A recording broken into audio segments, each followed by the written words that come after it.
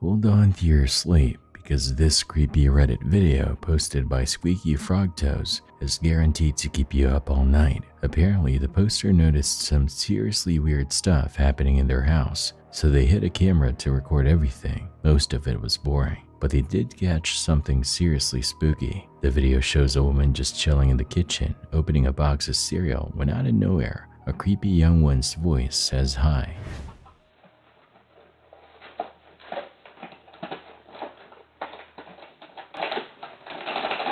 Oh, Jesus! Oh, Jesus! Oh, Jesus!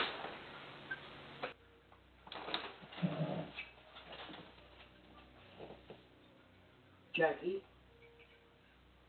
The woman freaks, obviously, and searches the whole house but can't find anything. The craziest part? Her security system didn't pick up anything except her grabbing cereal, and her dogs, who usually love a late night snack, wouldn't even go in the kitchen with her. Spooky, right? Maybe the dog sensed something the camera couldn't catch. Who knows?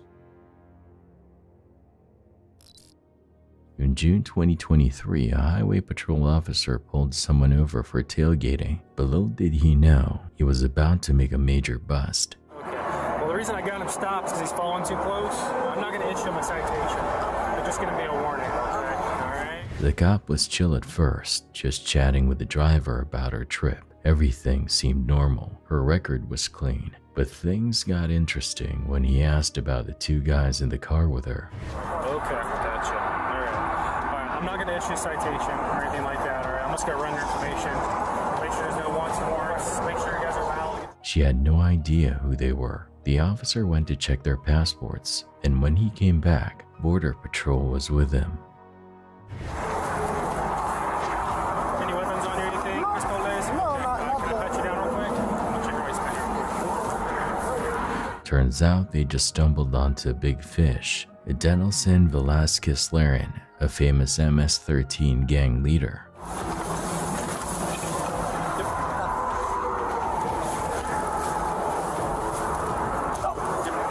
This dude was wanted for murder, drug dealing, and money laundering. Talk about a routine stop gone wild.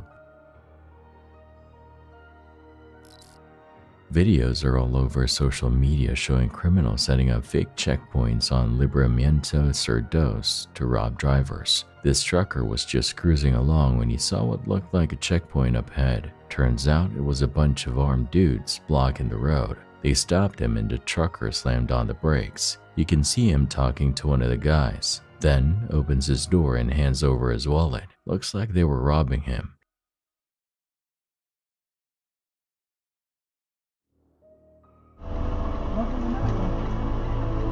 Celular no traigo, el celular, ¿qué traes en acá, Javier? Acá. Sí, sobre. Son medicinas, carnal, nada más. These thugs even patted him down, making sure he wasn't hiding anything. Luckily, once they figured he was clean, they let him go. Sobre. ¿No traes aquí? No, pues es lo que me quitas. Entre personas, grupo. Reynosa, la verga. Gotta give it to the trucker. He stayed calm the whole time, even facing those armed dudes. Good thing he wasn't hurt. But guess what? As our trucker drives off, another truck pulls up from the other side. These robbers aren't picky. They flag down the next victim too. Let's hope that driver stays calm and cooperates just like our first guy. Crazy stuff. Tampa cops got called out to an apartment on Tuesday, June 25th, to arrest 27-year-old Quene Leija Toussaint on some serious charges: aggravated assault with a weapon and firing a weapon in public or around houses. But instead of phasing the music, this woman tries to make a break for it. She locks herself in a room and attempts a dramatic escape by climbing out the second-story window.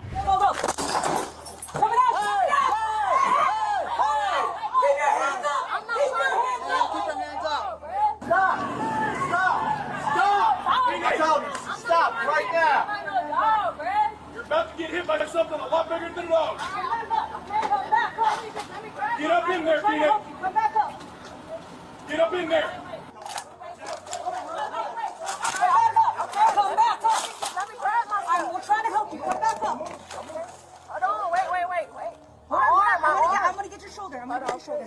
on, climb back up. Come on, hold on. Watch your head. Luckily, the deputies were one step ahead of her. They grabbed her arms from inside the room and yanked her right back in. No escape. Guess that plan went out the window, literally. Body cam footage released by the Akron Police Department shows the chilling aftermath of a triple homicide. Oh my God. Horrible. It all went down in a quiet Akron neighborhood on March 10th. Officers were called to a wooded area after reports of suspicious objects. What they found was nightmare fuel, multiple bodies bound and gagged. Shot in the face or head.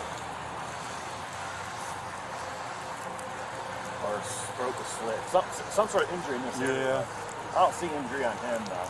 A medical examiner later confirmed all 3 victims were shot in the head. The body cam footage captures the raw emotions of nearby residents. One neighbor initially thought the bodies were mannequins. So I've got a woman here. She drove by the 750 this morning and saw the bodies there, but she didn't call the police. She thought they were like mannequins. Dump back here. Yeah, I know. Just never know. It's Yeah, horrible. I'll step out here and talk to you. The reality quickly sunk in. You can see the woman getting visibly upset, calling the whole situation just plain gross. So you didn't do anything wrong.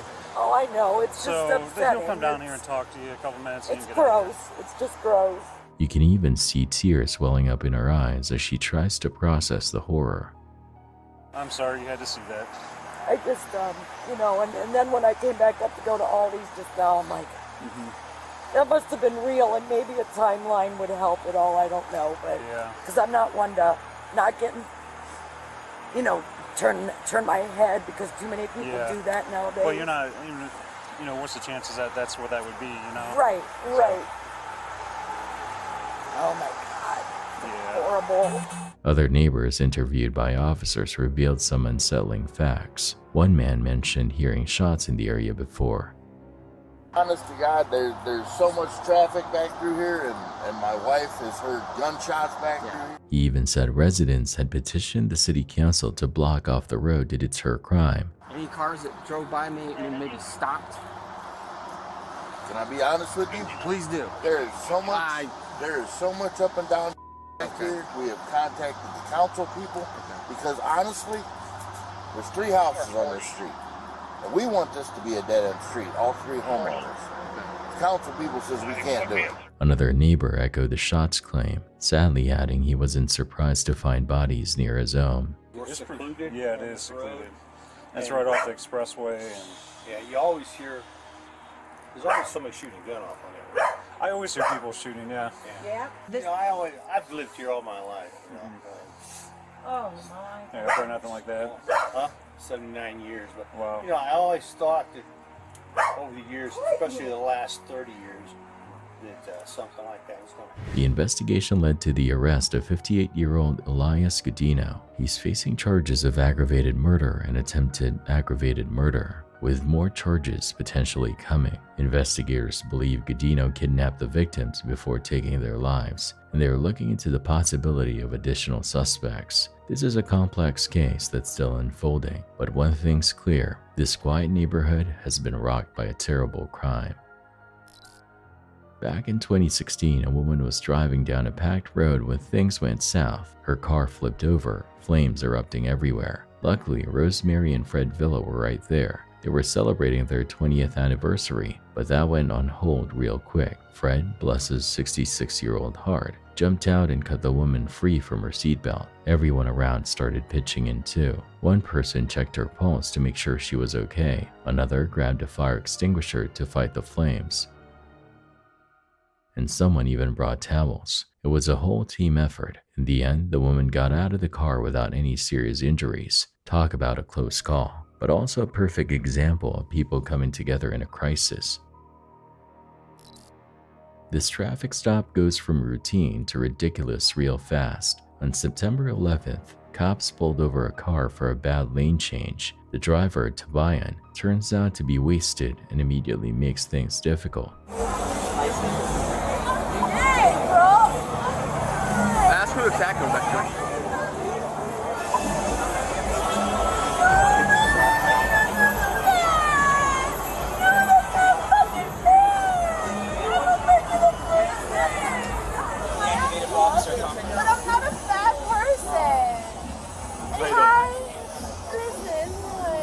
you doing, ma'am? Hey, here's my hand.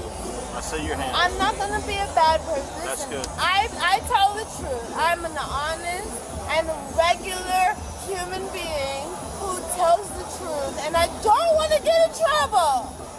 I just want to go home. Wait, I didn't even drink out here. I didn't even drink out here.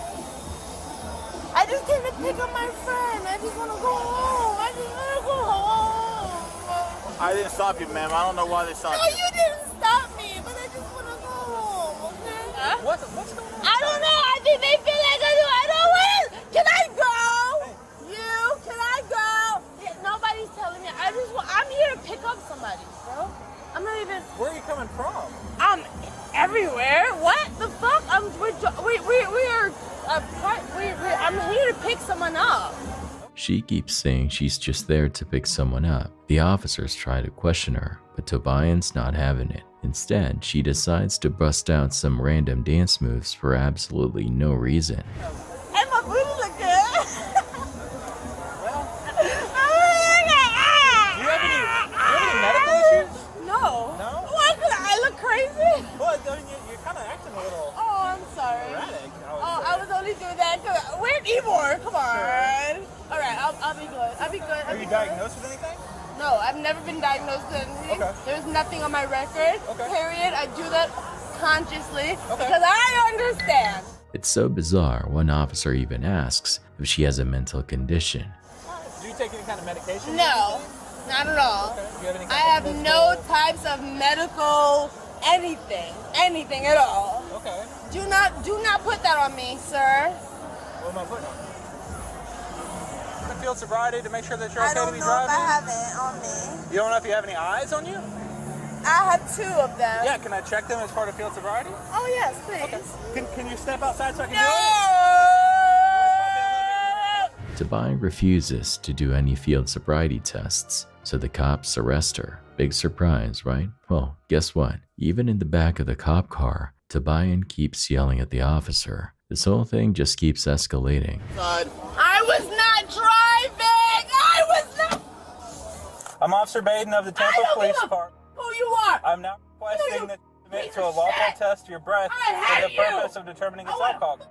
I hate you If so you fail to submit to the I test didn't I do requested of nothing you, to you. you're privileged to operate a motor vehicle. They take her down to the station, book her, and Tobian gets hit with 3 charges: resisting arrest without violence, battery, and of course, DUI. And guess what? Guilty on all 3. Sounds like Tobian needs to learn a lesson about following the law and maybe laying off the drinks before hitting the road. This live streamer was just walking around town chilling and chatting with his viewers when things got creepy. A random woman walks up and starts asking him weird questions about the area. At first it seems harmless, but the streamer keeps saying he doesn't understand what she's on about. Then it gets intense. The woman starts yelling gang stuff, specifically MS-13 slogans. Called. A camera? Yeah, it's a camera. What are you doing with that camera? I'm live streaming. What does that mean? I'm streaming to the internet. Have you heard that before? Do you know live streaming? Like Koreatown kind of stuff? Yeah, right, exactly. Koreatown kind of do you know what's in stuff. Koreatown? What was that? Do you know what's in Koreatown? Do I know which in Koreatown? No. Koreatown that became Latino town. Do you know what is in Koreatown now? Or who's always been here and always stay here? Not even South and North Korea can join? No, I'm not sure what the answer is. MS God! MS-13, baby! She thinks he's some Korean dude trying to take over her turf, even though he has no idea what she's talking about. Okay. This is my territory. It's your Korean ass, pali ass. Oh shit. Okay, I'm not Korean. Live streaming can be wild, but this encounter is next level crazy. Back in 2016, some deputies in Florida were heroes. They came across a nasty car crash where a woman was stuck inside her car, flames licking at everything. Which car are in here? One deputy, quick on his feet, smashed the passenger window with his baton and yanked open the door. But things weren't so easy. The woman was all tangled up in her seatbelt, steering wheel, and airbag.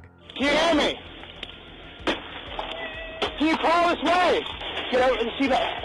I can't get her on the seatbelt. I've been trying to pull on her. I can't get her out.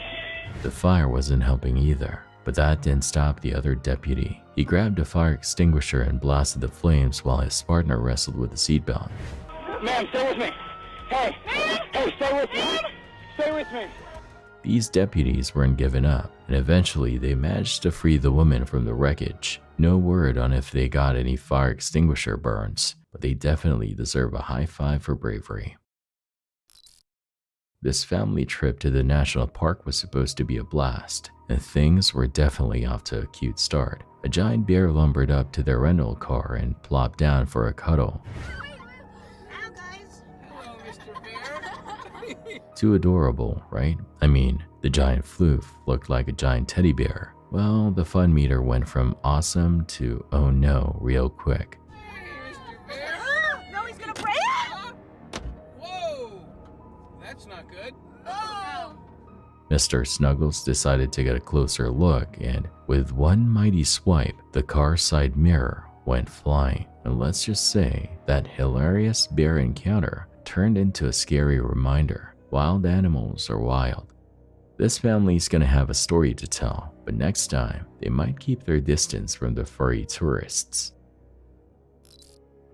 This story is some prime nightmare fuel. It all went down in October 2014 and the whole thing's caught on video. We see a car cruising down a dark road late at night. Everything seems normal until they spot a car stopped in the middle of the road with its hazards flashing. The driver swerves to avoid it, but their chill vibes are about to get shattered. Not even a minute later, they gotta slam on the brakes again. There's a dude in the middle of the road, pushing a baby stroller. This guy just keeps walking right down the middle of the road and right towards the car. The driver starts laughing, which, let's be honest, is not most people's go-to reaction in this situation, but hey, maybe that's how they deal with their fear. Anyway, the car starts backing up slowly, and the man just keeps on coming. Then he breaks into a run, chasing after the car. The driver slams the car in reverse and speeds up, finally managing to lose this creepy dude. Now the real question is, why? Why was this guy pushing a stroller down a dark road in the middle of the night?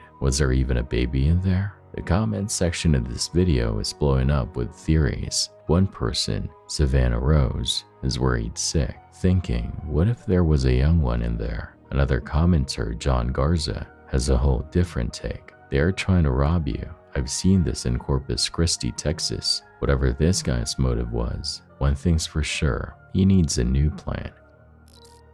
So it all went down on a Tuesday afternoon, October 19th, 2021, around 2:30. Albuquerque cops got called to this apartment complex called 4 Hell Studios because someone reported 2 young ones left all by themselves. Turns out it was a 7-year-old girl and a barely 9-month-old boy, with her mom nowhere in sight. The mom, 27-year-old Samantha Sanchez, had a bad habit of leaving her young ones alone for like 20 or 30 minutes at a time, which isn't exactly cool.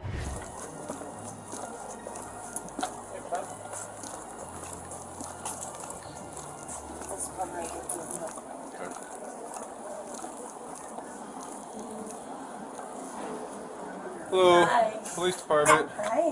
What's going on, guys? Is everything okay over here?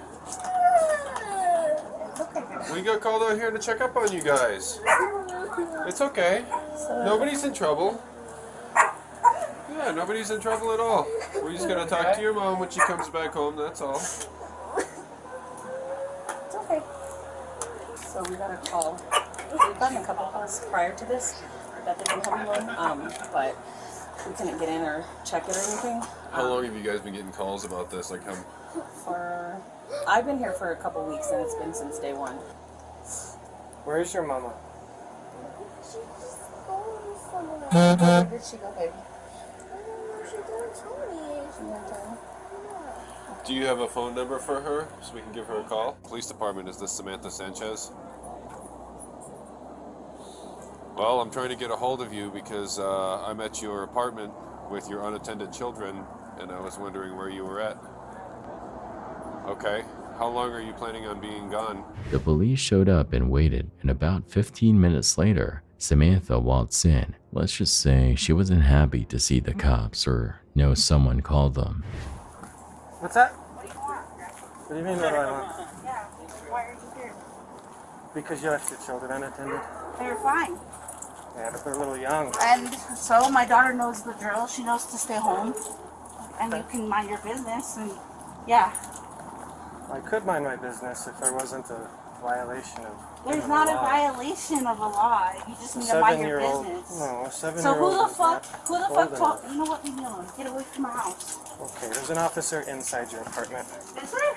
Yes, ma'am. Did you call the cops on me? Frank 523, we're walking up to the door. Excuse me, you can like take your tone down. You're in my So house. you don't need to yell at You're your in my kids house. because you left them here. Do you understand that? They're taken care of. They know better. They know better than Yes, what? they know. They always stay home. Can you and I talk outside, please? No, you can mind your business. Okay. I at have this the right point, to refuse. This is a child abuse I have investigation. Okay? no, Do it's you not an understand that? abuse investigation. They're not even been abused. Yes, it No, is they're an abuse. not. This is a They're neglect not. They're not investigation. abused. They're not abused. First of all, there's a few things we need to work out before you decide which of your neighbors ratted on you. Yes, okay? who snitched on me? I want to know who it was first. And then second of all... So you don't see a problem with leaving your children No, in this because they've apartment? been here all the time. They do this all the time. And That's they're interesting to taken know. care of. So you're upsetting her and making her cry? You're just walking down No, you can close my door and get out of my house. That's what you It's a can. criminal investigation. No, it's not. It's not. Nothing's been criminally done. Actually, this is a No, crime. it's not. Okay, well, I'm gonna leave, sir. So you can like. So are you requesting that CYFD takes your children? Is that what you're requesting? And if CYFD takes my fucking children, I will be suing. The officers tried to be nice and talk things out, but Samantha got real huffy and wouldn't cooperate. Things escalated, and when she got aggressive, they arrested her for child abuse. So let's stop. Go ahead and put your hands No, behind your back. I want to talk. Put your hands behind your back. Samantha wasn't having it though, and she started fighting back, kicking, pinching, the whole shebang. Hurry, go to my car and tell Thurman to come get in the van, the baby. Hurry. Hurry, my car. I need another cup.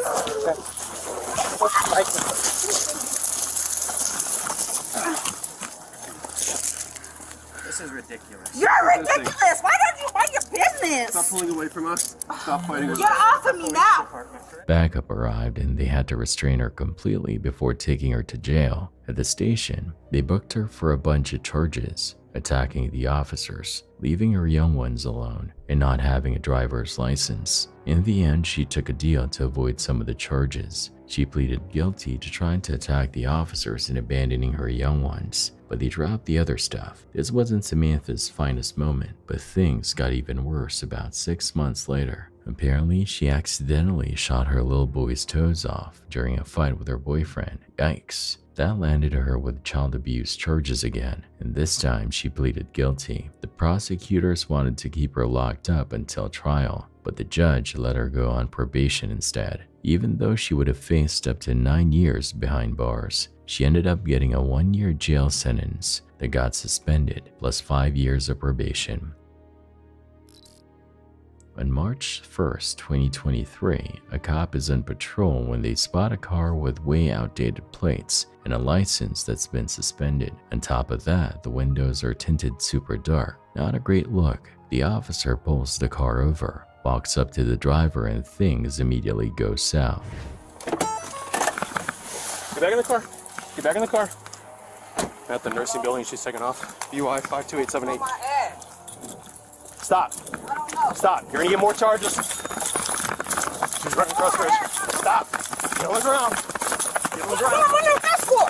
Get on the What am ground. I under arrest for? Stop. Get on the ground. Okay, what am I under arrest for? What the f*** Get on the ground. Get the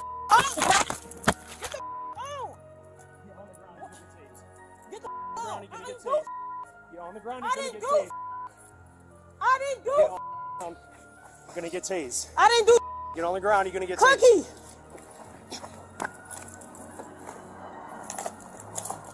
Cookie. The driver, who happens to be a woman, is being difficult and not cooperating at all. It gets even worse when more officers show up, and it seems like they might be thinking about searching the car. That really sets her off. Your plates are expired. Okay, I understand. I need somebody to come get me out of jail. Just have a seat. Oh my God. You can make calls when we get down there. Oh, but I'm saying I could call them right now so they can already be ready. That was an option before this all happened. He didn't tell me what he was with me for. You ran. I told you once we were on the ground. Sit. What did you put me over for? Sit. Your plates are expired. He wasn't even behind me. He didn't know right that. now. Yeah, he didn't know that until I They're pulled different in. color. He didn't know that until I pulled in what I'm saying. He wasn't close enough. Sir, I know my place was expired, so I knew that. Okay.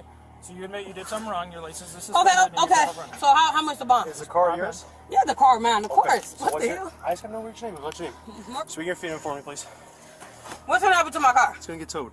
Why? Because you're driving with the expired plates, and if you're the registered owner, you have a suspended license, and it's gonna get towed. How do I have suspended license? I don't know. See, if we could have had a conversation 10 minutes ago, we could have figured all this stuff out. Are they trying to break into my car? Your keys not work? Yes, the keys work. Why aren't y'all trying to break into my car? I questioned it multiple times. I can't. All this commotion ends with a woman getting hauled down to the jail for further processing. By the time she steps out of the cop car, she seems a lot less riled up. Makes you wonder what all the fuss was about in the first place. Can you take a step back from me, please? I need my phone to unlock my debit card to pay for myself to get out. No, I gotta just do it on my phone from my bank. Oh, I got you. I got you. Is it like pretty quick? Like yes. Quick turnaround. Okay. Anyway, they slap her with charges for resisting arrest and a bunch of traffic violations. Not exactly a fun day for her. Chaos erupted at Klein Forest High School after fireworks went off in the cafeteria, including 4 students. We was all eating lunch in the cafeteria, and someone threw a big firework. Boom, like it was like boom. And we seen the color. Like what? And the smoke. What was the color? Like red, blue, was like a firework. Thankfully, everyone got out safely, but it was a scary situation. Security cameras caught a student lighting up the fireworks during lunch break, causing a major disruption. Talk about a bad idea. This is one of those things where there was a group of students at the table, so we're reviewing the video to see what occurred. You know, if it was one who did it or who else knew or what was, and we'll work from there. This earned that student a trip to the principal's office and probably worse. With expulsion a real possibility, the Harris County Fire Marshal is reminding everyone that fireworks are a big no-no at school, and there could be even more charges coming down the line. Any device that is used, such as a firework, that is used to disrupt or to injure people, we will work with the district attorney's office to place charges on that. The good news? All 4,000 students and staff made it out safely. The school will be closed for the rest of the day, but students can come back tomorrow during their 5th period to grab the stuff they left behind in the rush. It was crazy because it just went off, and I guess everybody thought it was like a gunshot or something. Let's hope everyone learned a valuable lesson about fireworks and appropriate school behavior. Big brawl in the city center today. Apparently, some Fujian gangsters decided to throw a temper tantrum in a crowded area.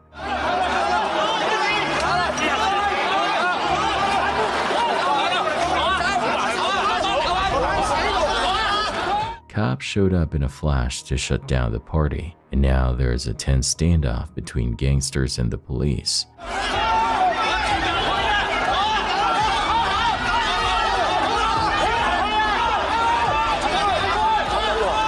These gangsters are bad news. They're known for violence, dealing drugs, and all sorts of illegal activities that mess with people's lives. It's hard to tell what happens next from this video, but things are definitely not chill. Just some tips for staying safe. If you see graffiti gang tags, frequent police cars, or hear about a lot of violence in an area, that might be a sign of gang activity. Best to steer clear.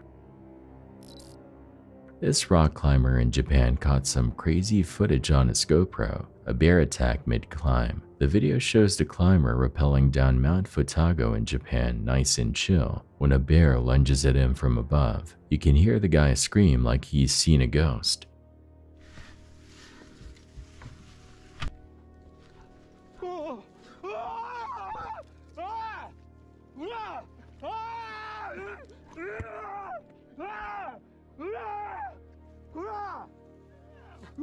But this climber wasn't going down without a fight. He throws punches and kicks with everything he's got to fend off the beast.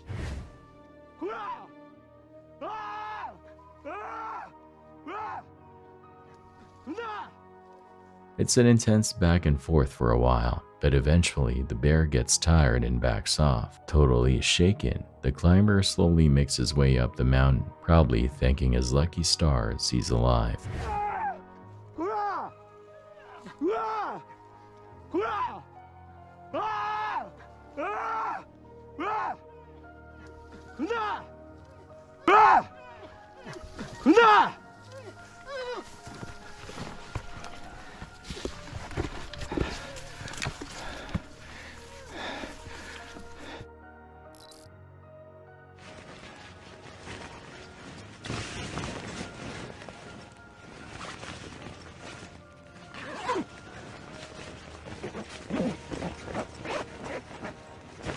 Jeg tror jeg fik det jeg for nu.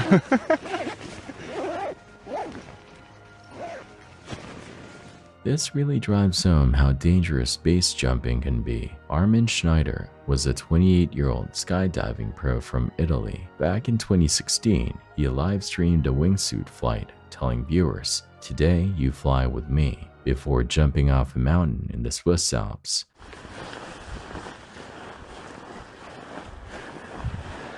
Så, heute fliegt's mal mit. Aber ihr hört nur was, ich stecke euch ein.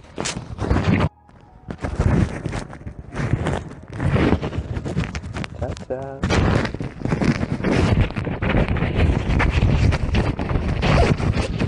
Not much is visible at first, but soon it's clear Schneider is in trouble. You hear him shout one last time before hitting the ground. After that, it's just the eerie sound of cowbells for several minutes.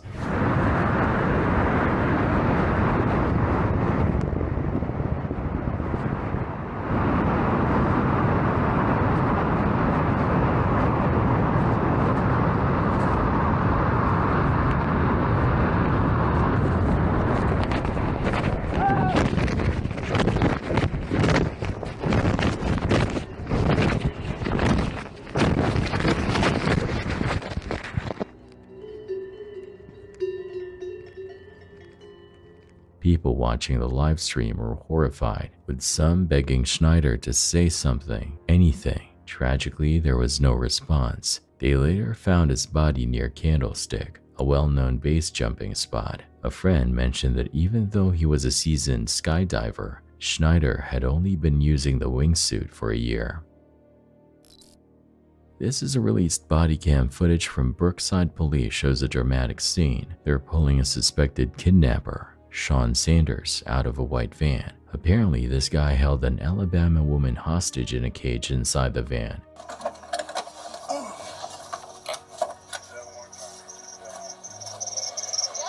Got it. He's in the back. He's in the back. He's in the back.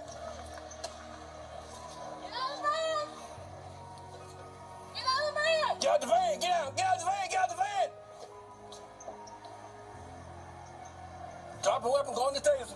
Thankfully, the cops were able to take him into custody. This must have been a terrifying situation for the woman, but good news, the bad guy's behind bars. Put him down. Put him down. Give me your phone. Give me this one. You know who this is. You been smoking marijuana? No, sir. Why do I smell marijuana? I have marijuana, but I wasn't smoking marijuana. Okay. You have a medical marijuana card? No, sir. You may know her as WWE superstar Liv Morgan, whose real name is Gianna DiDio. Got busted out in Florida back in December. The cops pulls her over for swerving all over the road. Body cam footage shows the officer asking her about her driving, but then catches a whiff of something skunky, weed to be exact. Can you see at night? Yes, sir, I can see. Okay. My lights are a little bit low. Are you on your phone or something? No. Because I'm trying to head to a crash and I can't go past you because you're going back and forth. Oh, I'm sorry. I mean, I'm not. You don't hear those rivets? On the right side and the left side of the road, there's these things. You could probably hear it right now when the cars go by. Yes, sir. You been smoking marijuana? No, sir. Why do I smell marijuana? I have marijuana, but I wasn't smoking marijuana. Okay. You have a medical marijuana card? No, sir. You don't? Okay. Is there marijuana in the vehicle? Yes, sir. Where is it at? It's in the back Okay. Sheriff 54, son. Liv cooperated with the officer her whole time. No drama, no yelling. They put her in the back of the cop car while they searched her Jeep. Sure enough, they found some marijuana. She said that there's marijuana in the car and a fuzzy bag in the back, and she does not have a medical marijuana card. Okay. It's this bag. This... She said a fuzzy bag. Yep. Yep.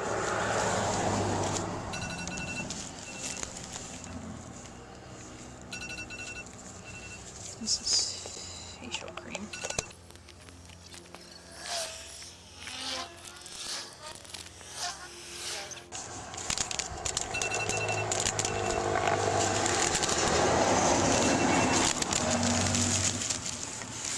Alright, I'm gonna take a picture of this. Don't forget your photo card too. Count that money. Yeah, that's a lot of cash. Yeah. And then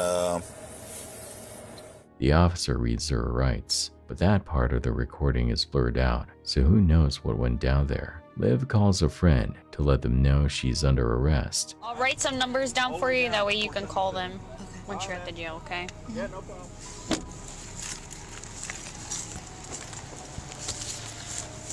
That sucks. I know, I'm like... Taylor, I'm being arrested. I need you to come pick up my car. Okay, where are you? I don't even know. It's County Road 476 and 575. You'll see lights in her Jeep. I'm sorry, could you repeat that? I cut it out. They take her to jail and slapped her with charges for having weed and DUI. She gets released after putting up some cash, but in January, they drop one of the charges. In the end, she pays a fine and court fees for the weed possession. She would end up becoming women's world champion after the best women's wrestler of all time, Rhea Ripley, was forced to vacate her title. What Rhea does to Liv won't be YouTube friendly by any means. This is a police chase story straight out of a movie. Back in 2003, a cop spotted a suspicious Acura swerving all over the road.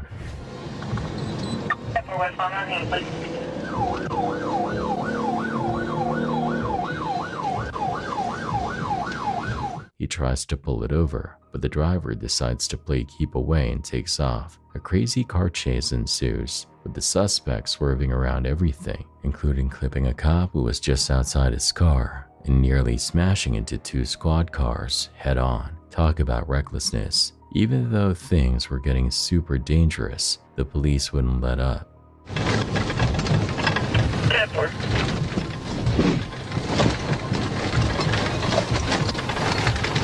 The driver, though, wasn't backing down either. He floored it, reaching speeds of over 100 miles per hour before weaving onto the interstate. This chase went on for ages, with the driver eventually ditching the road and barreling through a field. The final cherry on top, he even chucked a fence back onto the interstate before disappearing. Seeing as how they lost sight of the car, the police finally called it quits. So gotta hand it to that 2003 Acura driver. They sure know how to lead a police on a wild chase. See, I'm not stepping out of nothing. I ain't even gonna lie to you because I didn't move. I'm not stupid, I know my laws, man. So cops rolled up to a house on September 7th, 2023 to nab a guy with a bunch of warrants out for him. Dude took off running after they spotted him, and they chased him on foot for a bit. They figured he probably ducked back into the house, especially since his ankle monitor signal said he was still there. Is anyone else in the house right now? Mind if we check inside? Because the dude has an ankle monitor, and they're saying he's pinging at this spot. I'm asking you because the dude is making threats basically to this female. And so the halfway house called us about him, so we're just trying to get the guy. I get you, but I explained it to you, right? Is that it came to 802. That's why we're checking. I just happened to see you in your car. So just for safety, I just like to make sure he's not in there in case he's threatening you or anything. And if there's anything in there, I don't care. I just want to make sure he's not here so we can know that. The woman who was at the house claimed she didn't know anything about the guy and wouldn't let the cops search the place. They tried to explain they were going to find him one way or another, but she wasn't budging. By this chief. So he took off down. Yeah, so he took off down this way. Okay. I got back there in a second. He's got to be I'm right inside there in still. my car. So. He's got to be inside still. She's saying she lives here. She's claiming that no one else is in there. Yeah. And she's not giving any consent for us to go in there. She wants to know how long this is going to take because she has things to do. Whose So house is this? This is hers. And she said we can't go in. I just got here. I'm Officer Constantino.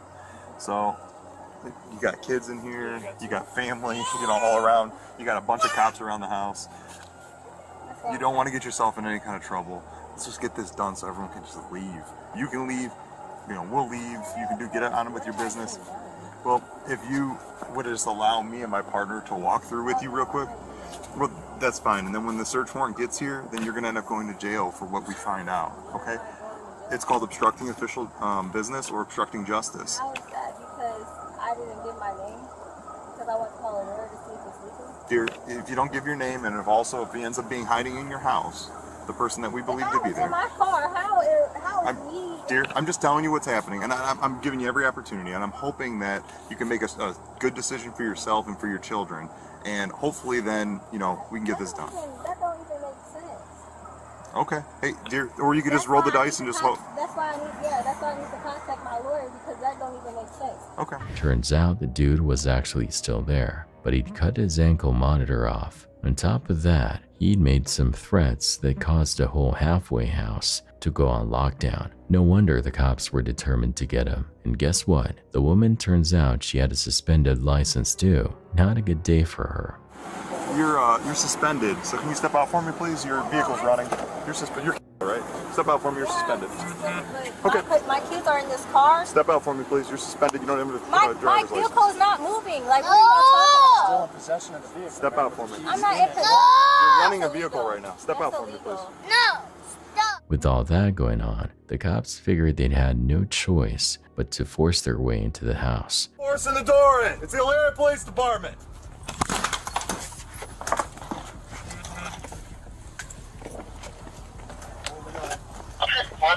Rear.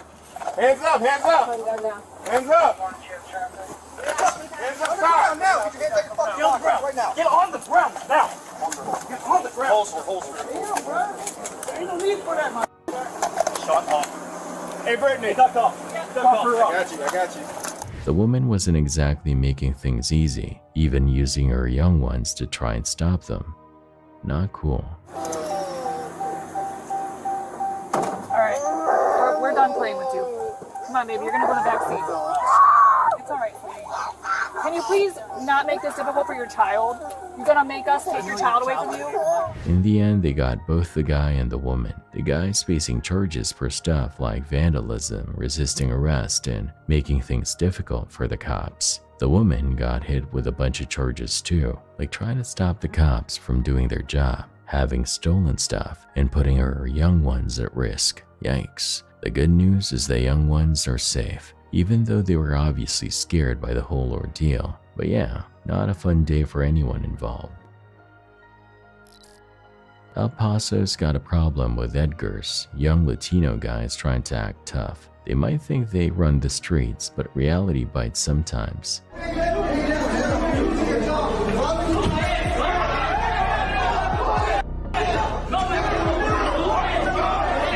The cops shut down a house party full of these wannabe thugs after neighbors complained. Normally, a house party bust goes smoothly, but not this time. These guys got rowdy, refusing to cooperate with the police. What are you doing? Come on, man. It turned into a whole scene. Cops swarmed the neighborhood, rounding everyone up. Most folks went along with it, but a few Edgars decided to make a run for it, causing a bit of chase for the officers.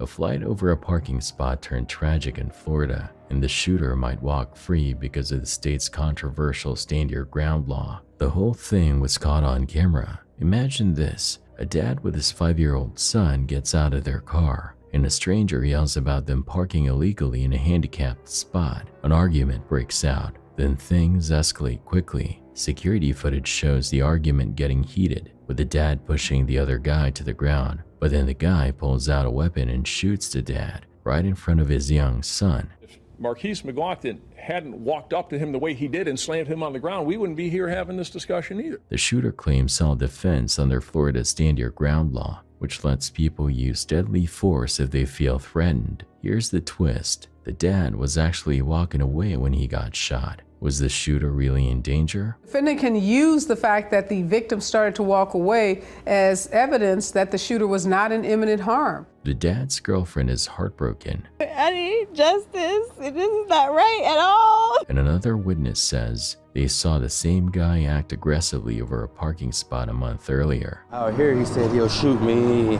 called me and stuff like that, so I think it's a racial issue. The shooter had a permit for his weapon, but this whole situation raises serious questions. This is a hot-button issue. Should people be able to shoot someone who's walking away? Florida's law is in the spotlight again, and people are divided. Pet owners, this YouTube video by Lauren Constantino posted August 11th, 2023 might make you hug your furry friend a little tighter. Starts out normal, just a dark hallway, a little creepy, sure, but nothing crazy. Then a black cat walks in, all cute and cuddly, until something bizarre happens with its face.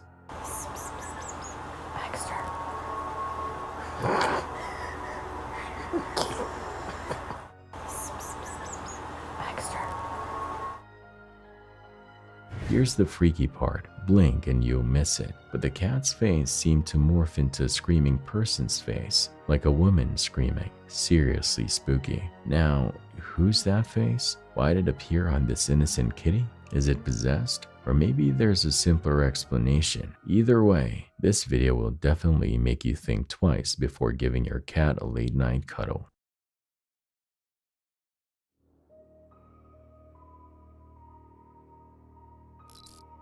Two women were just scooting home from an event when they were ambushed by 4 armed thugs on motorbikes.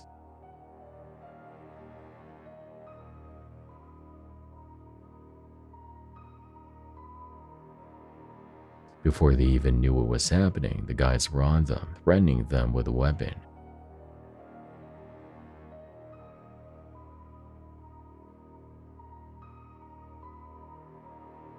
They stole everything they had, jewelry, cash, documents, and even beat the women up, leaving them bruised and scratched. The worst part, no cops were around to help during the whole chase. These poor women were left completely defenseless. This is horrifying. I hope they're recovering okay, and that the police catch these creeps. Either letting me go or charging me. But look, listen, I don't have anything to do with this, so can we have... I'm not doing nothing. Do not bang your Look, head. don't touch me. I'm so tired of being touched by you officers. I'm tired of you beating your head. Okay, well, I don't want to be touched. I didn't do nothing. This crazy thing happened down in Florida. Cops in Panama City Beach arrested a guy named Derek Burnett from Alabama on June 28th. Apparently, a tow truck driver claimed Burnett decked him. Said he came up, there was some guy staring in the window of the pizza place. So he was just minding his own business. He's driving the flatbed. And he starts loading up this car, doing his own thing. Next thing you know, the dude smacks the bed of the truck. He's like, hey, don't touch my truck. So the guy got up in his face, hit the truck again. He's like, hey, don't fucking touch my truck. So the dude just turned around and put the call up and clocked him. So he said, I didn't hit him, smacked him. And then he tried to come at me again. I grabbed him and threw him to the ground. The cops weren't buying Derek's story. The whole thing just seemed off.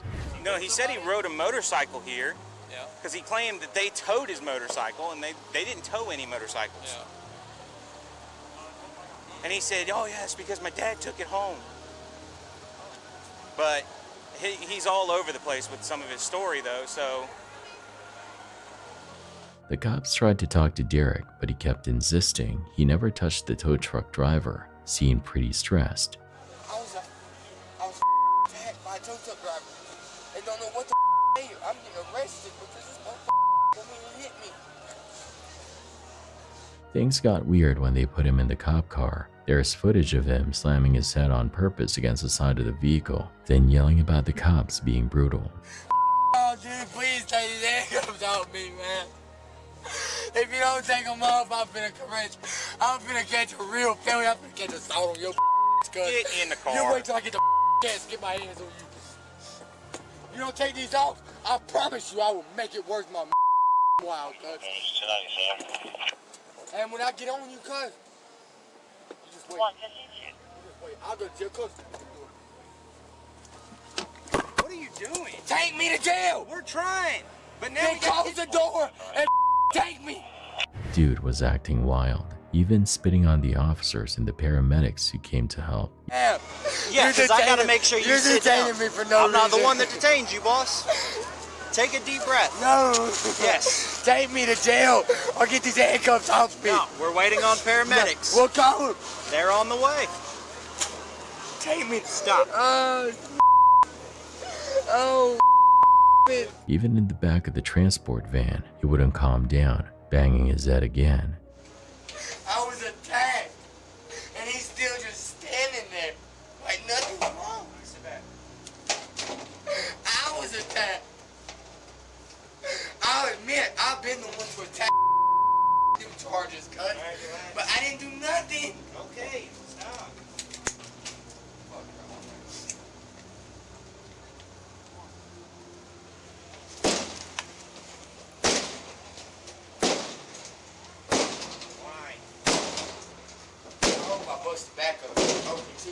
You're gonna bust the back of your head open.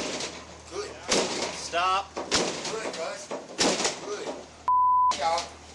Eventually, they took him to jail, but let him out after he signed some papers saying he'd show up for court later. Here's the crazy part. 2 days later, they found Derek dead on the side of the road. Cops say it was a hit and run that happened just hours after he left jail. So far, no one's been caught for the crash. Just a sad story all around. This car chase is going to have you questioning who to cheer for. High-speed chase. Now look at that. He made a turn back to the north on surface streets there, and will continue northbound as alongside the... Here's the deal. Some dude swipes a Kia Soul and leads the cops on a merry chase. But this ain't your typical high-speed highway race. This driver is all about stealth mode. Right now in the Southwest Division of LAPD, but the unit's trying to get behind the car. A lot of homeless... It's late night, and he's got his headlights off, except for those quick flickers to signal turns ninja style. People living right along that street, a very dangerous situation. Now back to the other side of the freeway, a left turn going westbound, and we'll see which way the car goes. We want to keep it wide shut. His skills are put to the ultimate test when they hit a bridge. In a move that would make James Bond jealous, the driver swerves right under the bridge, completely ditching the cops. They search high and low, but this guy vanished like smoke. It's like he drove straight into the bridge and out the other side, into another dimension. We'll never know for sure how he pulled it off, but one thing's for certain, this is a car chase story for the ages. Florida deputies busted a guy named Cody Blake Hessian for allegedly swiping a car and then ditching it in a ditch. Talk about a bad day, but here's the kicker. Cody wasn't alone. Body cam footage shows him getting out of the cop car with his little buddy Monk, clinging to a shirt. Monk? Turns out that Cody's pet capuchin monkey, complete with a leash and a diaper. The deal is, Capuchin's gonna have to go to the... Huh? Not right now. It's gonna have to go to a sanctuary here temporarily until we can figure out if you can get your licensing stuff squared away and if you can get it back. I've already applied. Have you applied for it? Okay, that's definitely helpful. The place is here in Tarpon Springs where it's going to go, so it's called Suncoast Primate Sanctuary. Can you get that card with your own back? Yeah, I'm going to get you a copy of the property receipt, so before you... The cops couldn't exactly let Cody keep his furry friend since he didn't have a permit for Monk. That could mean even more trouble for Cody, but the deputies were chill and let Cody say goodbye to his little monkey before taking him to a special animal sanctuary nearby. Cody told the officer he'd had Monk for 3 whole years, practically raising him since he was a baby monkey. He even claimed the breeder he got Monk from in South Carolina didn't require any permits, which, well, the cops weren't sure about. Oh, really? So where'd you get it from? South Carolina. South Carolina? And was that was it like a dealer or was it It's a breeder. Breeder. Okay. There was there's no licensing, no permits there. Yeah. Okay. And then I moved back home, and there was issues. So Right. I've already applied and everything. I had them for 3 years in South Carolina at the time. But then some of my hours didn't match up, I guess. I don't know. It was pretty stupid. Well, if you got something in the system, that'll look good because you know that the having class 3 in Florida is another misdemeanor charge. So hopefully. Charge right now? You're not getting charged right now, but I'll probably meet you at the jail if I have to do some additional paperwork. Okay? Seems like Cody might have gotten himself into a monkey mess in more ways than one. Oh, and to top it all off, while the cops were dealing with the whole monkey business, a woman showed up claiming Cody stole her car. Yikes. A builder caught a couple red-handed dumping bricks and construction junk on the side of the road. Talk about a dirty move. This builder wasn't having it. He filmed the whole thing, then marched right up to the couple and gave them a serious tongue lashing about littering. Go on then, I'm watching you. I don't give a f what you're doing, pick it all back up. Go on then, I'm waiting here while you do it. Go on then.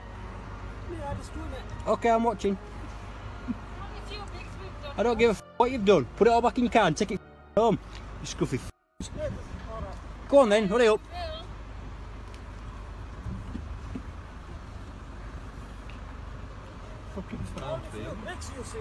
How would you like it for a load of shit in your garden? You wouldn't, would you? If I'd come to your house and throw shit in your garden, what would you do? You know. Why are you doing it then? Why do you take it to? Why do you take it to tip? Well, go tomorrow then. The couple, probably feeling pretty dumb, tried to play it cool at first, but the builder wasn't letting them off easy. He made them pick up every single piece of scrap they'd tossed, like a personal trash brigade. He even double-checked the area to make sure they didn't miss anything.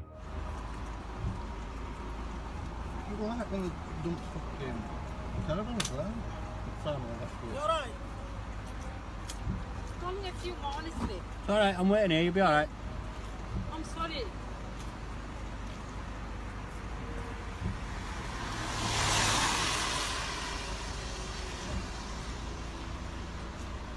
Alright, sorry about that. Keep going, come on, I can still see some. What? I can still see some.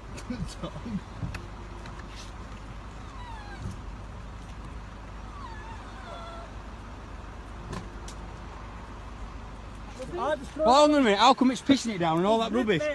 Yeah, how come it's raining now, yeah, and all that's bone dry? Bricks. That's dry. That's dry rubbish. It's raining. You think I'm fake? Come on. We don't need to swear about it. Are we swearing at you? So you've got some gloves, come on.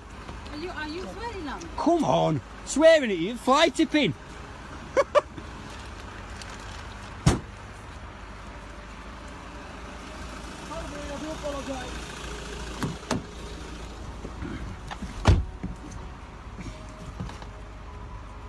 Once they finished cleaning up their mess, the couple probably thought they could charm their way out of trouble. They begged the builder to delete the video, but nope, the builder just saw right through them. He shut his car window, gave them a good laugh, and left them feeling pretty embarrassed. I'm waiting, go on, f off. Can you delete it? No. Come on now, it's been fly tipping. See you later. I don't want to talk to you. I'm just going to stay until you've gone. Alright, you're going to delete that video. See you later. Yeah, go on, but can you delete it? Don't say swear. Delete the video. Like many other clips, this one starts off pretty slow. A guy in blue shows up, crouches behind some stuff, then heads into the trees. On his way back, he takes a bunch of bricks and even uses a stick to help him walk. We don't know who he is, how old he is, or what exactly went down. At one point, he seems like an older guy because he's struggling to walk like an old person would, but that changes quickly when he rolls down a hill and gets back up without using his arms, which is pretty wild. It's hard to tell what's going on with him. Maybe he was on something, explaining the weird behavior. What do you think? Cops in Parma, Ohio responded to a shooting scene on July 1st. Turns out, catching the suspect wasn't exactly a detective's dream. Body cam footage shows officers arriving at the apartment complex where 26-year-old Julia Sanders was tragically shot and fatally wounded. Police? Hello, come in, please, come here. What happened? Go, yeah, drive it. Clear. drop. Come on out, come on out, come on out. One officer climbs the stairs, ready for anything. But guess what? He doesn't even need to ask who did it. Right there, waiting for them, is 25-year-old David Grant. And what's the first thing out of his mouth? I'm the shooter. Come on out. I'm right. I'm out. I'm out. Here. I'm out. I got buddy. All right, I'm out. Can you put the door so my dog doesn't run out on you guys? I don't know. I'm in my apartment. What happened here, man? Well, we were leaving out the door, and he was standing right here. He was standing right there behind this door. I gotta go get the Tom kit from my car. Here. I got quick clot. Okay.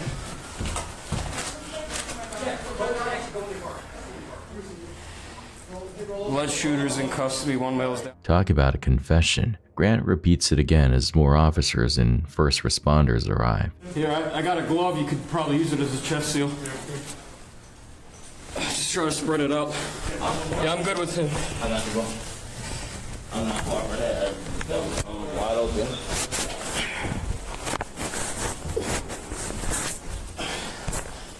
One down. Yeah. Anyone else we need? Anyone else out there? Wait a second, I'm walking down. I'm right here. Nobody else. I'm right. No hiding, no excuses, just a straight up admission. Apparently, Grant and Sanders knew each other, and things got heated before the shooting. Now Grant's facing a first-degree murder charge for taking Sanders' life. This live stream went from bad to worse, so the streamer decides to pull out some mace and threaten the people around him. Big mistake. The crowd wasn't having it, and they quickly turned the tables on him. I have a taser. What are you gonna do? Bro, you're gonna get tased. You're gonna get tased.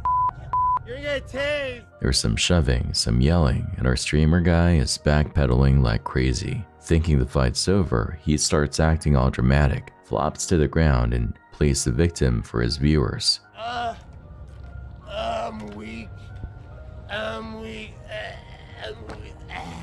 But guess what? The people he threatened are still there, waiting for their moment. Suddenly, the camera goes flying as someone snatches his phone. Lesson learned the hard way. Don't start drama online, especially if you can't handle the real-life consequences. Stick to streaming cat videos, my friend.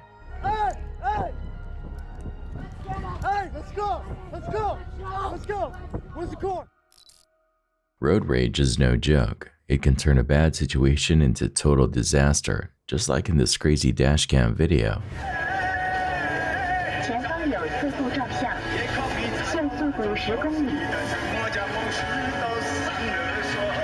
We see one driver trying to bully their way past another car, cutting them off and probably causing some major frustration.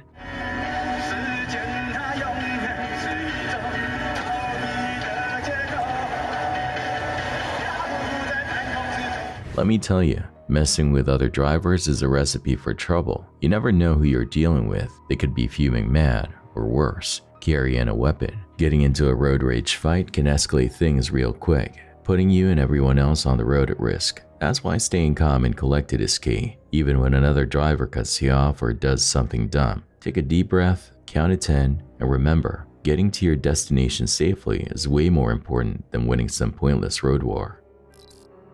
This story takes a tragic turn. What started as a romantic underwater proposal ended in heartbreak. Steven Weber was vacationing with his girlfriend, Kenesha Antoine, at the Manta Resort in Tanzania. They were staying in a special underwater room, and that's where Steven decided to pop the question. This is the room. This is where we're sleeping. We'll be for the next 20 hours.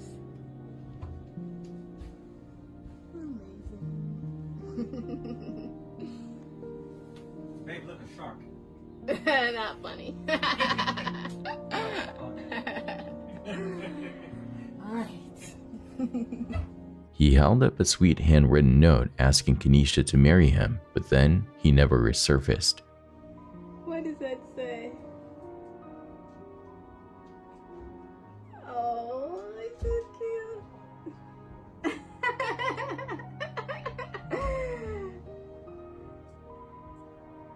What? What? Oh my god!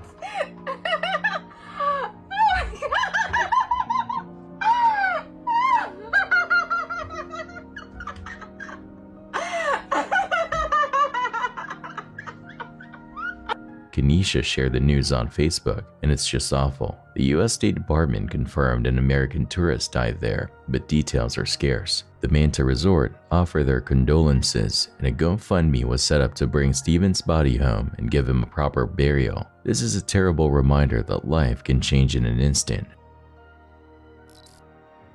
That jacket off. Take Right. this off for me, mate. Stuart Nichols, I've got a couple of things to say to you. The time, 16:11 hours. You're under arrest for causing death by dangerous driving, failing to stop a scene of an accident, and death by driving whilst disqualified. This has happened yesterday evening at Paston Ridings in Peterborough. So listen to me, you do not have to say anything. May harm your defence. Just wait, let me if you do not talk, we'll mention talk main to you. questions, something which you later rely on in court. Just sit down for a minute. Anything you do Sound say may be given evidence.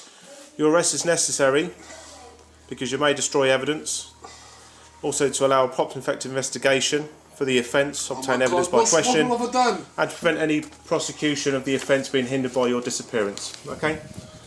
This is a tragic story out of Peterborough. A disqualified driver named Stuart Nichols slammed his car into a pedestrian, Carl Bradshaw, who had fallen into the road. Instead of stopping to help, Nichols took off. Bradshaw sadly didn't survive the crash. Witnesses saw the whole thing and were able to describe Nichols' car, a black Renault Megane. Cameras also caught the car in the area at the time. Turns out, Nichols shouldn't have even been behind the wheel. He was already disqualified for driving without insurance. The next day, cops found Nichols' car abandoned and eventually tracked him down at a farm. He finally faced the music in court and pleaded guilty to causing the crash while disqualified. He was sentenced to 4 years and 4 months in jail. This is a harsh reminder of the dangers of reckless driving and the importance of following the rules of the road.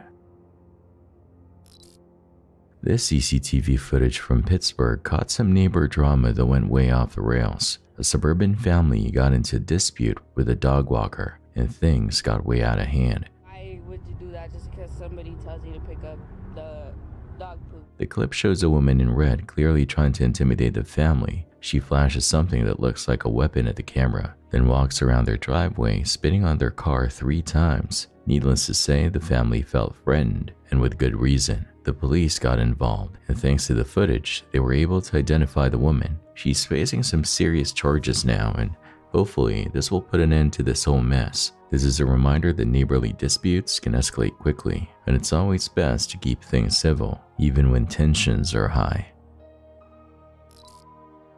Like I thought I saw something that wasn't happening. Police body camera footage captures the aftermath of a domestic violence incident in Wisconsin in 2023. The footage shows officers arriving at a residence where a woman, later identified as 22-year-old Morgan Lunn, had injured her former partner with scissors. The incident occurred in February, and Morgan was sentenced in November. The video reveals a chaotic scene with the injured man lying on the couch and Morgan nearby.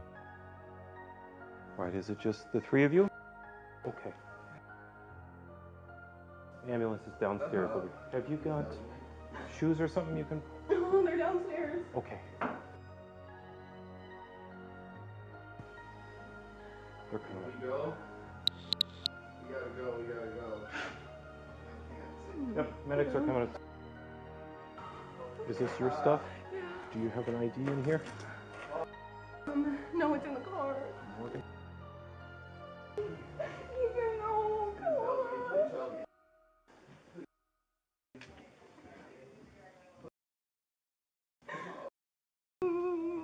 My daddy did. Oh my God. What is your name? Morgan Lunn. Morgan appears distressed and claims to have experienced a mental health episode during the incident. And I feel like somebody else. I feel like it's not even me. If you had to physically describe what you were seeing, like big or small, black or white, gray, blue, whatever. I don't know, it's like a blob. Like a blob. Like a black blob. Like a blob, but like a figure. Okay. I don't know. I have something wrong. So you see a dark figure, but it doesn't look like a person. Am I understanding that right? Another officer speaks with a family member who witnessed the aftermath and mentions ongoing relationship problems between Morgan and the victim. I thought they were just fighting like normal. And it starts getting loud. What the hell? Was he screaming back at her? It was kind of like a, I don't even know, like, get off me, help. I just got. And that was him saying that? I don't even remember. Okay. And open the door. They're on top of each other. What do you mean on? They both were on top of each other? He was like on top of her trying to take the knife out of her hand or something. I don't know. Okay. So, okay, how was she positioned? Like, when you say when he was on top of her, was he like straddling her? Yeah, he like had her wrist down. And then holding her wrist, like straddling her like that? Okay. And then... Was he bleeding area at that time? Yeah. Okay. Does she suffer from mental health? I think since she's had a kid, because they... That's their kid? Yeah, and then... I just went out there, ran us, called the cops. The footage follows Morgan's arrest and processing at the police station. She expresses confusion and seeks guidance from her father, who acknowledges her mental health struggles. Do you know about what's happened this morning? Not too much. My son called me a couple times. I didn't answer, and when I called him back, I think he was probably calling you guys and stuff. But he said she was like sleeping and she had a bad dream, or she said she didn't know where she was and stuff, and she didn't know what was going on. She's been having she's had postpartum depression since she had the baby, and like my wife was a social worker for years and like program director and stuff, and she kept saying like she's having like mental health issues, and I would bounce around it with her, but I didn't want to like accuse her of having like mental problems and stuff, so I never pushed it far enough to like make her go get help. Okay. But as far as today goes, like Ethan said, and I saw her too, it was like it seemed like she wasn't even there. Like she's never like grabbed a weapon and done anything like that before.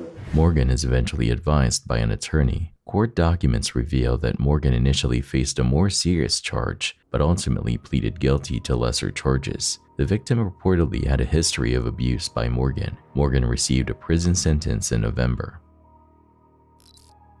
This is a chilling glimpse into Kaylee Jade's tragic life. CCTV captures the little girl with her mother, Nicola Priest, who appears disinterested moments before Kaylee Jade is fatally assaulted. On August 8th, 2020, Priest takes Kaylee Jade, who unknowingly suffers from past injuries, to a park. Despite the visible signs of abuse, Priest neglects to seek medical attention. Later that evening, Priest's boyfriend, Callum Redfern, arrives at their flat. The next morning, Kaylee Jade is found dead in her bed, the victim of a horrific attack. Experts believe she was repeatedly punched, kicked, or even stomped on. Evidence places both Priest and Redfern at the scene, along with messages revealing prior discussions of harming the child. Both are charged with Kaylee Jade's death and child abuse. This CCTV footage becomes a heartbreaking reminder of Kaylee Jade's final moments. While Redfern is found guilty of manslaughter and faces jail time, Priest receives a similar sentence for manslaughter and willful assault. Tragically, Kaylee Jade's life is cut short at just 3.5 years old. A wild motorcycle chase had deputies in the San Gabriel Valley feeling the heat. Unsuspecting driver trying to gas up. Yeah, he just jacked that guy's fuel right there. He just took a squirt or two, and that's about it. This biker was flying at over 100 miles per hour, weaving through freeways and surface streets like it was a video game, twice the legal speed limit. Dude wasn't afraid of taking chances. In a surprising move, the motorcycle bandit pulls into a gas station, fills her up, and even steals gas from another driver. Talk about adding insult to injury. Definitely went into a parking garage right there. But it didn't take long for Pasadena police to haul out a man believed to be that suspect. We didn't see where he came from, but it definitely... The chase continued through Baldwin Park in Pasadena, with the biker making a crazy move by diving into a parking garage near the Paseo Mall. But Pasadena police were on their toes. They swooped in, grabbed the suspect, who they believe is the culprit, and shut down the whole thing. Guess that joyride came to a screeching halt. Horror on the 710 freeway in Long Beach. A fiery crash claimed the lives of 5 people, leaving only one survivor clinging to life. The accident happened early in the morning, just south of the 91 freeway junction. A witness, who wants to stay anonymous, caught the horrific scene on their dashcam. Warning, the video might be disturbing. The footage shows a 2011 Hyundai swerving out of control and slamming head-on to a safety barrier. The car erupted in flames instantly. Investigators now confirm 2 of the victims were 15-year-old teenagers, a boy named George Dobbs and a girl named Araya Sleemaker. As I was driving, I didn't realize that car was anywhere near me. So when he sped past me, I got really scared and I said, oh dang. Once he passed me, he ended up hitting the divider and he ended up flipping and I saw the fire start. The driver and 2 other passengers also perished in the crash. The sole survivor, a man, was critically injured and rushed to the hospital. This time, I don't know the specific location of where everyone was seated, but we do know that, seatbelts may not have been utilized, therefore resulted in parties being ejected from the vehicle, and as well as the fire that occurred right after for those who are still within the vehicle. CHP is still investigating the cause of the accident, but they believe there were 6 people in the car, possibly all related. The freeway was shut down for hours after the crash, but has since reopened. Our thoughts are with the families of the victims during this tragic time.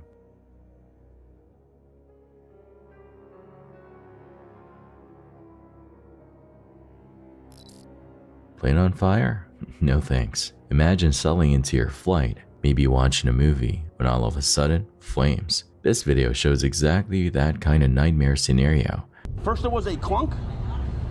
After the clunk, the explosion, and then the plane stopped real fast and we all just started. The plane is supposed to be taken off, but instead it grinds to a halt and everyone has to scramble to get out before things get even more intense. These passengers definitely weren't expecting their trip to be cut short by a fiery explosion, and honestly, who would? This kind of thing makes you want to hug the ground and stay there. So yeah, I understand why you might be hesitant to fly after seeing this. Maybe a road trip is more your style for your next adventure. You won't believe this cop chase. These officers nab a dude, but this ain't your average arrest. Man for no reason. He said his name Deshaun, that man's name is not Deshaun. And he asking that man, do he want? Oh? This guy Houdini's his way right out of their grip, hopping a short fence like it's nothing. He takes off running, clears another fence in one leap. Dude, Scott hops. But that's not all. He busts out a fancy vault over a 3rd fence, then for good measure, throws down a full-on flip over another one. The cops are left standing there with their jaws on the floor, watching this human parkour machine disappear. Talk about a surprise getaway. This guy deserves a gold medal for that performance. 2 people are cruising on their bike, oblivious to the fact that 2 shady characters have been following them for a while, waiting for their moment to strike. Sure enough, as soon as the couple slows down, the goons pull up alongside them, brandishing a weapon.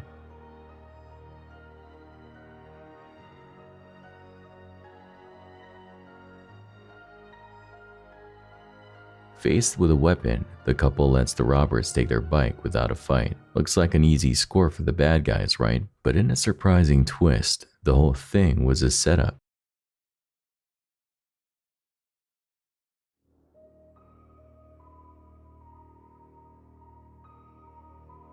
The helpless couple were actually undercover cops, and the guy on the bike was a policeman in disguise. The tables were turned on the robbers, who probably never saw it coming. Looks like the cops outsmarted these clowns.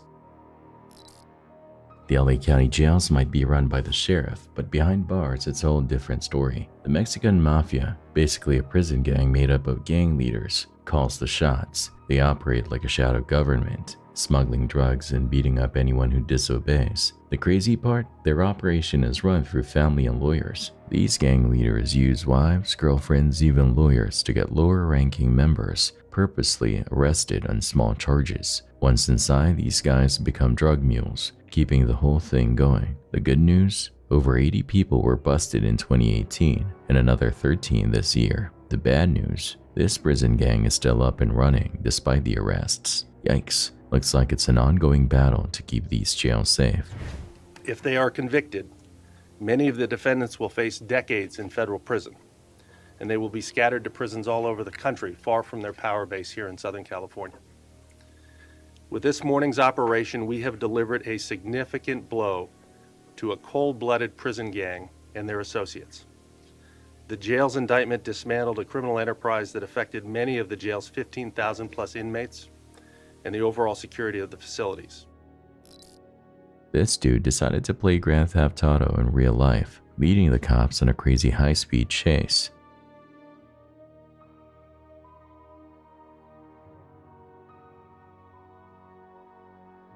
He was weaving all over the road like a maniac, speeding, popping wheelies, spinning out, cutting off other drivers. Yikes.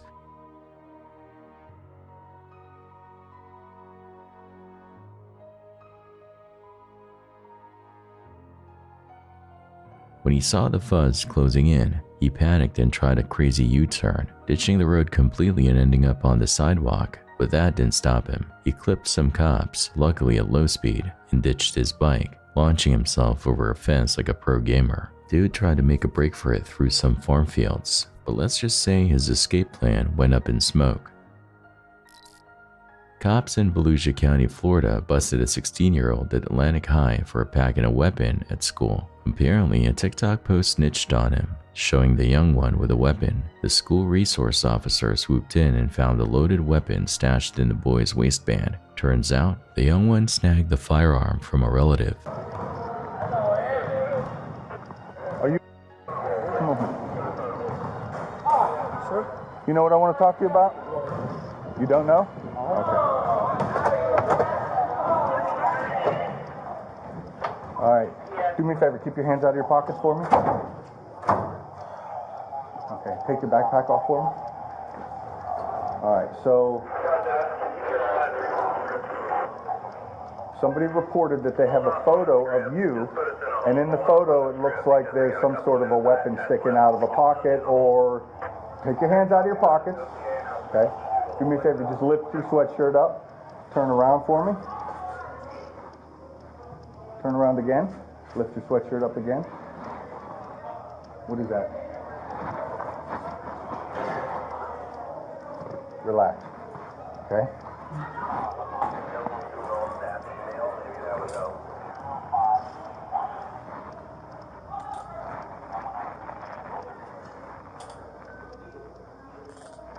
Anything else I need to be concerned about?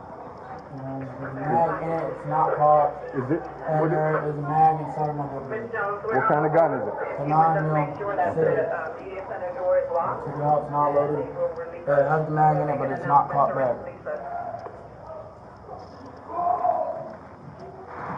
Alright, don't move.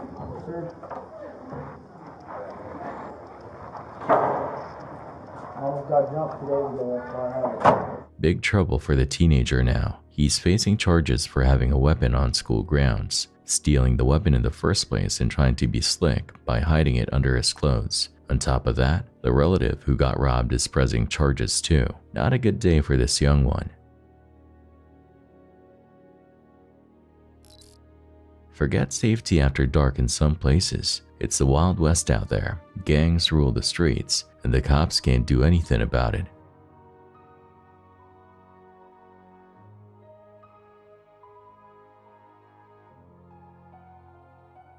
This video is brutal. Watch as these thugs roll up on a random guy and rob him in broad daylight. Everyone else just acts like nothing's happening, and it gets worse. The gang hits everyone in the store, one by one, taking their wallets with no resistance.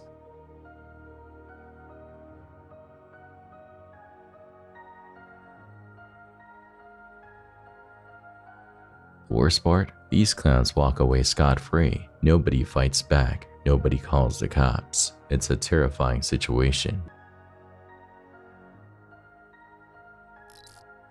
This next video from the super creepy high strangeness subreddit is gonna mess you up. This subreddit is basically a magnet for all things weird. Ghosts, UFOs, ancient mysteries, even Bigfoot sightings. The video itself is from a trail cam on a friend's ranch, way out in the boonies. It's October 2018 and night has fallen. The video is only 7 seconds long, but trust me, that's all you need to get freaked.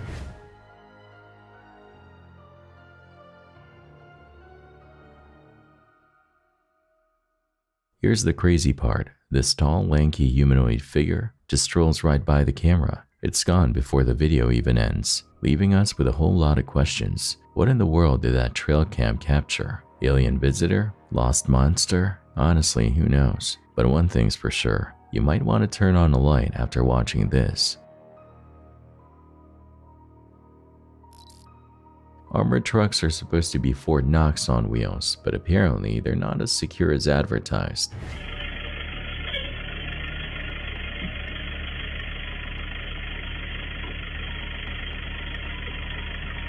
This next video shows an armored truck heist that's smooth as butter. These robbers walk right up to the truck, open the door, and start loading up bags of cash. No alarms, no struggle, nothing. It's like the driver just gave up.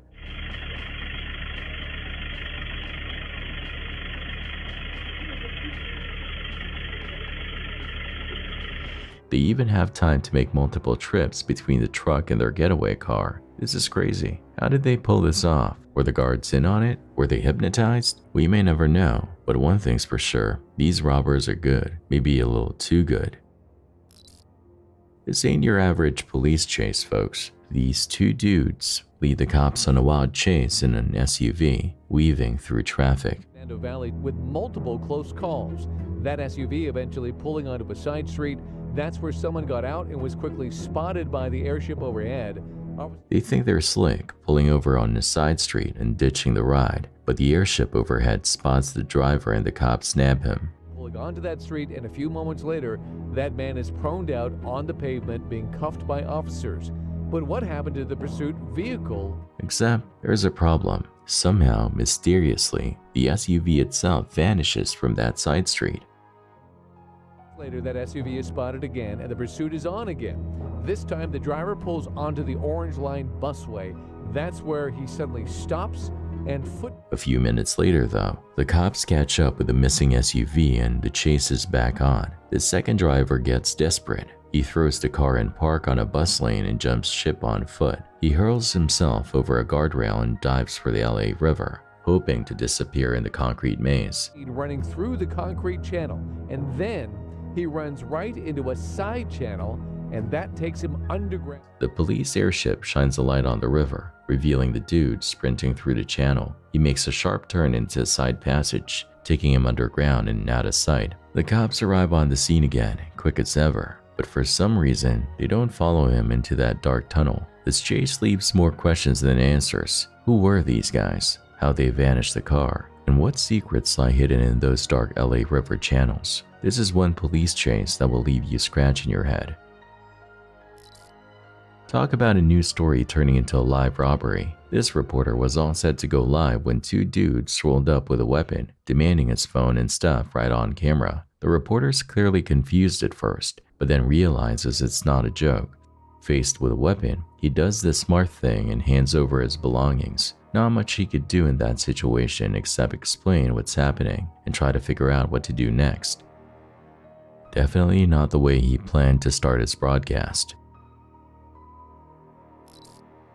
This motorcycle chase was straight out of an action movie. The rider took off, leading cops in a high-speed chase through the city. Talk about desperate. 23rd and Meridian, riding down the railroad tracks, extremely dangerous, of course, in an effort to elude police. You'll see momentarily when he comes to the intersection here. This dude even tried out running them on train tracks. Crazy, right? But it all came crashing down. Literally, he lost control, took a nasty spill, but somehow managed to bounce back up like nothing happened. He took a pretty hard fall right there, but bounced right up to his feet. He runs over to a culvert there, as you can see. He runs on. Still determined to escape, he bolted for cover under a bridge. He could practically feel the adrenaline pumping. He was darting back and forth like a scared rabbit, but it was no use. The cops rolled up, slapped the cuffs on him, and that was that. Busted.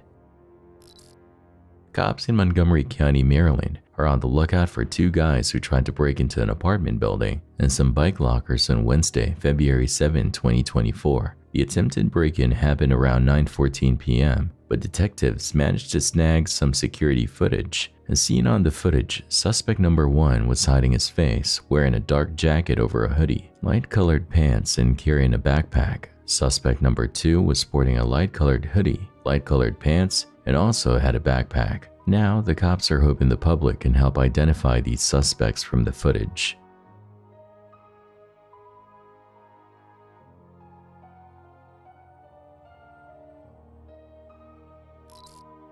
Picture this, a baby shower buzzing with excitement, parents-to-be beaming, guests all smiles, waiting for the big reveal, boy or girl. Then a small plane streaks overhead, ready to pop the question with a burst of colored smoke. Pink smoke billows out, painting the sky with joy, but then horror strikes.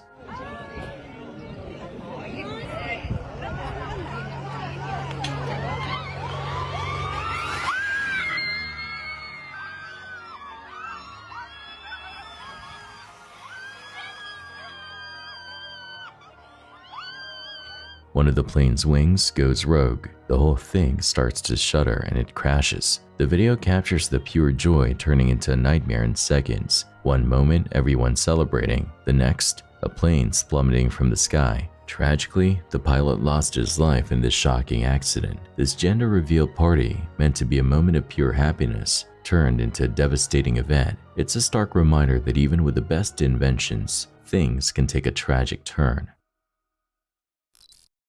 During the Victoria Convoy rally, things took a turn for the worse. In the middle of the loud crowd and all the fired-up energy, a man later identified as homeless started acting super aggressive. People who saw it all said the man seemed to be getting angrier and angrier, which obviously scared the folks around him.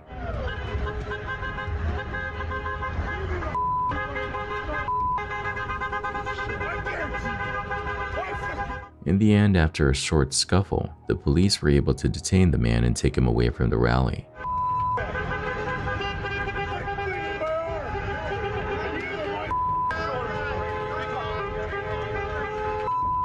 They put him in the back of a police car and made sure he got taken to a place where they could help him out and figure out what was going on.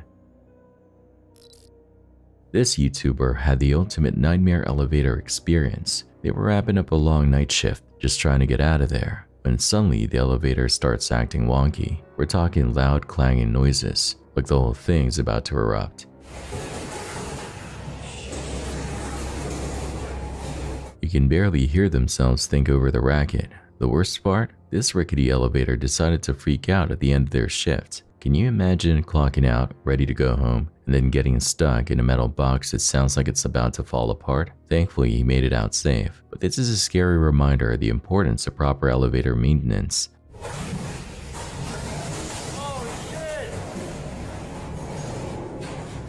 Nobody deserves to end a long shift like that. Let's hope they got a repair person out there ASAP before things got even more terrifying.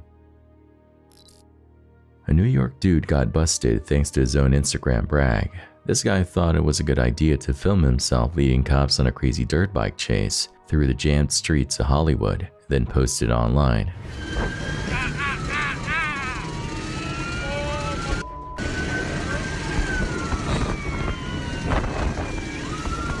The video shows him weaving through traffic, laughing like a maniac while trying to outrun the fuzz.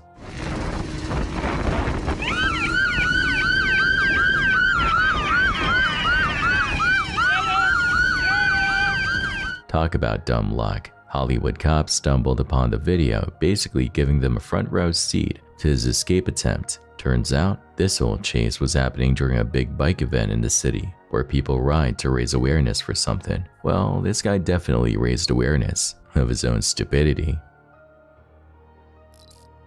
This ain't your typical New Year's Eve fireworks display. Believe it or not, that crazy explosion you see in the video? Yeah, that's a barge full of fireworks going up in flames at Terrigal Beach in Australia. Apparently, things went south real quick, leaving 2 poor guys injured and thousands of people scrambling to get out of there. Yikes. The video going around shows the fireworks erupting way out of control, freaking out everyone nearby. Some folks might have thought it was part of the show at first, crazy lights and loud bangs.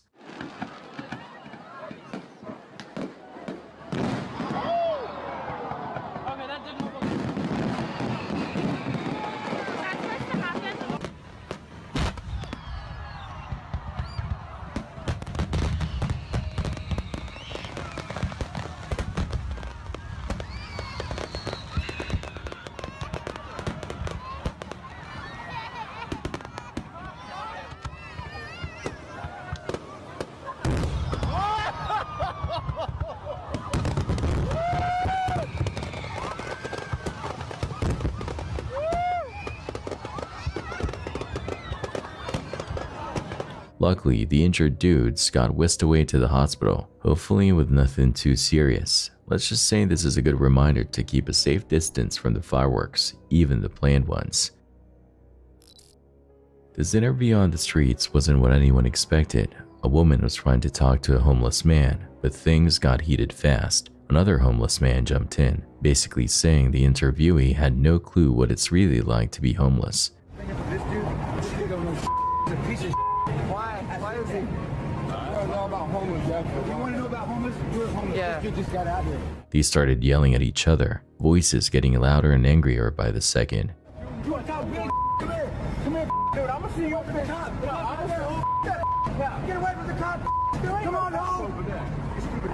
Then it went way downhill. The new guy spat on the interviewee and started calling him names. Furious and totally disrespected, the interviewee pulled out a knife and chased after the other guy, looking like he meant to hurt him.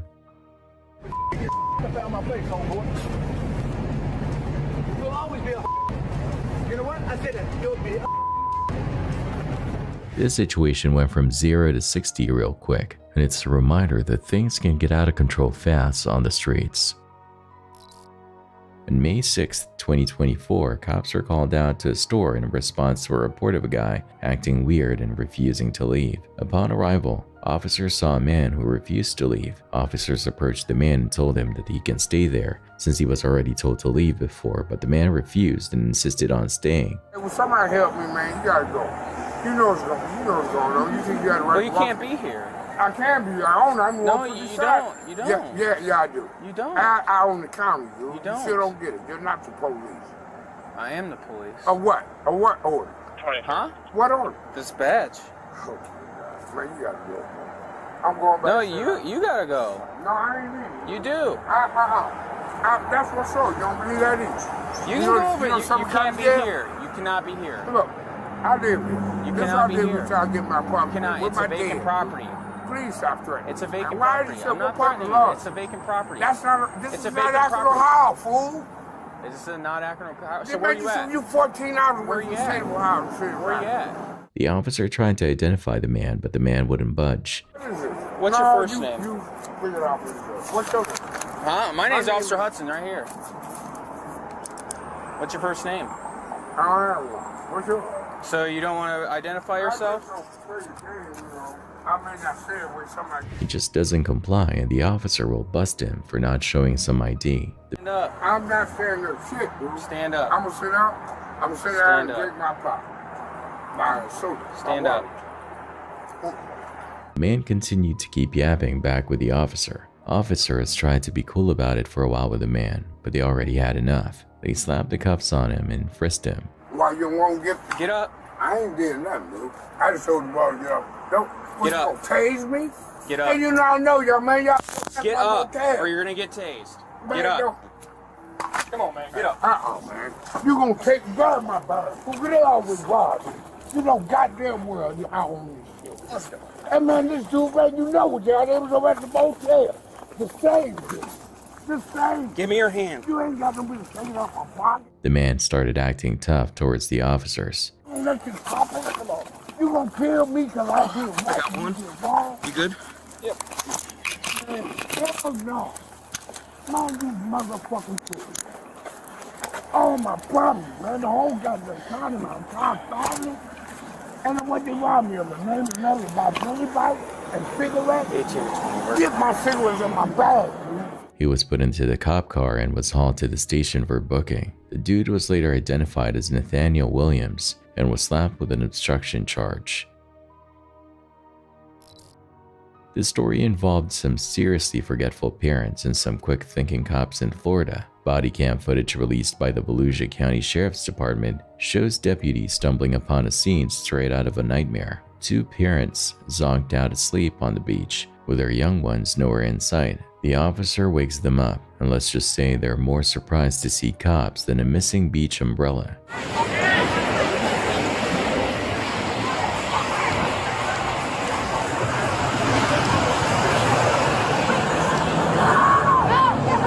What's up, guys? Sheriff's Office. Time to wake up. Time to wake up.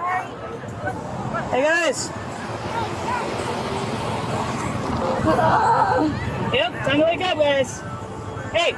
Hey! The sheriff's office! Wake up!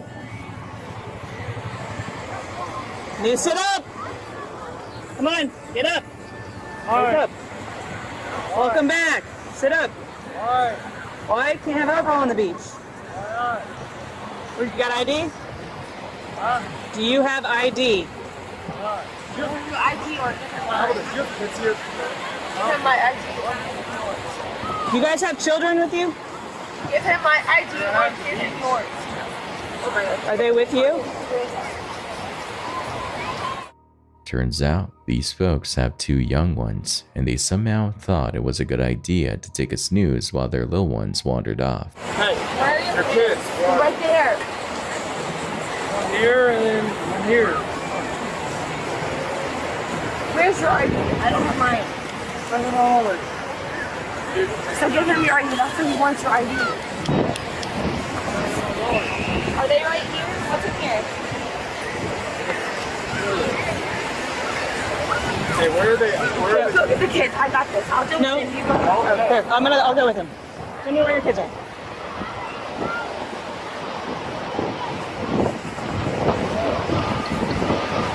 Guy's name!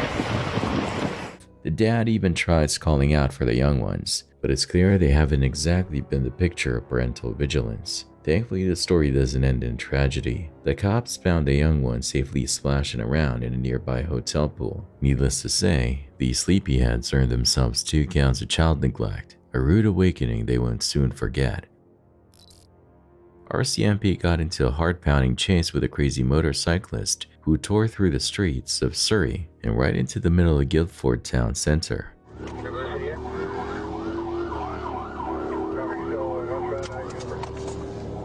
Surrey taking 9 film stop. Fair one, you got him?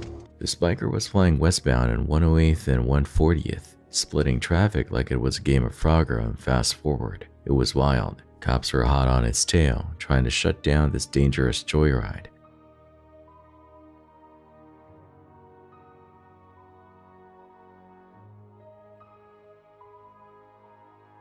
But this dude wasn't giving up easy. He took a crazy turn and zoomed right up to the upper level parking lot of the mall. Security cameras caught the whole thing, the biker weaving in and out, way too close to people strolling through the shops. It was an adrenaline rush for everyone involved. Cops trying to box him in, biker dodging left and right. Talk about a scene straight out of an action movie. This is nightmare material. Back in March 2020, 3 thugs broke into a house in San Pedro.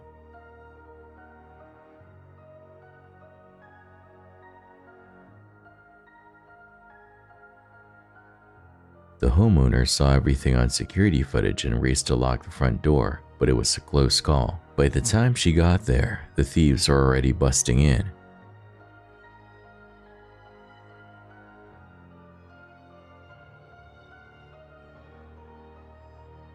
Those few seconds must have felt like an eternity. Let's hope the police caught these creeps.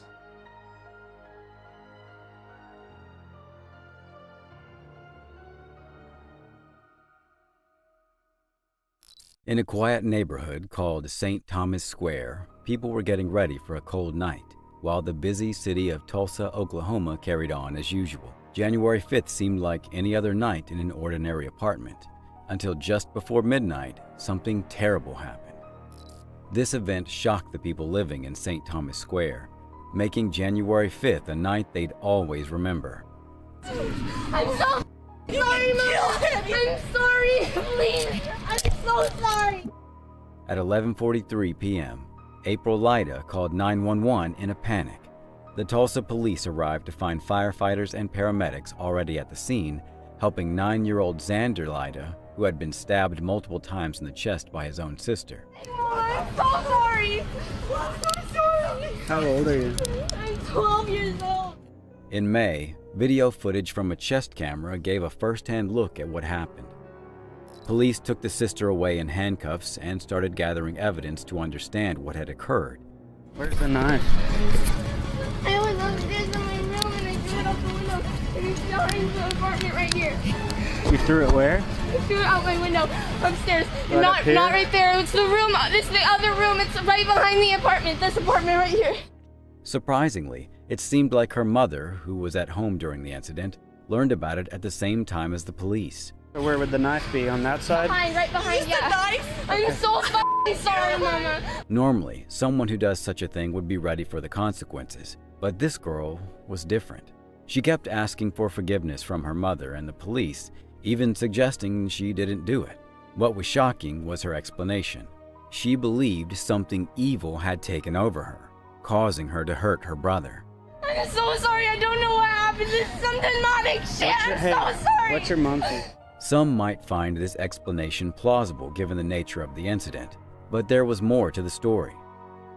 The girl continued to cry and ask for forgiveness, trying to help the police. They noticed cuts on her arm, both fresh ones from the same knife she used on her brother and older ones that had already healed, suggesting a history of self-harm. Do you have any cuts on you? I do. Where at? On my arm. Which arm? Both of them. My left one is just small cuts. Did you cut yourself? Yeah. Is it just those? Those look old. Are they old? This oh, one those. and this Yeah, one, those are a little. This one, those are old with like. Do you have any the new? one that's brand new. This was brand That's new. from today? Yeah.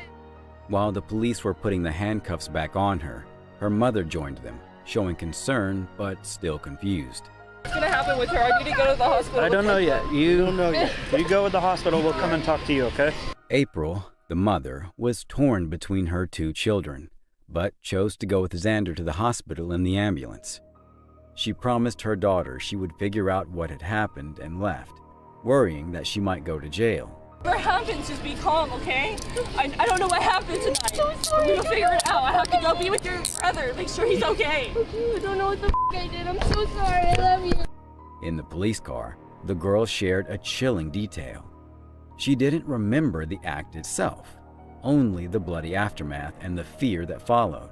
Okay, it's okay. I heard my brother screaming and I didn't know what to do, so I just ran out and then I came back because I was scared.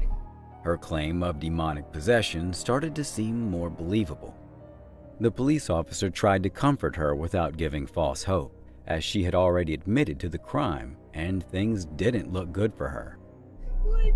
Will I be in jail? Right now, let's just, calm down a little, okay? I don't know what we're gonna do right now, alright? But right now, we're investigating. Despite her young age, she knew she was in serious trouble and couldn't see a future behind bars. Deep breath, okay? I know there's a lot of things going on right now. Just take a breath. I don't know why I did it. Just take a breath. Let's not think about it. Am I gonna be able to go back to school? Huh? Am I gonna be able to go back to school?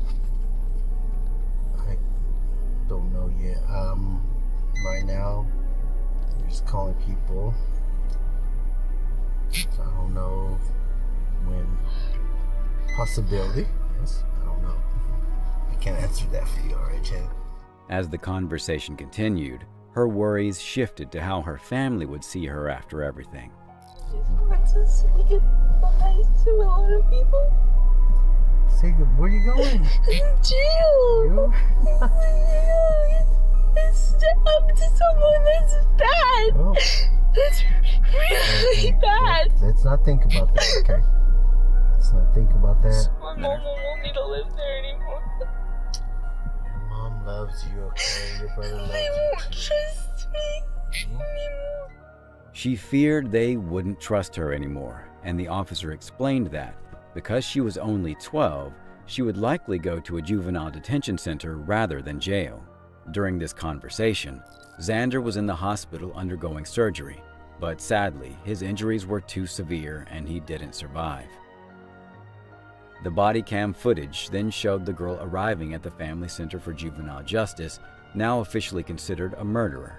We'll get you out of those handcuffs. Excuse me. Let's go through that door right there.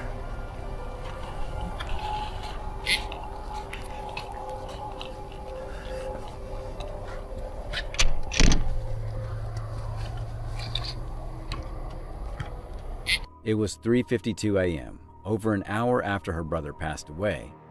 She was allowed to use the bathroom after her handcuffs were removed, and a detention center staff member talked to the police about how to break the news to her regarding her brother's condition. We're gonna leave it on just for a bit. How was she on the way here? She was asleep. She was good. Does she know? No, she doesn't know. I'm not telling her anything yet. Okay. I'll let you do it. I understand. They wanted to give her some more time to compose herself. Your mom's here too. They just pulled in. Okay? I'm gonna kind of walk you through everything, and we'll just go from there.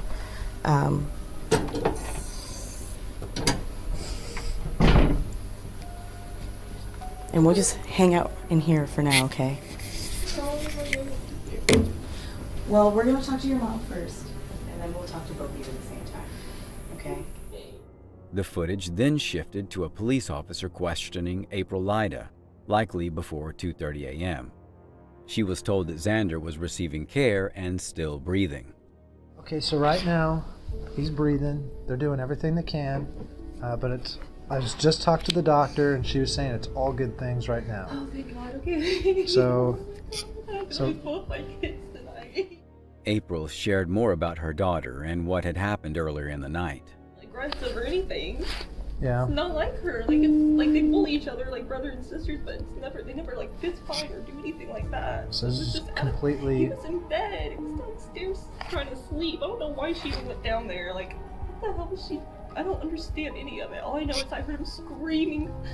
The worst scream ever, and I thought maybe he was having a nightmare, so I started trying to wake him up, and there's blood everywhere. And he said, she stabbed me. I was like, ew. And he started going in and out of consciousness, and so that's when they told me to put him on the floor and do chest compression. She mentioned that her daughter's behavior was completely out of character, as she had never shown violent tendencies before. This echoed what her daughter had said in the police car. I mean, they don't really get along that great, but I never would have assumed she'd do something like that. That's crazy to me. Like, she was like, I don't know why. It was crazy. I don't know. She doesn't even curse. Like, I don't know. This is his own sister. You know that he will never forgive her. She will never. It will never be. There will always be issues now. The rest of the footage shows the officer filling out a search warrant form for April to sign, and Xander's father and other family members arrived to comfort her. The final words of the footage summed up the whole night. She thought that he was just having a nightmare until she saw the blood. Okay. So, and shit. For several months, there was silence as the police collected evidence and conducted their investigation. In an interview with Chris Cuomo on News Nation, it was revealed that the attack was believed to be caused by a medication issue. The girl had been taking ADHD medication for 5 years, but stopped when she switched from public school to homeschooling. She resumed the medication a year and a half later, and that's when the negative side effects, like irritability and self-harm, began to appear. Although she was taken off the medication, the damage had already been done, leading to the tragic attack. As of now, April Lyda's daughter remains in police custody, as the Tulsa Police Child Crisis Unit continues its investigation. Say in terms of explaining how it got to that place? No, all I know is she was having thoughts of stabbing him about 2 weeks prior. She reached out to a few of her friends and told them. And unfortunately, they were maybe afraid to tell the parents or me, but they did not. So I had no idea that she was having those thoughts. No charges have been filed against her yet. A few days after the incident, a neighbor offered some words of advice to April. Stay strong, keep your faith, and don't give up on your daughter. Senior year of high school is typically an exciting time, marking a transition from childhood to adulthood with big dreams ahead.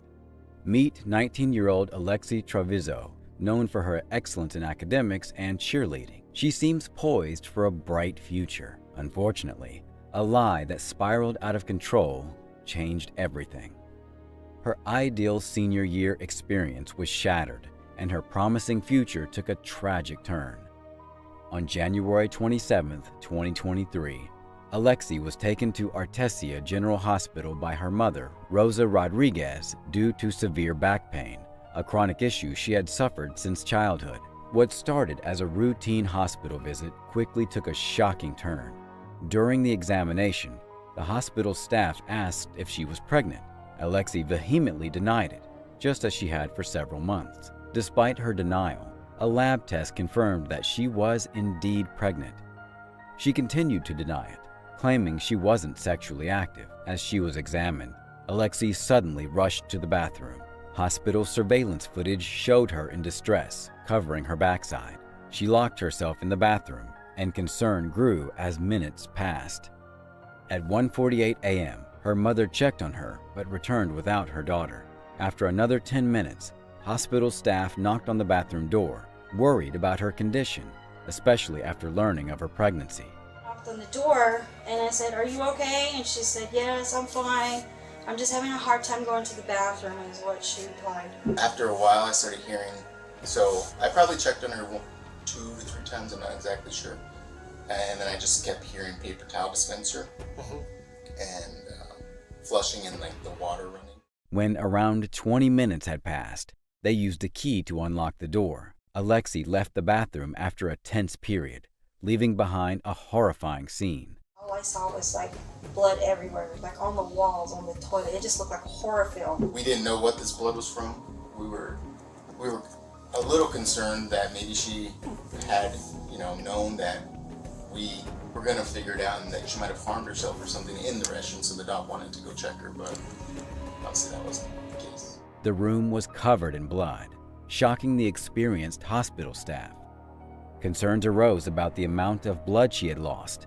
The doctor said she had a miscarriage? Yeah. Okay. She said it seems, essentially, like, I'm not sure the exact words, so it was a few months ago, but she said, it seems that you've suffered from a miscarriage, which didn't seem totally abnormal. It seemed awful miscarriages before they were very bloody. And so... was she bloody? Mm-hmm. Like and then there her was, legs? And yeah, she had blood all down her legs, and then there was like blood in the bathroom everywhere, so... Where exactly was the blood and how much? It was a good amount. It was like on the floor. Alexi's doctor called the hospital's cleaning crew to sanitize the bathroom and clean up the blood trail.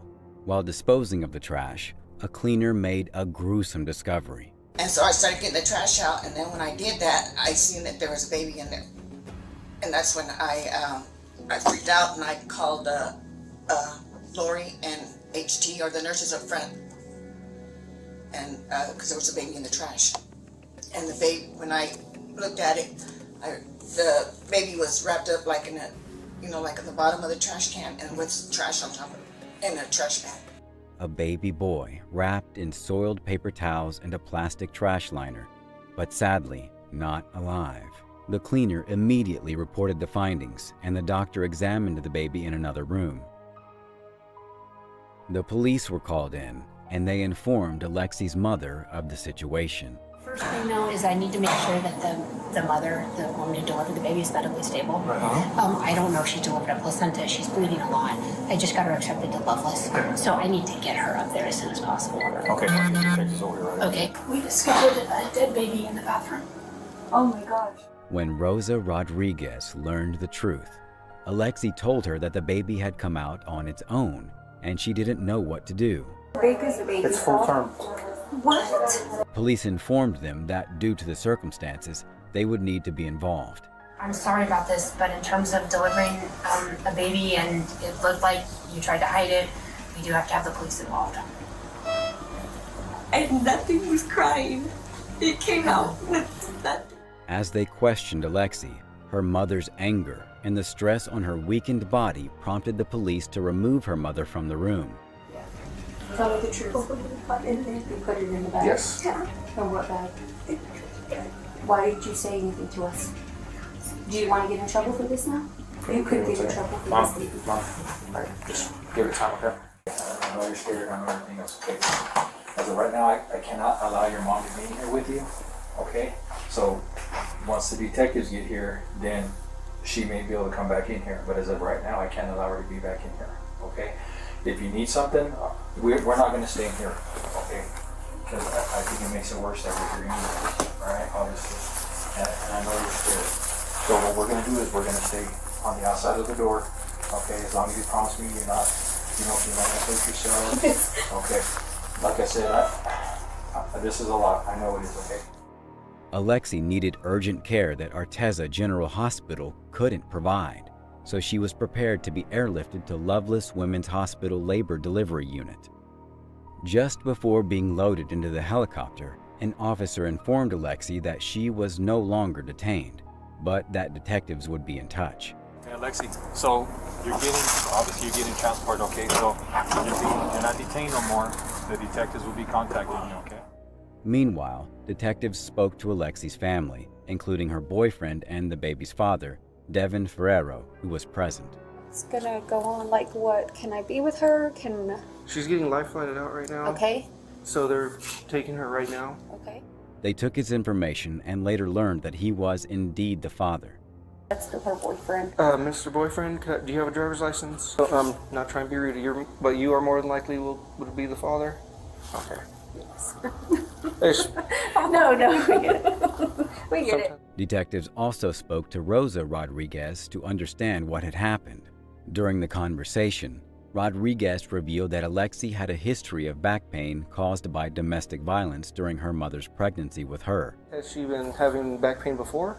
Yeah, pain for her and her hips is no, I mean, she was born with like I don't know, it was like crooked. Her spine? Okay, because my ex-husband, he hit me. He beat me whenever I was pregnant with her.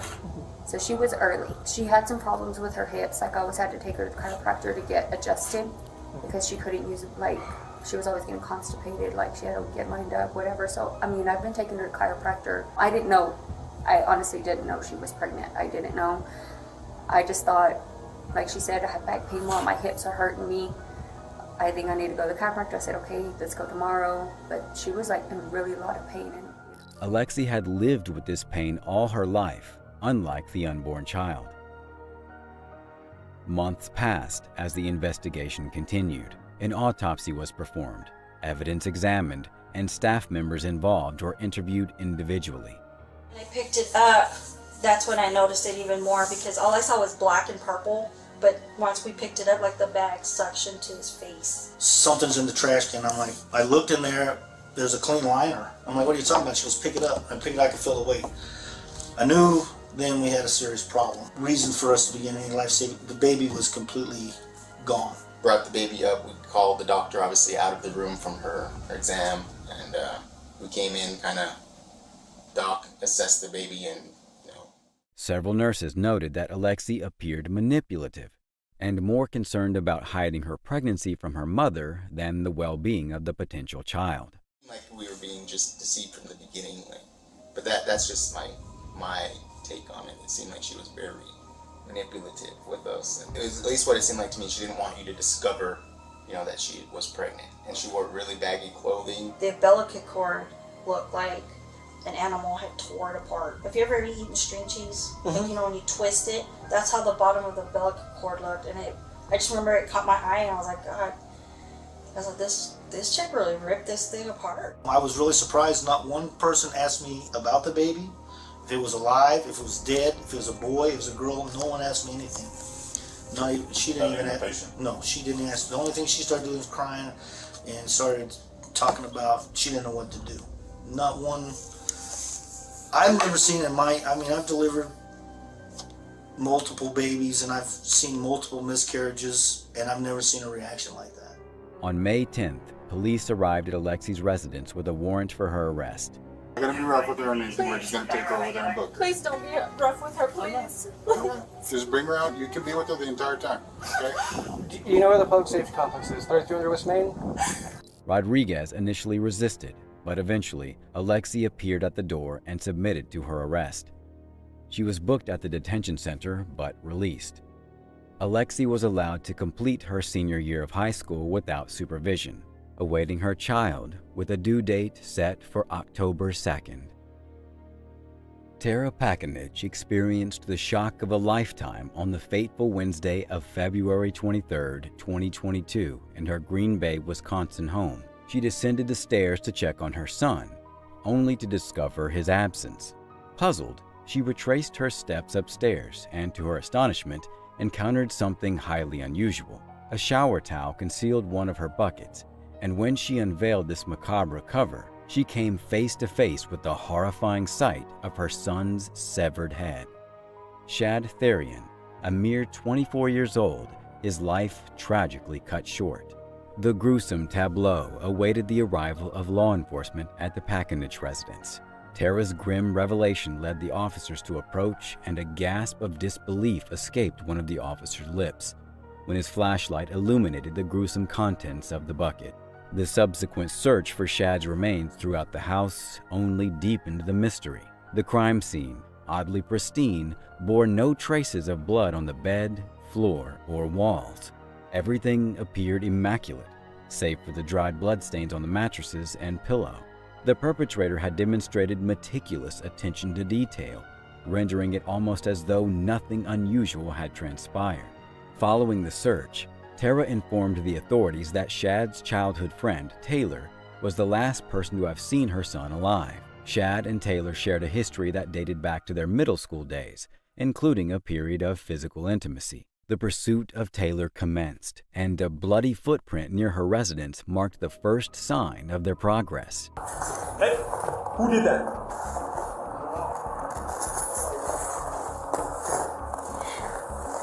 Hi, Taylor, how's it going? Officer Russell with the Green Bay Police Department. They tracked the trail and soon had Taylor in custody.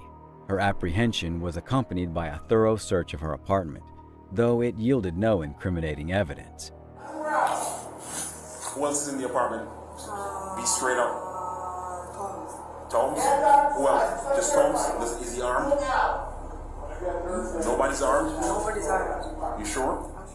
However, Taylor bore telltale signs of blood on her hands and sweatshirt. She was promptly placed in an interrogation room where the officer recited her Miranda rights before questioning began. Inexplicably, Taylor displayed an eerie composure, an unsettling ease that left one wondering whether this was the first time extinguishing another's life. You understand each of these rights? Yeah. Realizing that you have these rights, are you not willing to answer questions or make a statement? Yes. Do you know Shad?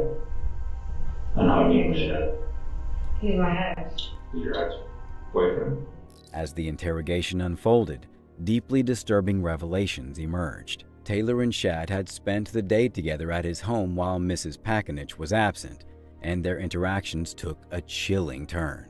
As a component of their usual intimate activities, she stated that they took pleasure in using a chain to exert pressure on each other's necks. To them, it constituted a playful game, a source of enjoyment. There's this chain thing, right? And then, yeah, like I was playing around with it. Okay. And like we were smoking in the ditch, right? Okay. And then I'm terrible at explaining things, so let's see here. And then here comes the chain, right? And then we put it around his neck. Well, we were like playing around and shit, and then I don't know. She asserted that Shad had a preference for being choked. However, it raises the question of what kind of chains they had employed previously, whether they were plastic, of a soft material, or made of metal. On this occasion, they opted for metal chains. With Shad lying face down on his bed, Taylor wound the chain around his neck, subjecting him to struggle for breath. So there was a chain. What kind of chain? It's the one that's on the same place as where the bitch. Where would that be again? I think it's on a dresser. On a dresser? Is it on a dresser? I don't know either. I haven't been there. I mean, as best as you can remember. So you think that there could be a chain and the ice on a dresser down in the basement? It's just weird. I got like a weird flashback on it. In a stark departure from their usual practice, she unleashed an unrestrained frenzy, maintaining the tight grip around his throat until his life ebbed away. Her narration of the harrowing experience was punctuated by disturbing laughter. I don't even know anymore. Like, it was weird. I was riding him like a donkey, okay? And then, like, I think so. I think that's what was happening. I was like pulling and then, I don't know. Were you two being intimate, having sex? It was getting there. It was getting there, okay. So will this be considered foreplay? Yeah, it was. And then, I don't know. And then, I just didn't stop. I don't know why.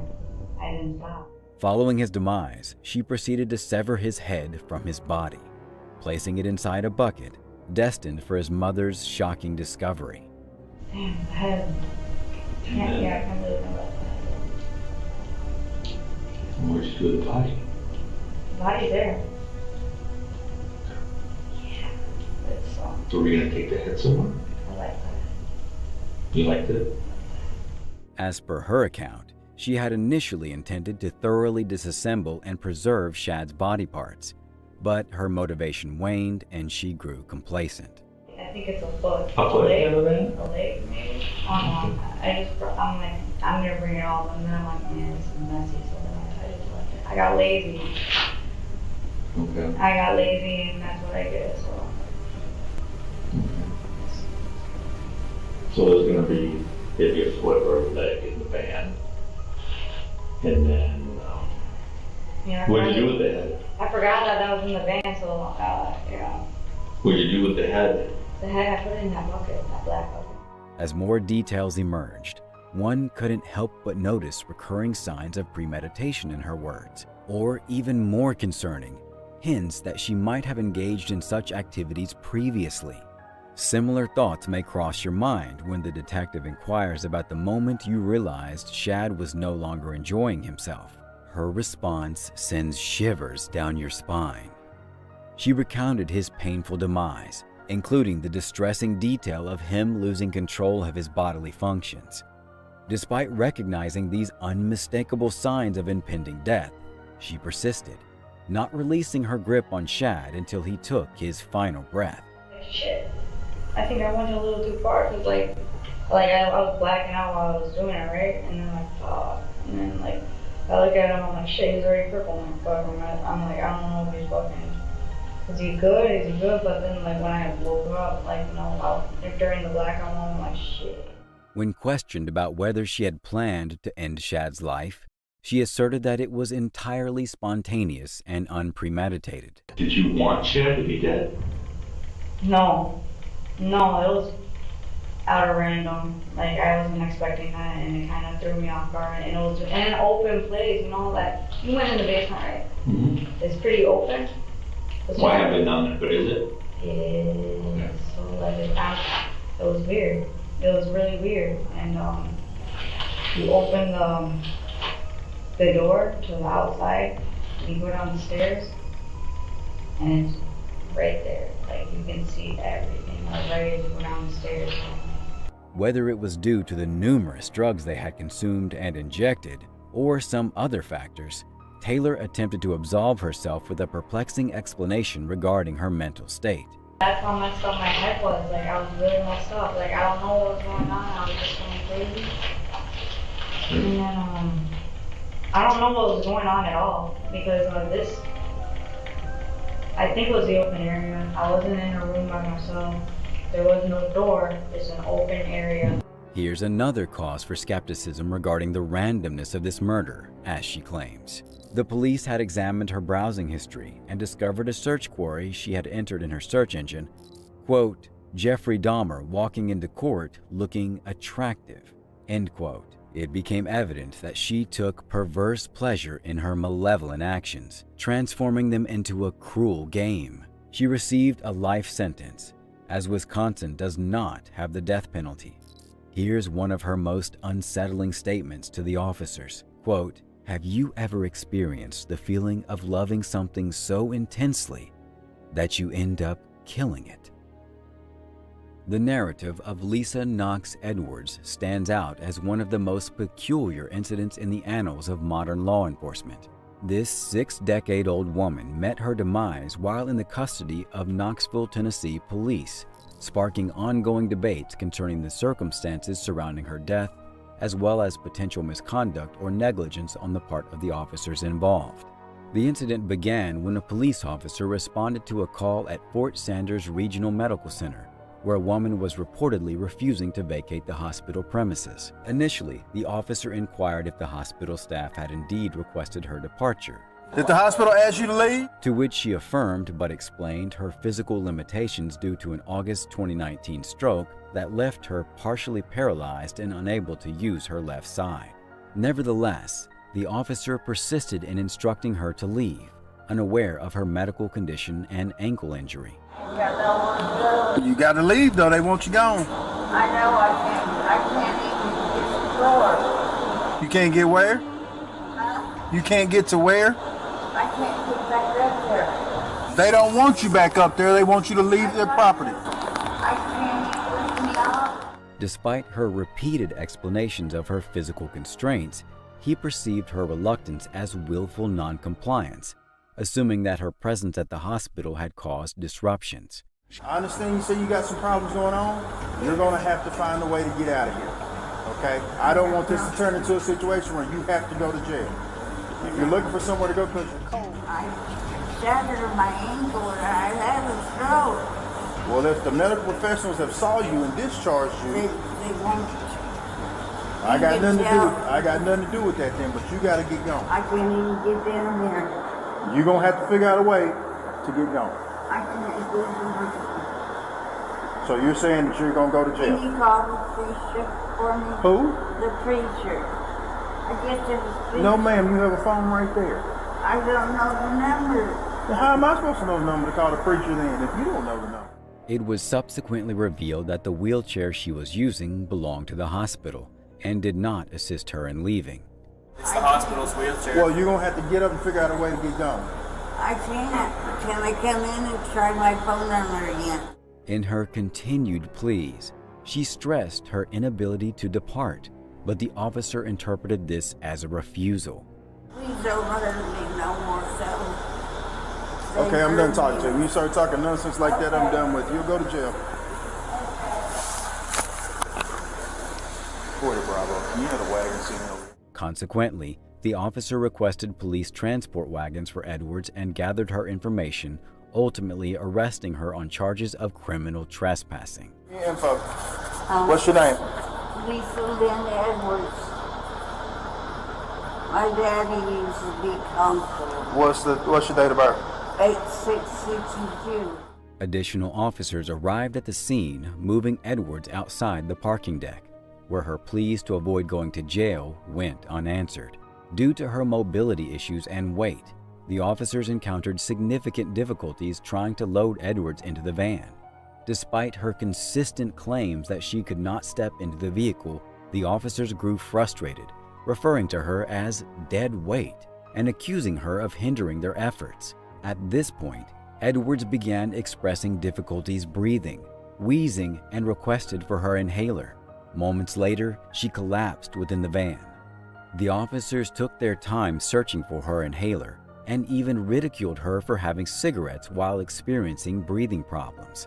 Despite her warnings of imminent loss of consciousness, the officers remained skeptical of her medical crisis, questioning the presence of an inhaler and attempting once more to place her in the van.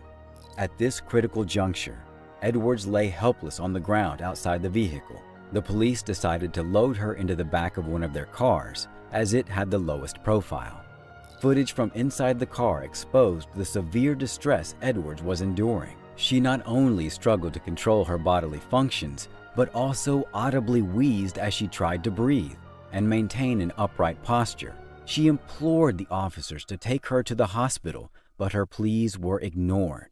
As they proceeded to transport her to the detention center, she requested the officers to stop and assist her in sitting up for better breathing, but her request was denied. During the journey to the detention center, the officer transporting Edwards halted to aid another individual on the highway side. Upon returning to his interaction, he discovered Lisa Edwards unresponsive in the back seat.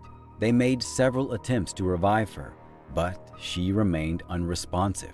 Consequently, they called for medical assistance, and EMTs arrived shortly thereafter, transporting Edwards back to the hospital she had just left. Tragically, she passed away the following day.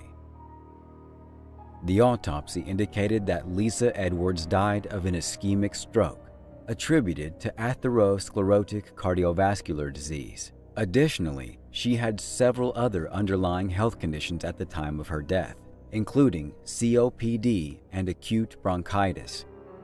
Despite the efforts of the local police department to keep much of the video footage from public scrutiny, Edwards' son and daughter-in-law tirelessly worked to release the video to the public. There were also marches and vigils held in memory of Miss Edwards. Following the investigation, the officers involved faced suspensions without pay for several days, and one was demoted from the rank of sergeant.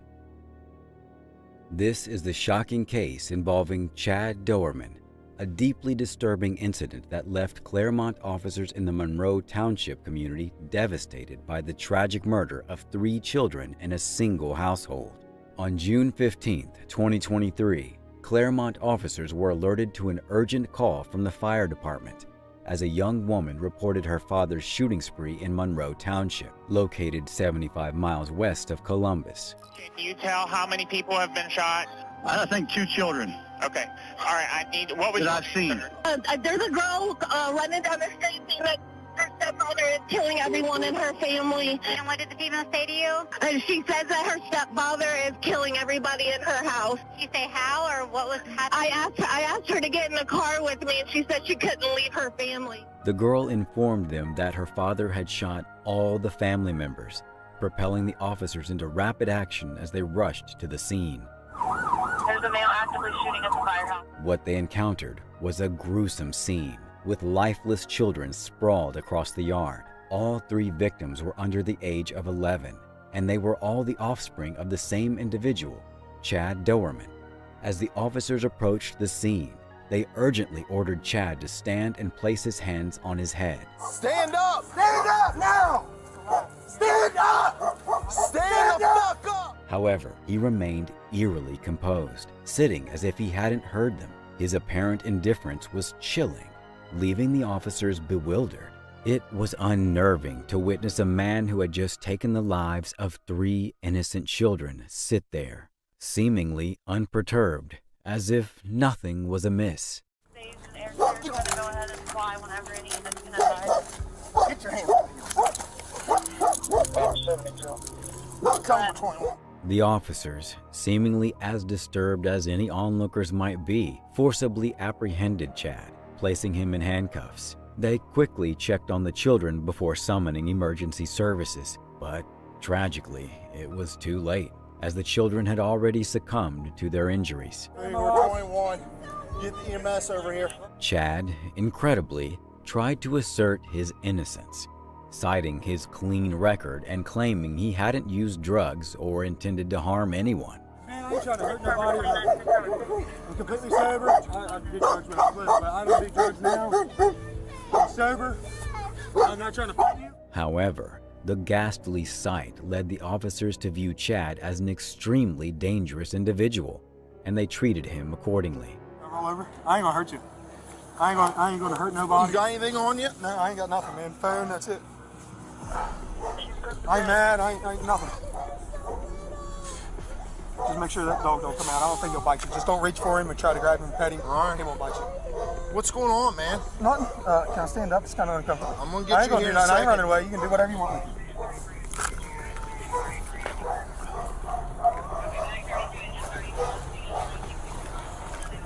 You the only one else inside the house? What? You the only one else inside the house? Yeah. Sit down right here. My daughter, she ran over to the fire department.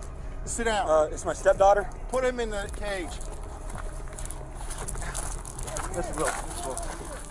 While Chad had initially failed to comply with the officer's request to raise his hands were visible, and he shouldn't have been perceived as an immediate threat. Nevertheless, the officers considered him a potential danger and forcibly subdued him. Next to him on the ground lay the Marlin Model HC-22 rifle he had used to perpetrate the heinous act. As Chad was being led to the police vehicle, He requested that the officers retrieve his wallet. His request was hushed by the officers. You get the wallet out of my back pocket? Shut up, dude. But before he was placed in the car, his wallet was removed at his request. The young victims who tragically lost their lives at the hands of their own father were 7-year-old Clayton Doerman, 4-year-old Hunter Doerman, and 3-year-old Chase Doerman. Investigations failed to uncover the motive behind Chad's horrifying actions, but he pleaded guilty to the charges and is currently being held without bail at Claremont County Jail. His court case commenced the following day, with the judge setting a $20 million cash bond. Chad faces a total of 21 charges, including 9 counts of aggravated murder, 8 counts of kidnapping, and 4 felony charges. As he was escorted into the police precinct, Chad displayed an oddly calm demeanor. He waited by a wall while the officers attended to administrative matters at the counter. What's your name? Chad. Chad. What's your last name? Gorman. Gorman? Dorman. Dorman. Have you ever been here before? I think one time for fighting my dad. He appeared drowsy and uncomfortable in his handcuffs, pacing briefly before inexplicably beginning to strike his head against the wall. Don't be doing that, man. Don't be beating your head on the wall, okay? Yeah. Officers quickly cautioned him against such actions. Throughout this process, there was no indication of resistance from Chad. He watched calmly and responded quietly when questioned by the police. Do you have any weapons or drugs on you? No. Anything that's gonna poke me, stick me, or hurt me? No. Okay. Put your hands up there. Do a pat down and get everything out of your pockets. Several minutes later, Chad was searched and placed in a cell.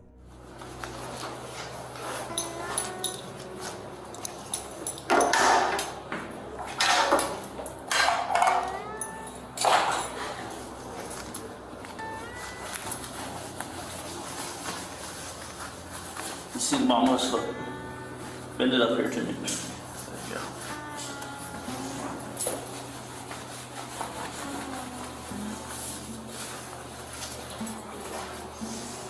Alright, we're gonna step straight up to the counter, in front of that blue bag there to the left.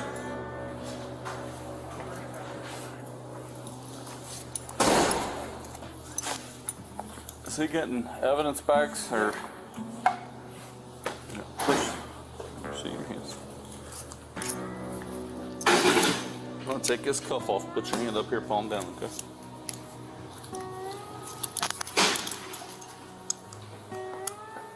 Same with this.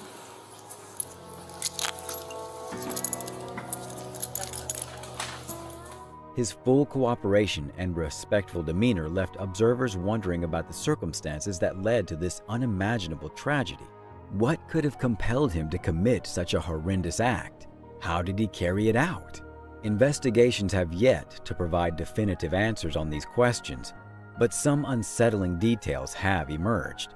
Reportedly, Chad had been planning these actions for months, with his resolve to harm his own children dating back to October of 2022. Court documents revealed that Chad had spent 4 days away from home leading up to the murders. On the fateful morning, he called his boys and his 34-year-old wife to join him for a nap in the master bedroom. Once they were settled in, he retrieved a Marlin Model HC-22 rifle from the gun safe and loaded it in the living room of their home on Lauren Lindell Road. His 12-year-old stepdaughter was watching TV when the first 2 shots rang out, creating chaos within the family. She appeared in the doorway, and his wife screamed at the other boys to run while attempting to help. Chad chased down and shot one of them twice, once from a distance. In a second, close-range encounter, the girl managed to carry the third boy and flee.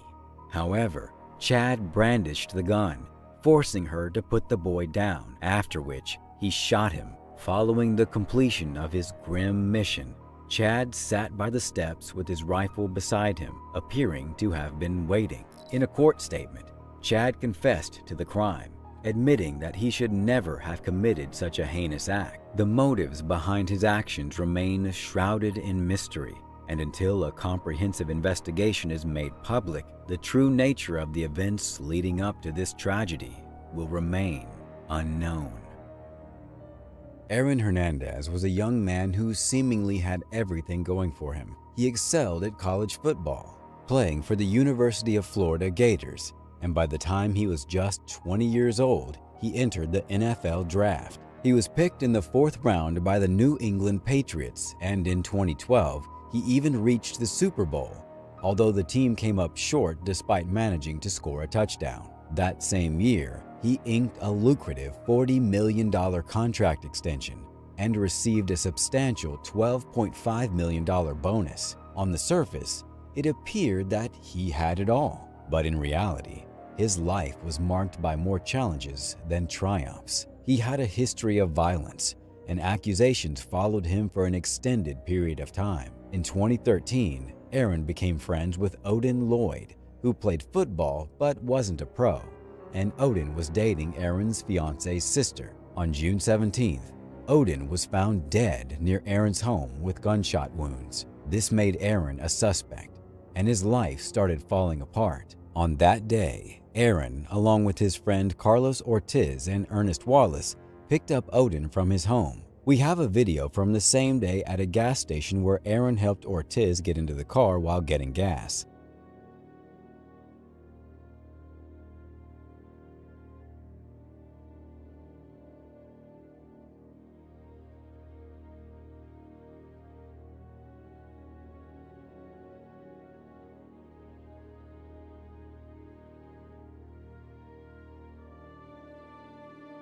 Something seemed strange, especially in how Aaron was acting. He seemed to be dancing before going into the store, and danced again after coming out.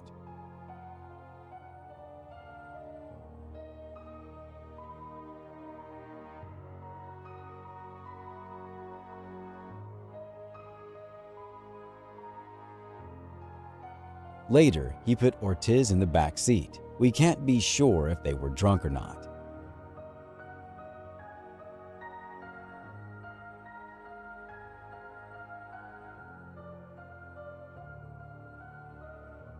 On the same day Odin was killed, the same day we saw Aaron and Ortiz at the gas station, they seemed drunk.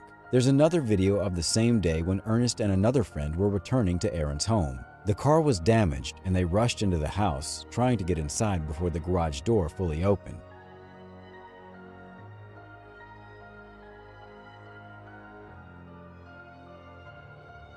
In the video, Aaron had a gun in his hand, and an expert said it was the same type of gun used in Odin's murder, a Glock 45 caliber pistol.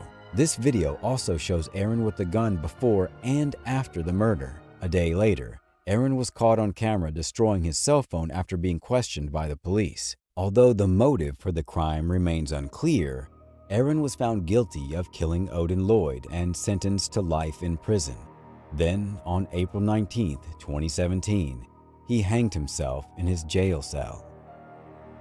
On the night of December 7, 2000, Trevor Deely attended his office Christmas party at a nightclub near the Bank of Ireland in Dublin, where he had been working in the IT department for about a year. When he left the party at 3:30 a.m., there was a taxi driver strike, so he had to walk home through an area known for crime and gang violence. It was a 20-minute walk, and since his office was nearby, Trevor decided to stop there and pick up his umbrella before continuing home in the rain. Interestingly, the bank's security cameras captured a man dressed in black standing behind one of the pillars of the bank's gate. This man remained there for almost half an hour before Trevor arrived. Just after 3:30, the man in black took a phone call, and a moment later, Trevor walked by, also on his phone. Police later discovered that, at that exact time, Trevor had called a coworker who was still at the bank. The CCTV footage shows Trevor reaching the bank's gate, and another man dressed in black emerges from the shadows to speak with him. While it didn't appear they knew each other, Trevor didn't seem alarmed. The man simply stood by the gate as Trevor entered. A few minutes later, the man in black walked out of view. Trevor's coworker reported that he and Trevor had tea that night and chatted about the party, and Trevor briefly used his work computer just before leaving the bank at around 4 a.m. The CCTV footage shows Trevor stepping onto the street and opening his umbrella before heading home. He didn't appear to be followed, and at about 4:06 a.m., he left a voicemail for a friend, reassuring them that he was okay and on his way home. Sadly, this voicemail would be the last contact anyone had with Trevor Deely. At 4:14 a.m., Trevor was captured on an ATM camera about 15 minutes from his apartment. In less than 30 seconds, another man in black appeared on the screen, seemingly following Trevor. In 2016, after digitally enhancing the CCTV footage, the police concluded that the man in black from the bank was the same individual who later followed Trevor. This marked the last sighting of Trevor alive. Trevor didn't show up for work on Friday, but his co-workers didn't find it unusual, given that many were recovering from the party and had taken the day off. However, when Trevor's friends and family couldn't reach him over the weekend, and he didn't return to work on Monday, he was reported missing. His friends and family initiated the search, and it was they, not the police, who obtained the troubling CCTV footage from that night. Unfortunately, they didn't gain access to it until 4 days after his disappearance, which meant valuable time had been lost in the search. Several theories about Trevor's disappearance have circulated over the years, but none have been confirmed. Some speculate that he may have been intoxicated that night and accidentally fell into a body of water under a bridge, but thorough searches by the Irish police found no evidence of this. Most people believe that the mysterious man seen following Trevor in the CCTV footage is somehow connected to his disappearance, but this individual remains unidentified to this day. In 2017, an anonymous tip suggested that the man who followed Trevor that night was a gang member. Allegedly, he murdered Trevor when Trevor refused to assist him in gaining access to the Bank of Ireland. According to this source, Trevor was buried in the woods a few miles from where he was last seen. Despite an extensive search effort involving 20 police officers and a search dog, the search was called off after 2 months, and Trevor Deely's unsettling disappearance remains an open and active case 23 years later. The events leading up to this, however, remain shrouded in mystery.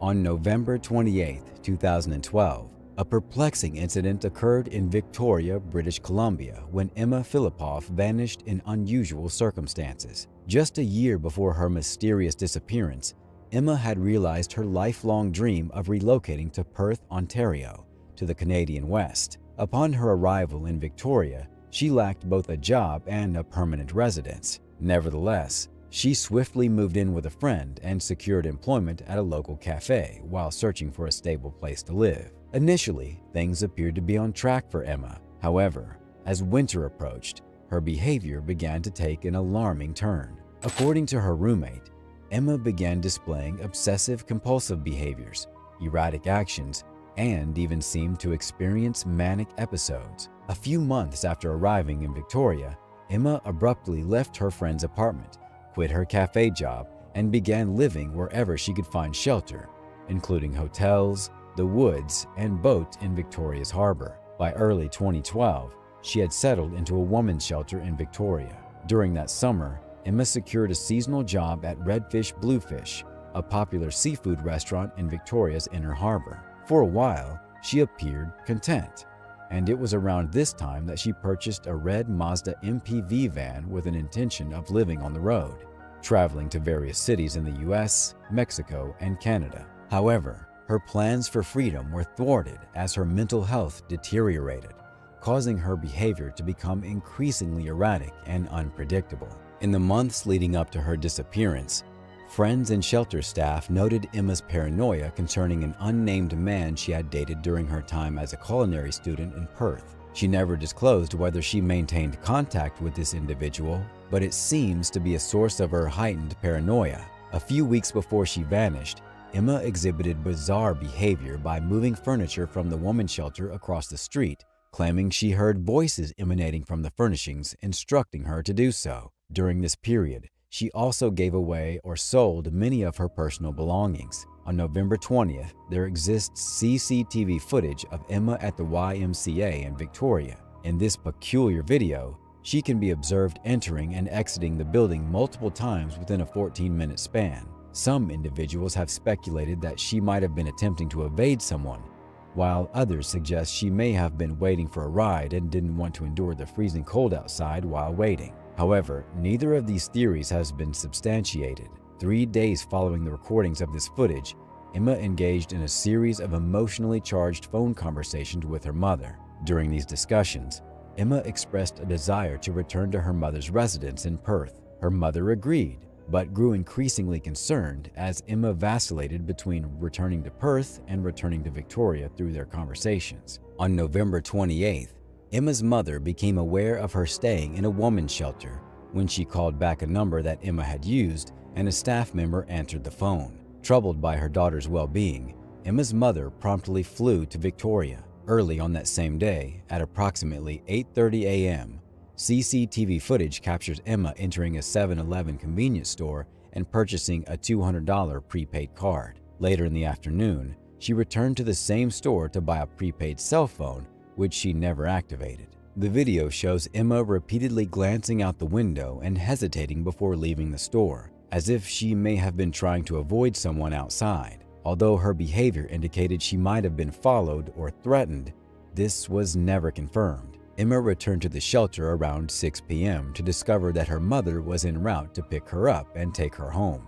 Upon learning this news from a staff member, Emma hastily left the shelter and took a cab to the airport. However, moments later, she abruptly terminated the ride, claiming she couldn't afford the $60 fare despite reportedly having over $2,000 on her at the time. Dennis Quay, an individual acquainted with Emma, encountered her later at around 8 p.m. near a crossing outside the Empress Hotel. Emma was barefoot, and Dennis observed her displaying signs of extreme agitation. She hesitated to cross the street. Concerned about Emma's behavior, Dennis inquired if she believed she was being followed. Emma assured him that she was not.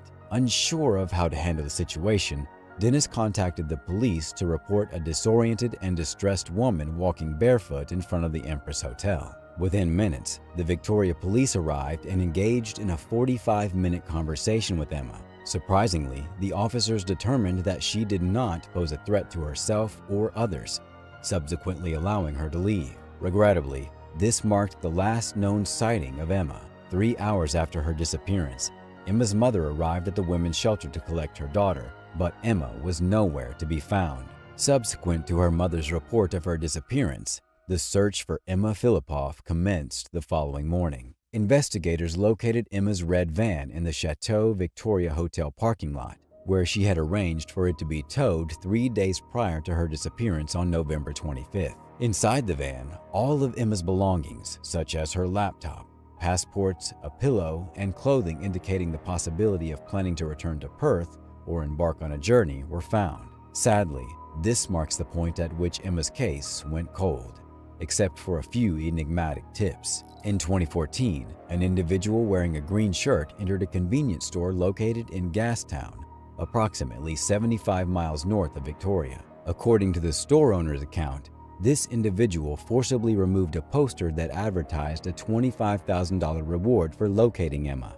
He conveyed to the owner that Emma was not missing, asserting that she was his girlfriend and had been residing with him. He further claimed that she had left her family due to a strong dislike for them. Despite the store owner's report to the police, the identity of this man remains undisclosed. 4 years later, in 2018, nearly 6 years after Emma's disappearance, another individual came forward, confirming that he had encountered her on the morning following her vanishing. He admitted that he had not previously connected the woman he had seen with Emma. According to this individual, Emma stood by the roadside, barefoot and drenched, displaying signs of nervousness and paranoia as she requested a ride. She stated her intention to visit a friend in Colwood, situated approximately 10 miles from Victoria. Although the man explained that he couldn't drive her that far, he did transport her a few miles and dropped her off at a nearby gas station. Following this encounter, Emma remained unseen by anyone.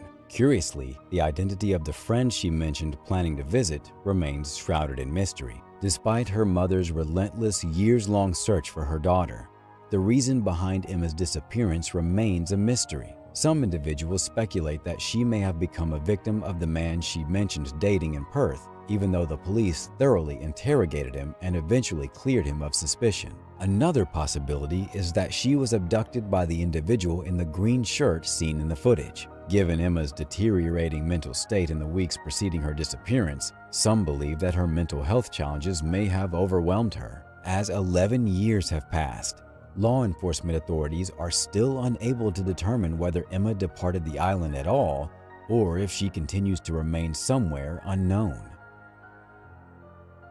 The puzzling vanishing of the Jamison family in 2009 garnered public and media attention following the discovery of unsettling footage by the police. Residing in Eufaula, Oklahoma in 2009, Bobby and Sherilyn Jamison, along with their 6-year-old daughter Madison, appeared to lead ordinary lives. However, beneath the surface, the Jamisons' marriage was troubled, prompting investigators to explore whether their challenging circumstances played a role in their disappearance. Leading up to their vanishing, the couple grappled with financial difficulties. Since 2003, they had been on disability due to Bobby's debilitating back pain resulting from a severe car accident. Sherilyn, diagnosed with bipolar disorder, sometimes opted not to take her prescribed medication, adding to the complexity of their situation. In 2009, the Jamison family embarked on a journey to Red Oaks, Oklahoma, approximately 30 miles away from their Eufaula residence, to inspect a 40-acre plot of land. Their specific request was to view the property without the presence of a real estate agent. They had shared with their friends and family their intention to relocate there and begin anew, a decision prompted by the disagreement with their daughter's school, leading to the withdrawal of their 6-year-old daughter Madison from kindergarten. Throughout the week, they remained out of contact, as the Jamisons were known for their penchant for periods of seclusion, often going off the grid for weeks at a time. No immediate concern arose regarding their absence until a pair of hunters stumbled upon their abandoned truck on a remote dirt road at the edge of the woods 9 days after their last sighting. Inside the vehicle, authorities discovered a GPS, cell phones, empty prescription pill bottles, wallets, and a surprisingly large sum of $32,000 in cash, a stark contrast to their reported financial struggles. Additionally, the family's dog was found alive but severely dehydrated and malnourished inside the truck. A further unsettling discovery was made: an 11-page angry letter from Sherilyn to Bobby, accusing him of various grievances and ominously stating, "I would not wish my daughter to be raised in foster care because of you being in prison for attempted murder and her mother dead." The circumstances surrounding the Jamison family's disappearance remain shrouded in mystery, but a search effort commenced in the vicinity of the abandoned truck.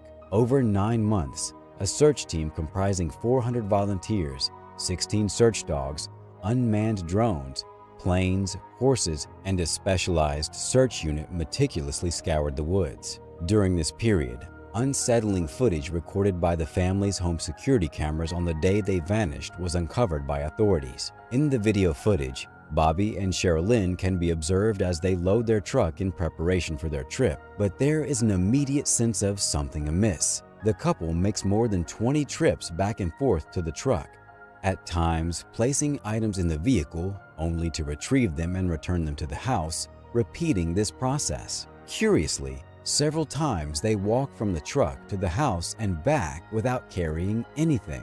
Adding to the eerie atmosphere, the couple changes clothing multiple times during the video, and their interaction with each other is notably absent. A psychologist consulted to analyze the footage attributed the bizarre, trance-like movements and odd behavior to potential drug use, given Bobby's history, although this was never confirmed. Delving further into the Jamisons' lives, the police encountered additional perplexities. A close family friend, a pastor, revealed that shortly before their disappearance, Bobby had shared his belief in spirits residing on his roof and had even requested multiple exorcisms. Moreover, Bobby had been reading the Satanic Bible in an attempt to rid his home of these spirits. Friends and family members also reported a sense of haunting in the house, often describing paranormal encounters and an overwhelming malevolent presence during visits. Despite these claims, it was known that Sherilyn was involved in some form of witchcraft,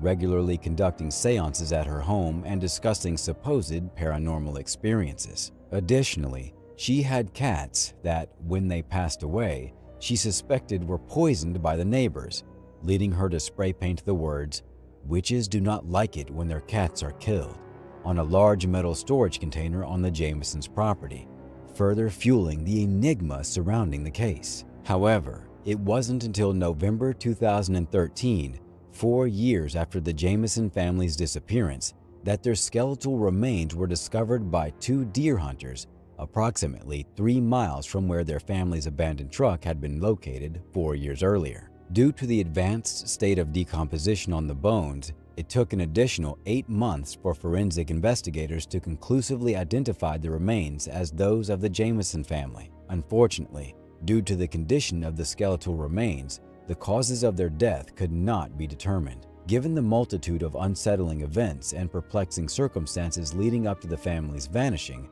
numerous theories emerged regarding their fate. Initially, police scrutinized Bobby Jamison's father as a potential suspect in the murders. Several months prior to the family's disappearance, Bobby had filed a lawsuit against his father, seeking $10,000 for unpaid work at his father's gas station, with promises of future ownership. However, when his father sold the gas station and reneged on the agreement, Bobby obtained a restraining order against him after receiving multiple death threats. Although Bobby's father had a history of methamphetamine use and criminal activity, authorities eventually ruled him out. One prevalent theory suggests that, considering Bobby's history of drug use and the unexplained discovery of $32,000 in the family's vehicle, it's plausible that the Jamisons may have been connected to the drug trade and met their end in a botched drug deal. The area where the bodies were found was known for drug activity, but no concrete evidence has surfaced to substantiate this theory.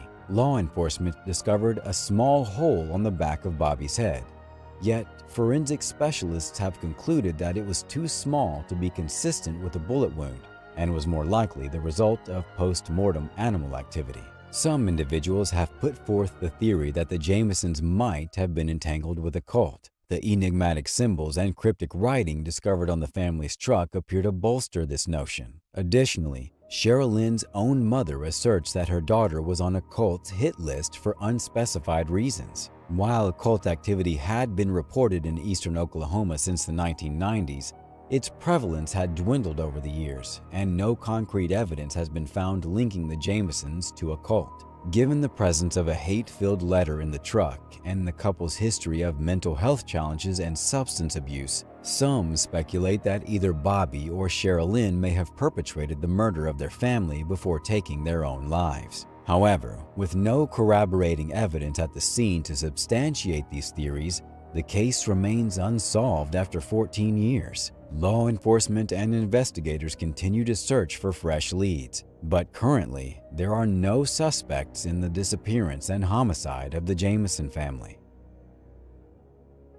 On the evening of July 29, 2015, Stephen Mackerel joined his brother and friends for a night out at Lucky's Tavern, a popular bar in downtown Fort Lauderdale, Florida. Stephen's brother departed at 11 p.m. to prepare for work the following morning, advising Stephen, who was inebriated, to return home safely. However, around 1:30 a.m., Stephen and his friends left the bar with the intention of meeting up in the parking lot of a nearby Walgreens to discuss their plans. Tragically, Stephen never reached the Walgreens, and his friends never saw him again. Stephen resided with his parents and worked as a professional poker dealer at a casino in Hollandale Beach near Fort Lauderdale. Concern grew when he failed to return home and missed work. Although numerous surveillance systems were present in the area where Stephen was last spotted, it was estimated to take weeks to compile the pertinent footage. During this period, investigators conducted interviews with the friends and family members who had last seen Stephen, speculating that he may have been involved in an accident due to his intoxicated state. Search efforts encompassed multiple lakes and ponds, yielding no significant discoveries. The investigation further complicated when it was revealed that Stephen's phone had run out of battery at the bar, and because the phone remains inactive thereafter, law enforcement was unable to employ it to track his whereabouts. At the time of his vanishing, Stephen was 25 years old and had a 1-year-old daughter, as well as a committed long-term girlfriend with whom he had plans to marry. Friends and family staunchly asserted that Stephen was not inclined to willingly abandon his life and disappear without providing any explanation. Regrettably, certain findings from the investigation strongly indicated that Stephen's disappearance was not a choice he made. Approximately 2 weeks after his last known appearance, investigators uncovered evidence that Stephen had used his credit card at a gas station in Pompano Beach, situated about an hour's drive from the bar. The 15-mile detour from the bar to the gas station puzzled everyone. Surveillance footage from the gas station depicted Stephen entering the store at 2:26 a.m., appearing visibly intoxicated as he clumsily shopped for snacks.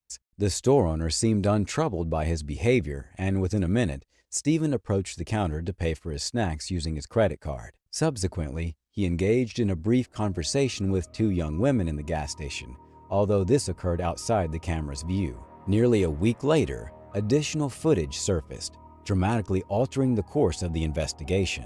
In this CCTV footage, Stephen could be seen standing beside his 2013 white Ford Fusion in the parking lot, engaging in a confrontation with the driver of an unidentified silver sedan. As the silver car departed, Stephen stepped back and hurled what appeared to be his drink at the driver before gesturing with his hands as he returned to his vehicle. 3 minutes later, the silver sedan circled back into the gas station, positioning itself directly behind Stephen's car. The intentions of the driver remain undisclosed, but upon Stephen's departure to his Ford, the silver sedan sped after him. Tragically, this marked the final sighting of Stephen. All that was known about the driver was that he was an African-American man who had entered the gas station shirtless a few minutes prior to the incident, but remained unidentified. Over the course of 8 years, Fort Lauderdale police have conducted an extensive search for Stephen's car. His license plate never triggered any license plate readers,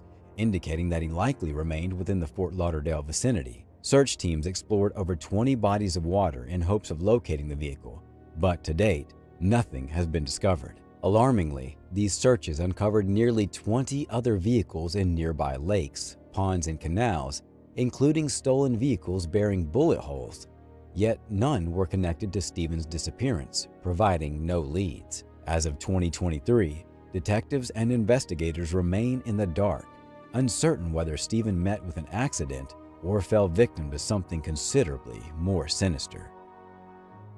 In this video, members of the Volusia Sheriff's Department in Florida approached a young man and his friend who had parked in a driveway. Stop. Stop. Stop. Step out of the car for us. Stop. Both of you. Stop. Step out of the car for a minute. The officer requested that the youths exit the vehicle, which they comply by raising their hands. Repeatedly, the officer inquires if the young man possesses a weapon, eventually leading to the separation of the youth from the car and subsequent handcuffing. No guns on you, nothing like that, man? All right, step out for him, bud. We'll explain what's going on here in a minute, sir, okay? Step out of the car. Step out of the car. Okay, you don't have a gun or anything on you, right, man? All right, step away from the car. Step away from the car. Step away. Stop! The officer admonishes the young man multiple times, though the exact offense committed by the youth remains unclear. The situation takes a turn moments later when the officer points out the presence of a firearm on the ground. Stay over there for me. Step over there. Put him up against the front of the car.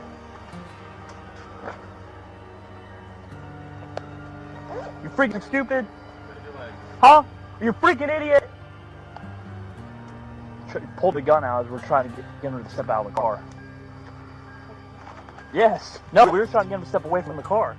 Evidently, the 18-year-old suspect, Brian Holmes, had attempted to conceal the weapon while conversing with the officer. The incident had originated from Brian's driving, during which he had forced another vehicle onto the shoulder after making contact with its rear bumper. He subsequently fired shots at the vehicle multiple times, fortunately without causing any injuries.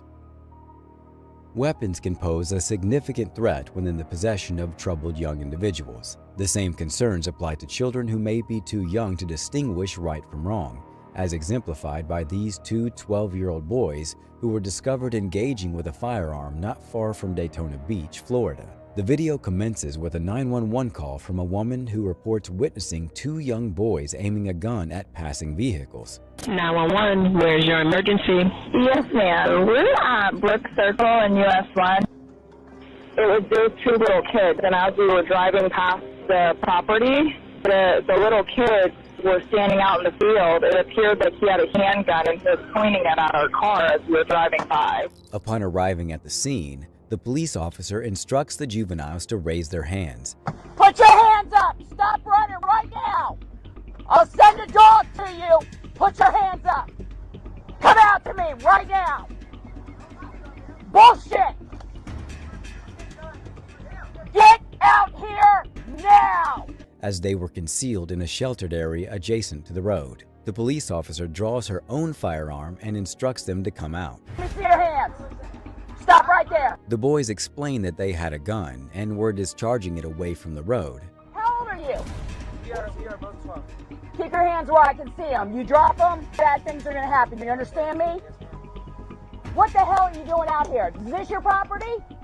Afterwards, she inquires about the gun's location, searches the boys, and proceeds to handcuff both of them before recovering the loaded firearm from beneath a section of fencing. Where's the gun? I saw you with it in your hand. What do you mean? Lying to me is not a good deal, dude. No, I can't.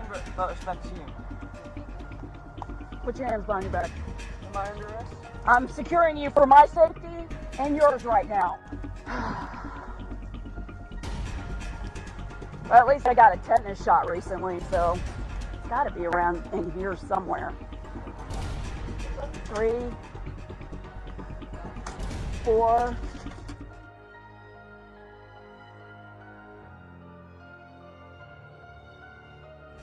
Oh yeah.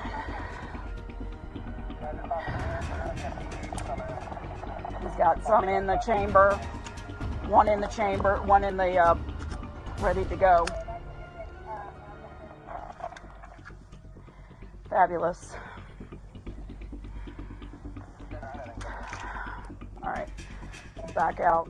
Both suspects faced charges for discharging a firearm and firearm possession by an individual under the age of 16. Additionally, the boy who allegedly aimed the gun at a witness was charged with aggravated assault with a firearm. The case of Morgan Leppert in 2008 is well known to many residents of Florida. At that time, she was just 15 years old and had made plans with her then-boyfriend, 22-year-old Toby Lowry, to leave the state together. In pursuit of their plan, they unlawfully entered the home of an elderly disabled man, ultimately resulting in his tragic death, as they intended to steal his truck. The courtroom footage reveals Morgan Leppert listening to her recorded confession, where she openly acknowledges both striking and stabbing the defenseless victim, James Thomas Stewart. I looked away. I was about to cry. I was about to tell Toby I don't want to do this, but Toby just already hit him, and he's like, come on, baby, come on, hit him. No, he's like, why are y'all gonna kill me? I'm already half dead anyways. Consequently, Leppert and Lowry received life sentences for their heinous actions. On May 18, 2018, Seattle police officers responded to an incident in Franklin High School following the discovery of a loaded handgun in a student's backpack. Good, how are you?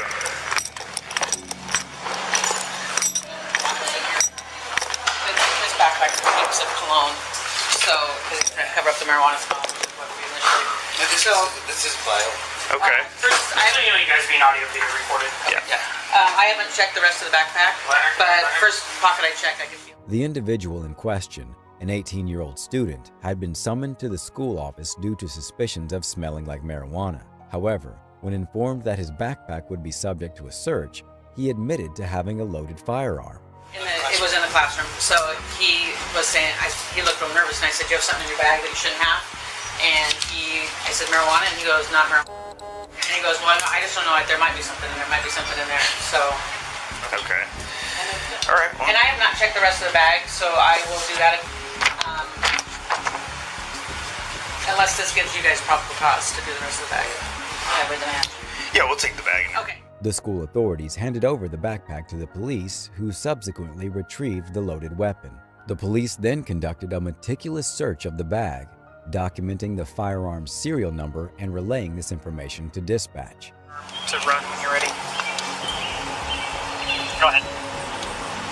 It's a 6-hour model 938 and serial number 52 boy 22738. The backpack was returned to the young man's grandmother, and he was interviewed by the police. we went through this. There's nothing else in there, so we figure you guys either can keep it or we can give it to Grandma to take it home. Then we don't have to deal with it. Okay, that's fine. So he's going to jail. So we'll go talk to him and find out. Got anything on me that's gonna poke me, stick me, hurt me? Okay. Alright, go ahead and have a seat for me. Initially, he claimed to be unaware of the gun's presence in his backpack and suggested that his cousin had borrowed it. During this conversation, the police discovered another individual's credit card in the young man's wallet. So what's going on today? Why are we here? So I got called down for 4 referrals that I got in the last week. They said I smelled like weed, and then they went to go get my backpack. They asked me, did I have weed in my backpack? I said, oops, I might have weed in my backpack, saying basically, yeah, I have weed. And then they came down and they searched me. Then there was a gun in my backpack, and I did not know nothing about it. And I was lost and confused about everything. And then they called you guys down here. Okay. You didn't know there was a gun in your backpack? No, sir. Is it your backpack? Yes, sir. How would a gun get in there? I was at my cousin's. I spent the night there. He went out, came back. When I woke up to school, grabbed it, left, came here. What's your cousin's name? Ronald. You spent the night there last night? Yes, sir. Who else was with you? Just me and him. Just you and him? Yeah. Okay. So they're saying that you said there might be a gun in my backpack. No, I said there might be weed in my backpack. I was referring to the weed the whole time. I did not know there was a gun in my backpack. Okay. Who is Mohammed Abdi? No. And who is Caleb Warts? That's Caleb's ID. He goes here. I got that. Why is it in your wallet? That's my friend Caleb. Why do you have his ID? Because he left it at the gym. And I picked it up. And I was supposed to give it to him. Okay, why do you have somebody else's credit card? I don't know. Once again, he asserted that his cousin might have placed it there. However, he was promptly arrested on charges of unlawful possession of a firearm and possession of stolen property. Realize it's a crime just to possess somebody else's credit card? This isn't a new wallet, man. This wallet's pretty beat up and old. I got it from my cousin's. It was at his house. Picked it up. It's a wallet. Didn't check it. Put my stuff in it. Got up this morning. Okay, go ahead and stand up for me. Face wall. Okay, you're under arrest, okay?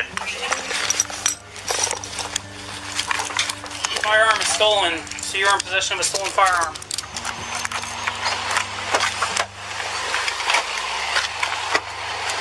Alright, go and have a seat, okay? We'll get you down to the precinct here in a minute.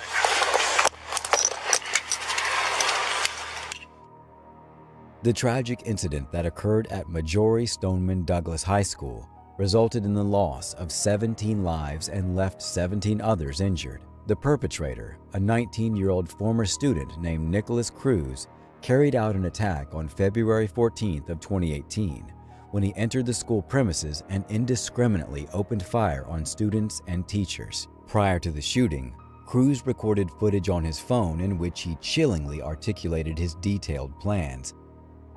Here's the plan. I'm gonna go take an Uber in the afternoon before 2:40. From there, I'll go onto school campus, walk up the stairs, unload my bags, and get my AR and shoot people down at the main courtyard. Await, and people will die. Expressing his intent for people to lose their lives, he spoke in a remarkably composed manner about his brutal intentions. Today is the day that it all begins. The day of my massacre shall begin. All the kids in school will in fear and hide. From the wrath of my power, they will know who I am. I am nothing, I am no one. My life is nothing and meaningless. Everything that I hold dear, I let go beyond your half.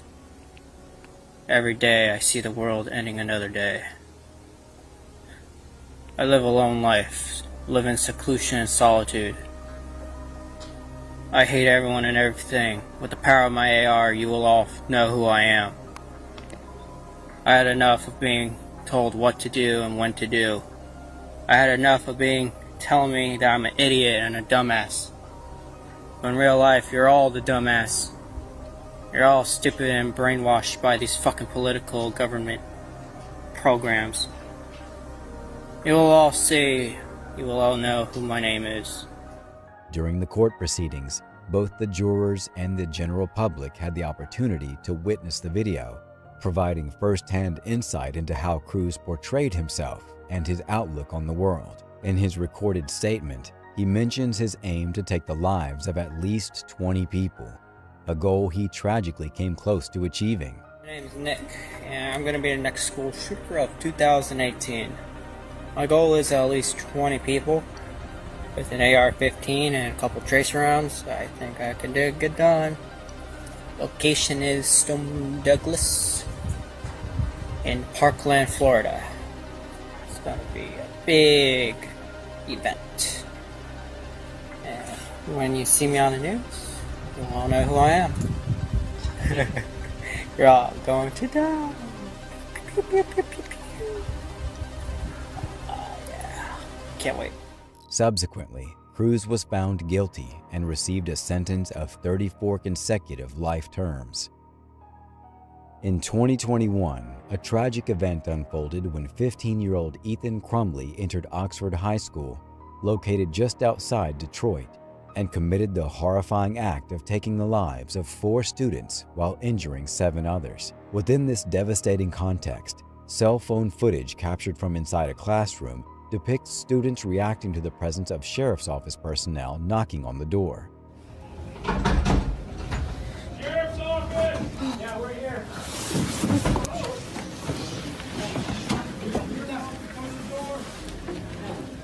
Faced with the uncertainty as to the unknown person's intentions, the students opted not to open the door. Instead, they made the courageous decision to escape through the window, seeking refuge in another area of the school. Yeah, he said it's safe to come out. Now, we're not willing to take that risk right now. I can't hear you. We're not taking that risk right now. Okay, well, come to the door and look at my bag, bro. Yeah, bro. He said bro. He said bro. Red flag. Where readily identifiable sheriffs ensured their safety. Furthermore, footage from the officers' body cams revealed the suspect in custody at the local jail, where he is shown engaging in prayer and seeking forgiveness, while officers maintain his secure custody.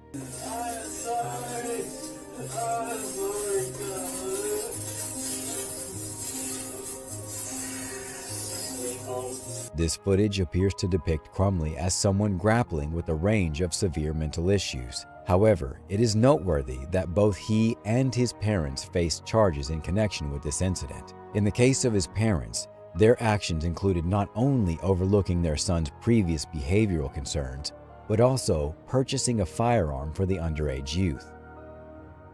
On Mother's Day in 2021, the tragic discovery of 13-year-old Tristan Bailey's lifeless body sent shockwaves through the community. She had suffered a horrifying fate, having been brutally stabbed a staggering 114 times. The alleged perpetrator was a fellow student, 14-year-old Aiden Fucci, who had lured her into going for a walk before carrying out the horrifying act. A disconcerting video surfaced on social media, depicting Fucci seated in the back of a police car at his school, seemingly in high spirits, making light-hearted remarks and even calling out to Tristan as if to continue their walk. Having fun in a cop car. Yep. Tristan, what's up, guys? Yep. Tristan, if you walk out the damn. However, surveillance footage from the night of the murders captured Tristan and Fucci walking down the streets as companions. Moments later, Fucci can be seen walking alone in the opposite direction, holding his shoes. Intriguingly, footage from Fucci's residence showed him arriving home very late and taking care not to disturb his family. The narrative takes another twist the following day, with footage allegedly showing Fucci's mother engaging in activities like scrubbing his jeans and potentially tampering with evidence after sheriffs had taken her son into custody. This raised questions about her potential involvement in a cover-up.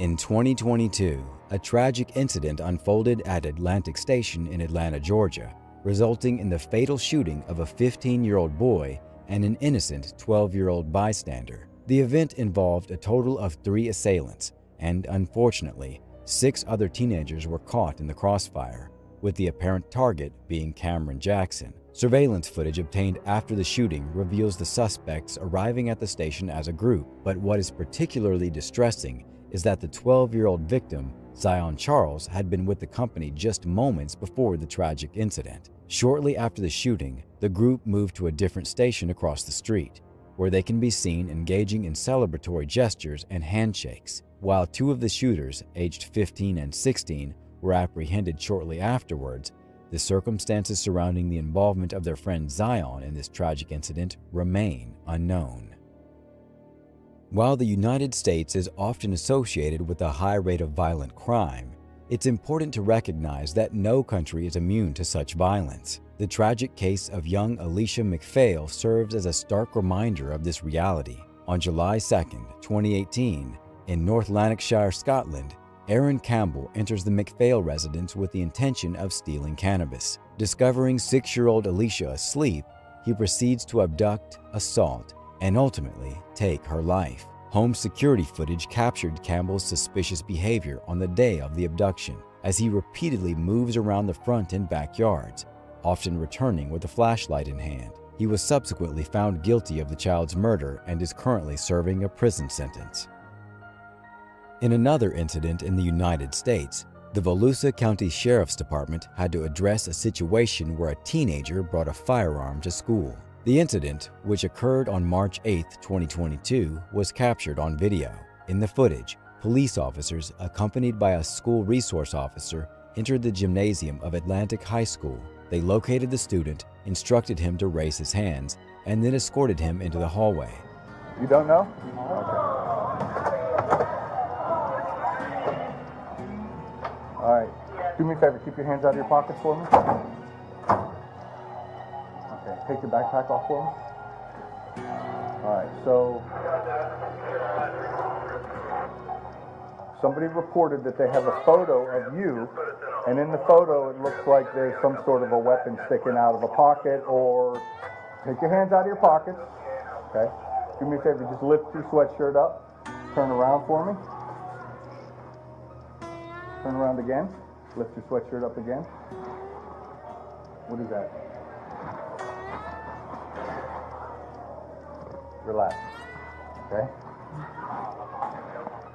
Following a brief investigation, they identified the firearm, which the young man had stolen from a relative. Notably, in this case, law enforcement and school authorities were alerted to the student's actions through a TikTok post earlier that day. Although the video itself was harmless, school officials noticed that the student appeared to have a firearm concealed in his waistband. Consequently, he faced charges of possessing a firearm on school premises, grand theft of a firearm, and carrying a concealed weapon. Late one night, 18-year-old Edward Redmond received a text while on a bus, informing him that the 17-year-old boy he had stabbed in the heart less than 30 minutes earlier had died. In a state of distress, Redmond hastily rose from his seat, paced the bus aisles, and urgently made phone calls. The stabbing incident had taken place at a house party in Colchester, arising from a dispute between 2 teenagers concerning alcohol. Redmond was subsequently sentenced to 17 years in prison, and both his father and brother were apprehended for their involvement in attempting to conceal evidence for the young man.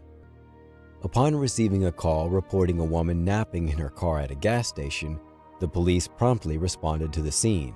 They lightly tapped on her window, hoping to understand her situation.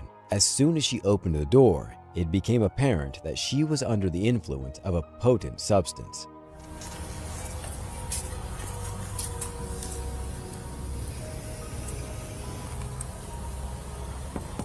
She offered a swift and almost rehearsed explanation, stating that she was merely waiting for someone who was supposed to send her money for gas. Hey, how's it going? I'm sorry. I've been waiting for someone to send me money. What's that? I've been waiting for someone to send me money for gas. You're out of gas? Do you remember being woken up this morning?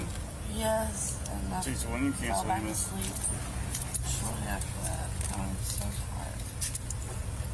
Where you from? Pensacola. Pensacola. He was supposed to be bringing you some gas money. Well, I was supposed to be sending it on Cash App.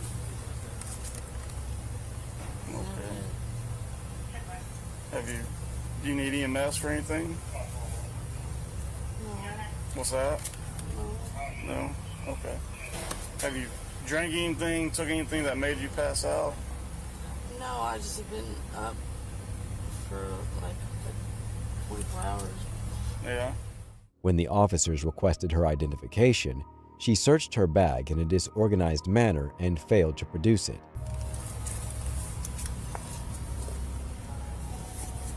What happened to me?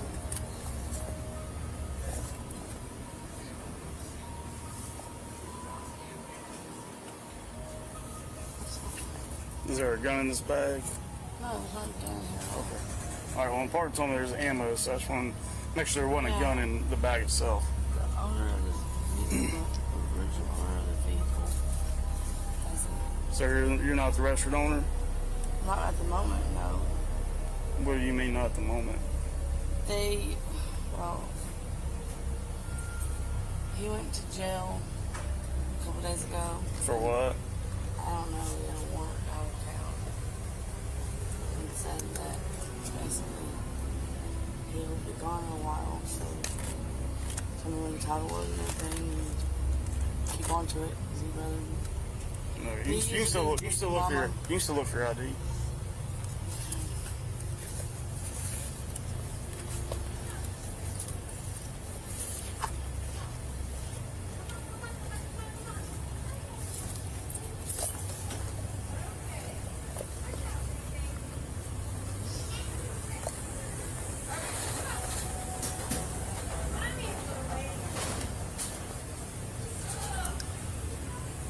Do you mind if I look in there to look for your ID?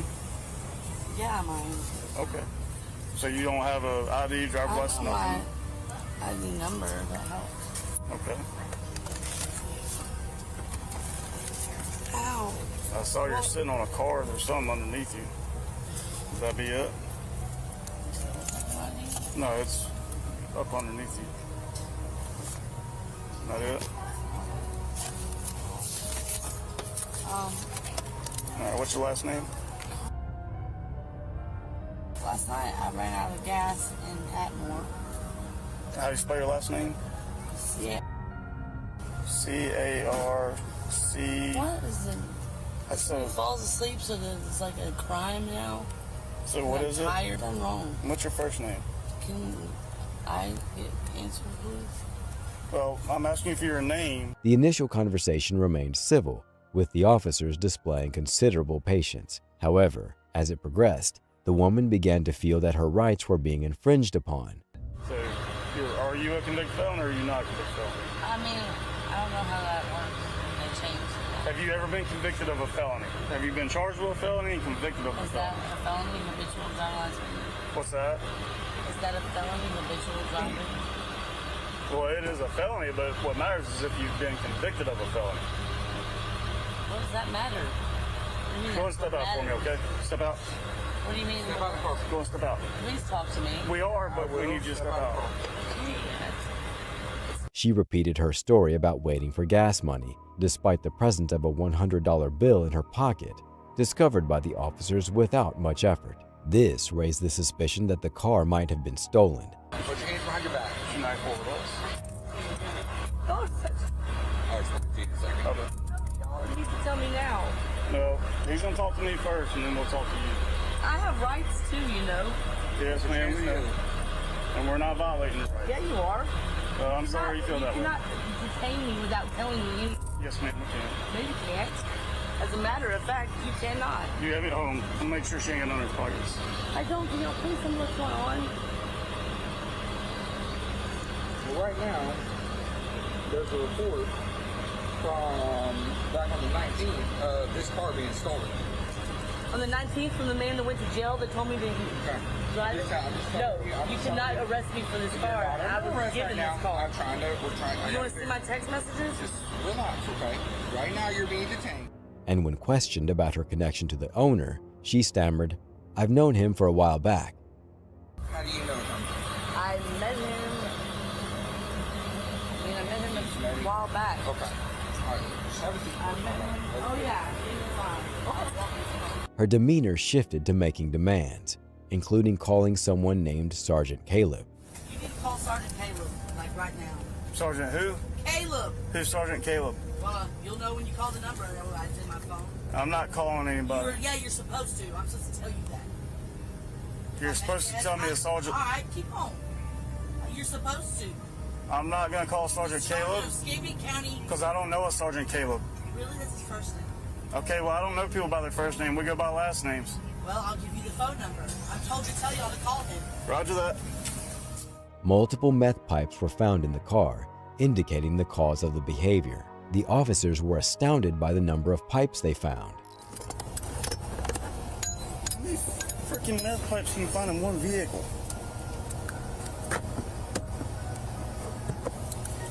Dude, these meth pipes don't stop. I've got 2 more back here. There's 1, 2 on the front, and then 4 right here.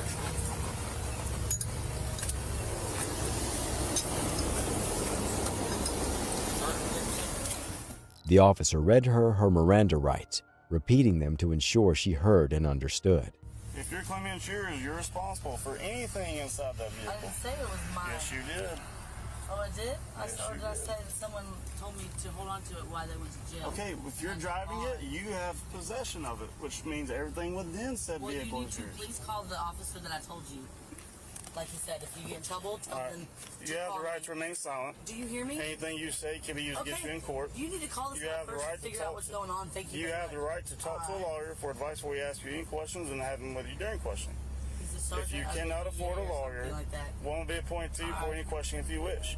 If you decide to answer questions without a lawyer present, you will still have the right to stop at any time. You also have the right to stop answering any time to speak to a lawyer. Do you understand the rights I just read to you? No. I'll read them again. Amid her unraveling, she claimed to be a confidential informant. So you can understand your rights, okay? I said I don't understand what I'm being arrested for. All right, so there's a title that... You have the right to remain silent. Do you understand that? I do. What am I being arrested for? Anything you say can be used against you in court. Do you understand that? I was specifically told by a guy way above your pay grade, buddy, that if you are ever in trouble, tell them to call me. Well, good for him, whoever he is, or she. He's a sergeant of the DEA. Oh, well, good for him. So call him. But he's not here. He said to tell y'all to call him. I'm not he's not here. So, all right. Anything you say can be used against you in court. Arrogant. Do you understand that? I understand you're done. This is so funny. You have the right to talk to a lawyer for advice before we ask you any questions and have them with you during questions. Can I speak to the other guy? See what he thinks? No. Yeah. Sir, you're supposed to call Sergeant Caleb for the DA. Thank you. If we haven't made contact with the owner, we could seize it for safekeeping to return to said owner. Right. While the woman was confined in the police cruiser, the officers had to decide what to do with the stolen vehicle. Caesar, if he just wants us to tell it. I would take pictures of it, of everything. Yeah. Well, it's on my body cam where it came out of. They continued to explain the reasons for her arrest, but she persisted in yelling and ranting. Arrest for possession of drug paraphernalia and possession of ammo by a convicted felon. Well, that was under a legal search then, sir. No. Yes, sir. No, I'm yes, sorry sir. to say that way. I promise. You cannot touch that vehicle if I didn't steal it. I need to talk to that guy. Illegal search! Excuse me, I need to speak to you, sir. They won't listen to me. I need to speak to you. They won't listen to me, sir. And now they know they're in trouble, so they're... Imagine you're relaxing on the beach, enjoying the lovely view, the smell of the ocean, the sound of the waves, and all the other great things that come with the experience. And suddenly, you realize you're being watched. That was the case with this woman here. She was attempting to read her book and realized she was being watched by a creepy man. You could be thinking, it's the beach. It's a public space. Although that's true, would you agree it's a bit odd that the woman moved and shortly after, so did the man? Seems fishy to me.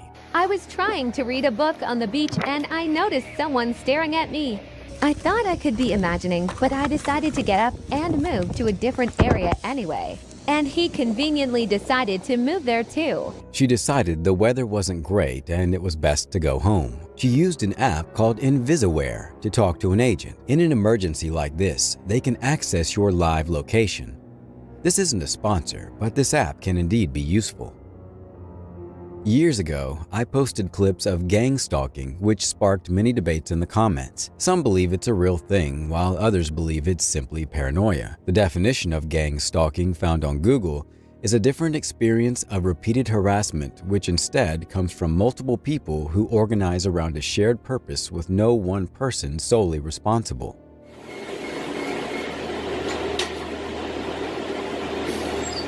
A woman filming on the bus feels like she's being gang-stalked by passengers on the bus. You could make the case that they're riding the bus like anyone else would. Or is there a secret agenda we don't know about?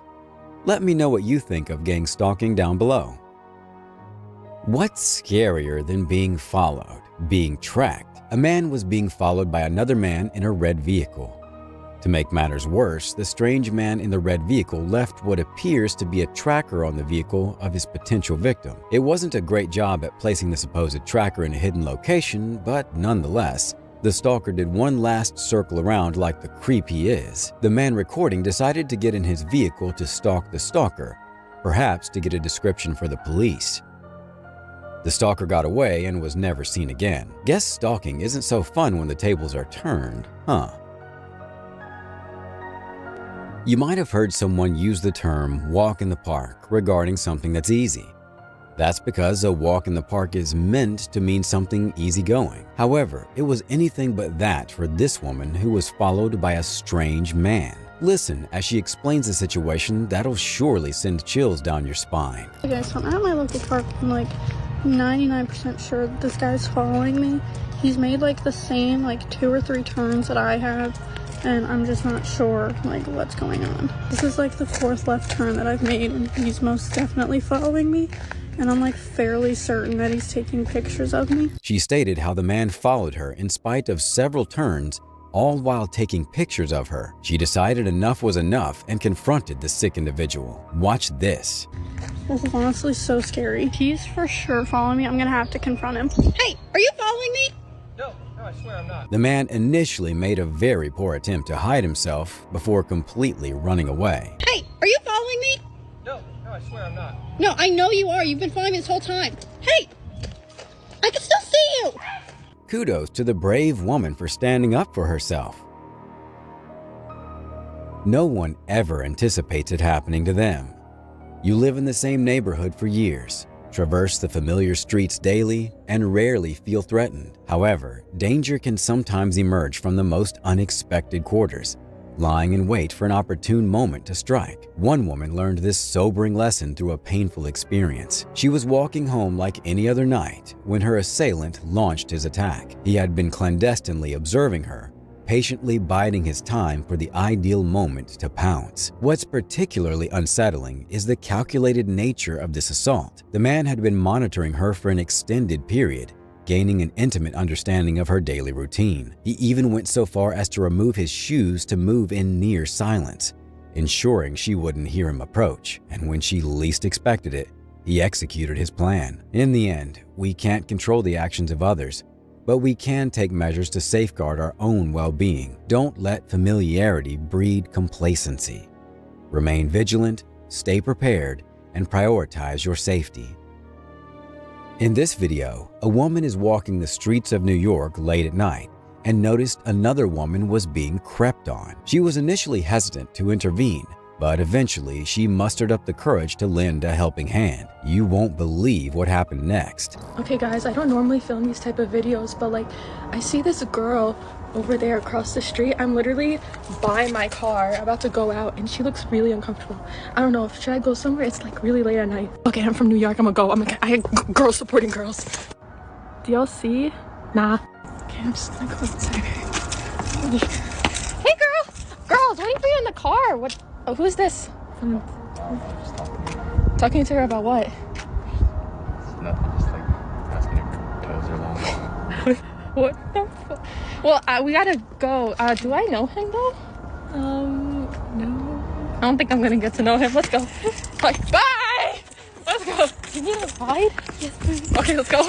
The man sounded shook and was at a loss for words before the girl runs off. What a great display of bravery shown here. It's like I always say at the end of the videos. Stay vigilant, friends. However, this ain't the end. We have more crazy stalkers coming up you won't believe.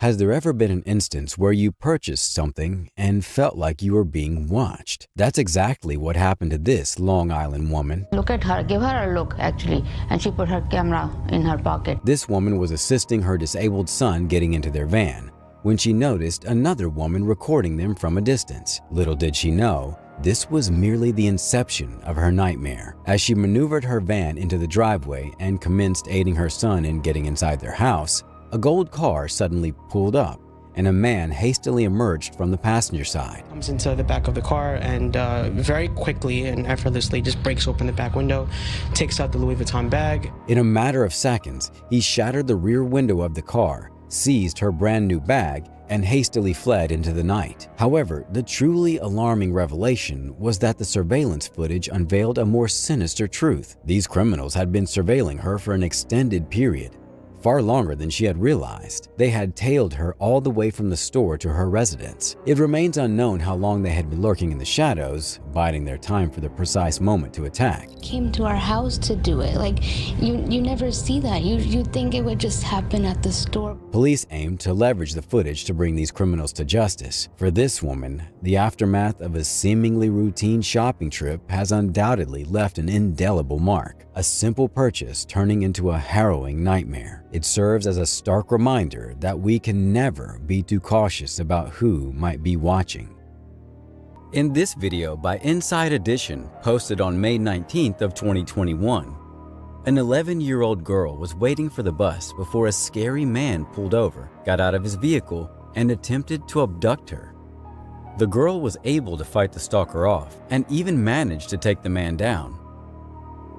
The creepy man then fled the scene. The girl's mother stated that the man had approached her at the bus stop 2 weeks prior. The creep, Jared Stangup, would be arrested, and you'll just have to listen to how the police found him.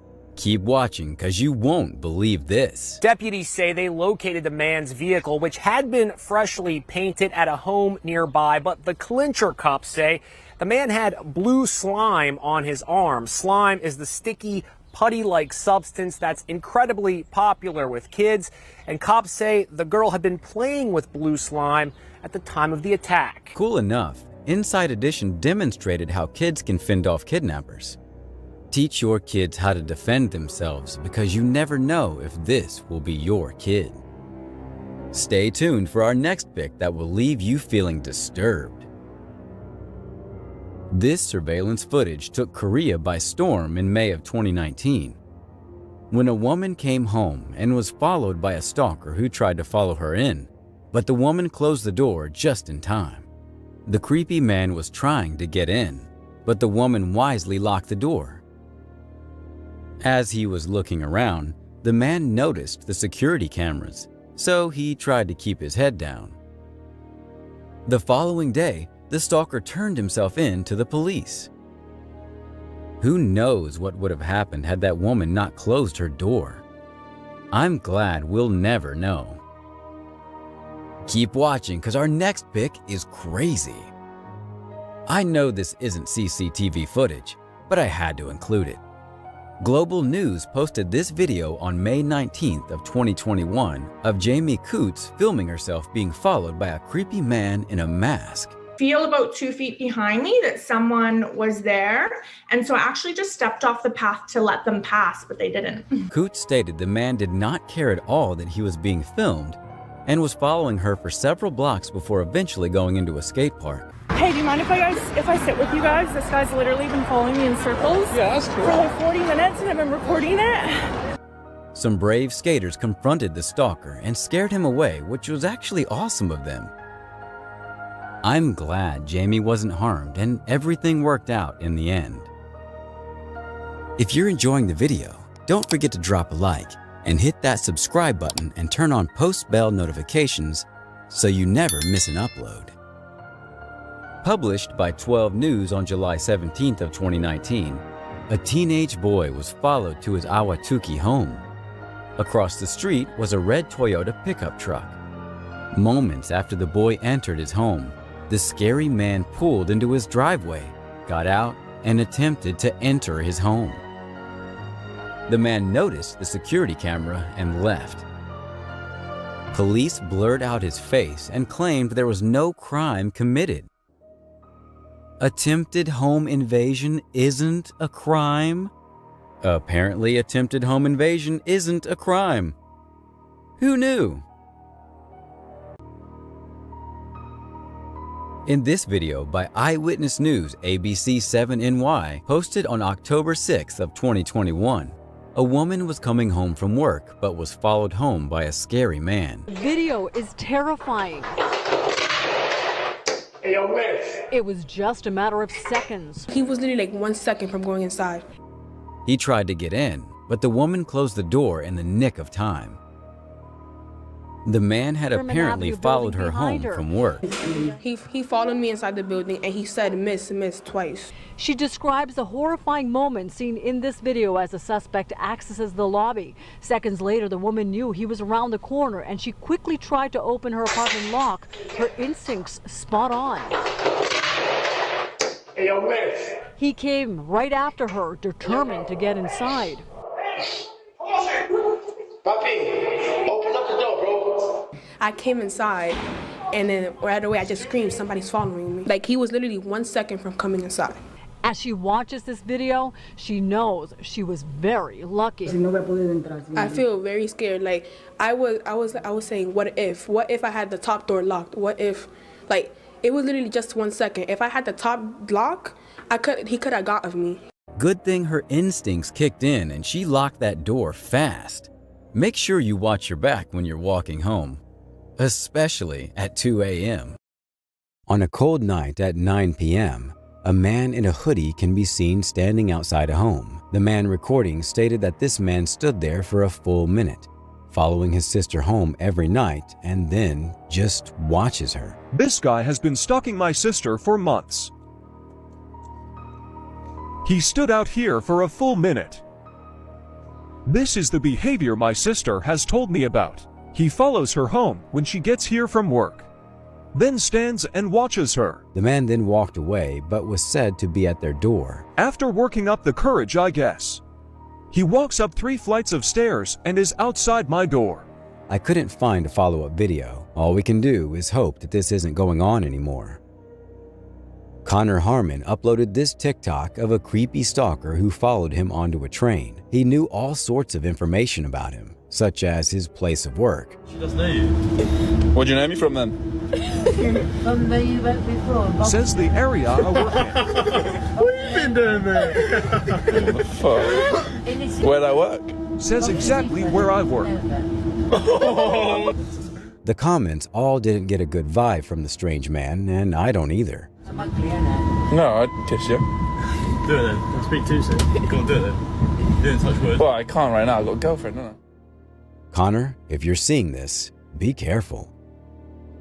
As a student, you might believe that you have limited means to protect yourself.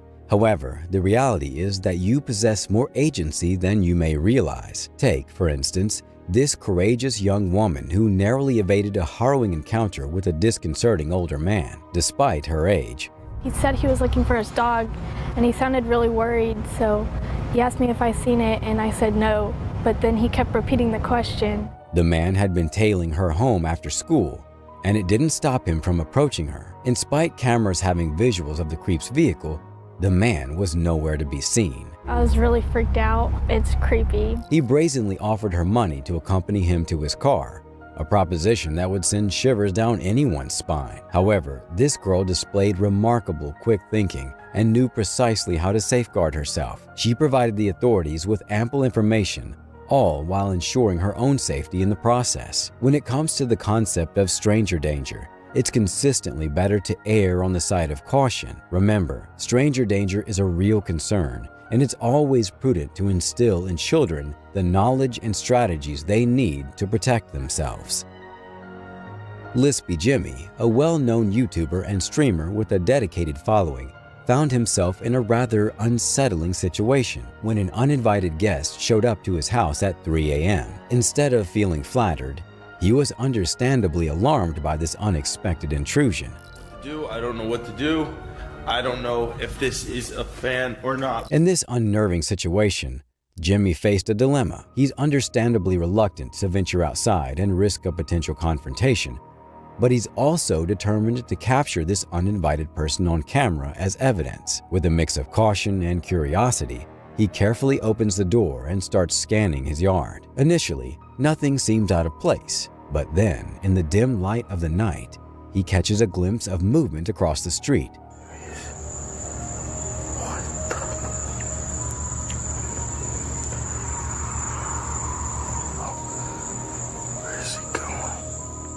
Sparking his attention. The situation becomes even more unsettling as Jimmy spots a tall man who appears to be in distress, pacing in circles for no apparent reason. This eerie sight prompts Jimmy to quickly retreat back into his house, where he and his girlfriend check and double-check all the locks, consumed by a sense of unease. Throughout the video, they remain on edge, pondering whether there might be an intruder inside their home. Every little noise sets them on edge, and they anxiously await daylight. As for whether the video could be staged or a genuine encounter from a fan or stranger, it's hard to prove one way or the other. Without more concrete evidence, it remains a mystery, leaving room for various interpretations and speculations about the encounter.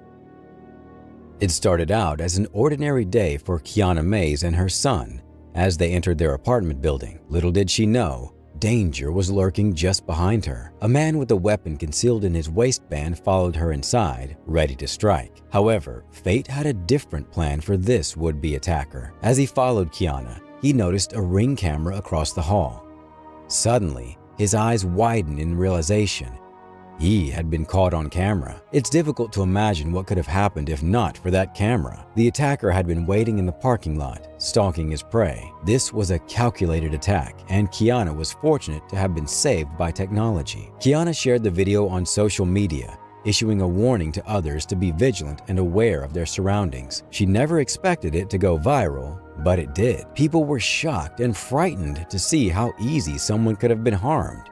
Or worse, it serves as a stark reminder that we live in a world where danger can lurk around any corner. However, it's also a reminder that we have the power to protect ourselves, thanks to modern technology like doorbell cameras. Having loving and caring parents is a virtue, as this clip proves. A man had been following a woman for some time, but little did he know, this time, her father would be waiting. Watch as he's confronted.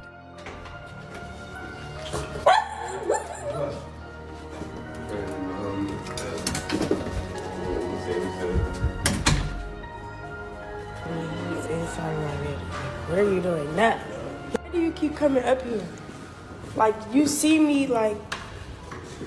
Hey, if you guys are going like in different directions... Yeah, but you see me come on the elevator and watch me get on the elevator and came up here. Like, I don't... Oh, yeah, no, I wasn't trying to be like that. Like, okay, well... Please go about your day. Comments were concerned about the door being shut as the father went out to confront the man in case something terrible happened. Was there a better way to go about this? Let me know. Although Amazon is taking over, malls can still be a nice time. Unfortunately, that wasn't the case here. Uploaded to the channel Emma and Ellie's Family on June 3, 2022, while shopping, they were followed by a group of creepy men. The encounter wasn't caught on camera, however. Take a look. So me and Ellie have been followed by these group of boys the whole time that we have gotten here. So one of them asked for my Snap in H&M, and I was like, I already have a boyfriend, like, sorry. And so I was like, thanks, whatever. So I first turned him down. And then we see them in what store next? PacSun. They come in PacSun. Then we leave. Then they come in the next store, which was Lulu, and they were just waiting outside until we were done checking out.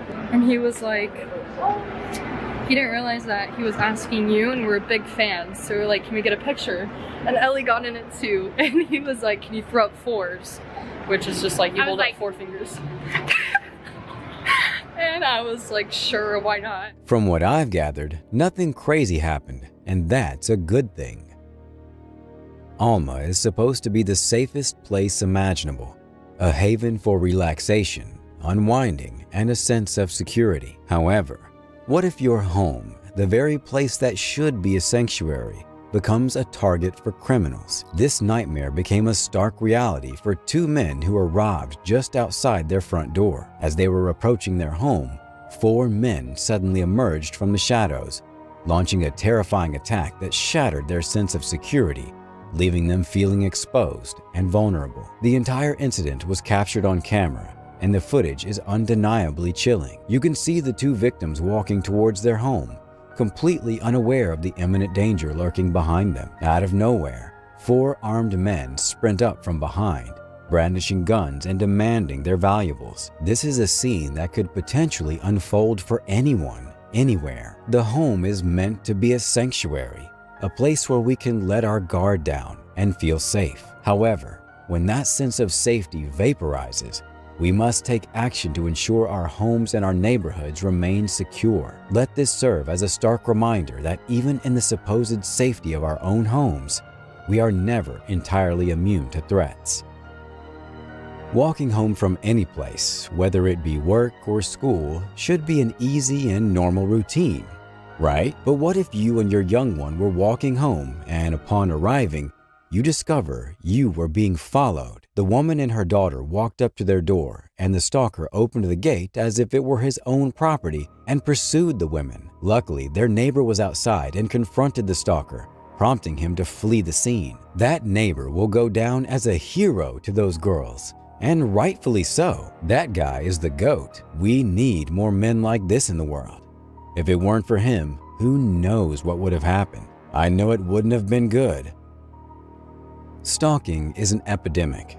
Normally, it happens to teens and young adults. But parents, it's important to be aware that this can also happen to your young ones, regardless of their age. Of course, this video is to educate viewers on exactly that. Example being, a 55-year-old Florida man was accused of stalking a little girl and saying inappropriate things I can't repeat due to guidelines. What I can say is, the parent's side was heard, and the creep was given a chance to give his side and refused. I can barely hear you. Can you speak up? Something about talking to the officer he previously spoke to tomorrow.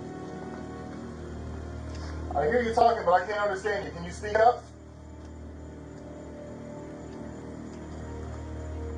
As a result, he was detained. Police walked him out in handcuffs. Listen, as the man is more concerned about his door than the fact that he's going to jail. You got anything on you? I need to make sure my door is secured, locked. We will secure it. I need to make sure. I will make sure. Who are you? Are you the sergeant? I am the sergeant. Go get your car. He makes demands such as his Skechers and believes he's in control in spite of being in cuffs. He clearly doesn't understand, so the officer explains the charges. No, I want my Skechers, please. Yeah, I want my Skechers. I want my shoes, please. No, man. Listen, we played this game with you yesterday. Okay? You don't call. There's 2 sides to every story. There is. You haven't heard the other side of the story. You will have your day in court. But you had your opportunity to tell your side of the story yesterday, and you didn't. There are indeed 2 sides to a story. However, people don't just go around accusing people of the things you were accused of. What is the bond amount? $5,000.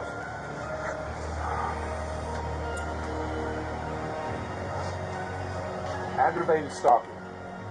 We're not going to discuss it. That's your charge, period. You want to discuss it, that guy's called a judge. I really want to make a point of emphasis. Do what the young girl's parents did if you feel your young ones are in danger. Notify the police. We see a Wisconsin man detained by half a dozen police officers. What do you think he did? What if I told you absolutely nothing? That's right. Patrick Tomlinson was in cuffs due to a 911 call falsely accusing him of murdering his wife. Our half a dozen police officers with shotguns, pistols drawn, assault rifles, all pointed at my face. Someone had called 911 falsely reporting that the homeowner, Patrick Tomlinson, had just killed his wife, Nikki, all to bring a massive police response with the SWAT team. The couple received menacing voicemails and emails from a stalker, which I can't show here. This only gets worse for you. Then your wife has disappeared, followed by your mother-in-law. Then I delight in torturing you to death. They were also being stalked on business trips, claiming their stalker showed up later and recreates the image. So, what caused all this? Why such burning hatred? Well, as ridiculous as it may sound, it's true. Tomlinson put out a tweet that he didn't find a particular SNL skit funny, which is understandable. There's even a tweet with a picture of an officer demanding Tomlinson admit that the comedian is funny. These swatting calls are still happening, which is insane to think about. It's important to know that not everyone is gonna have the same opinion as you. If you don't like someone's opinion, just move on. It's not that serious. These cyberstalking cults need to get a life. One major concern with stalking is that nothing can be done until the stalker does something awful. Stalking laws are not strict enough, and it shows here. 22-year-old Juan is accused of fatally wounding a 22-year-old woman with a gun. The victim expressed concerns months prior, but nothing was done. A witness saw the entire thing unfold. Listen to the description of the terrifying scene. There was no words, no nothing. She yelled out when he hit her with the first shot. Terrell says he'd already seen the suspect circling the neighborhood before trapping Esquerra. I didn't see his car for a while, but he came back down this roadway side and pulled in right behind her and just jammed her up inside the parking spot where she couldn't get out. The suspect tried hiding nearby and was caught. This would not be his first time being arrested. What's your take on stalking laws? What can they do to prevent tragic situations like this from happening? Either way, this is a terrible and completely avoidable incident. Condolences to the victim and her family. Thanks for watching. Stay vigilant, friends.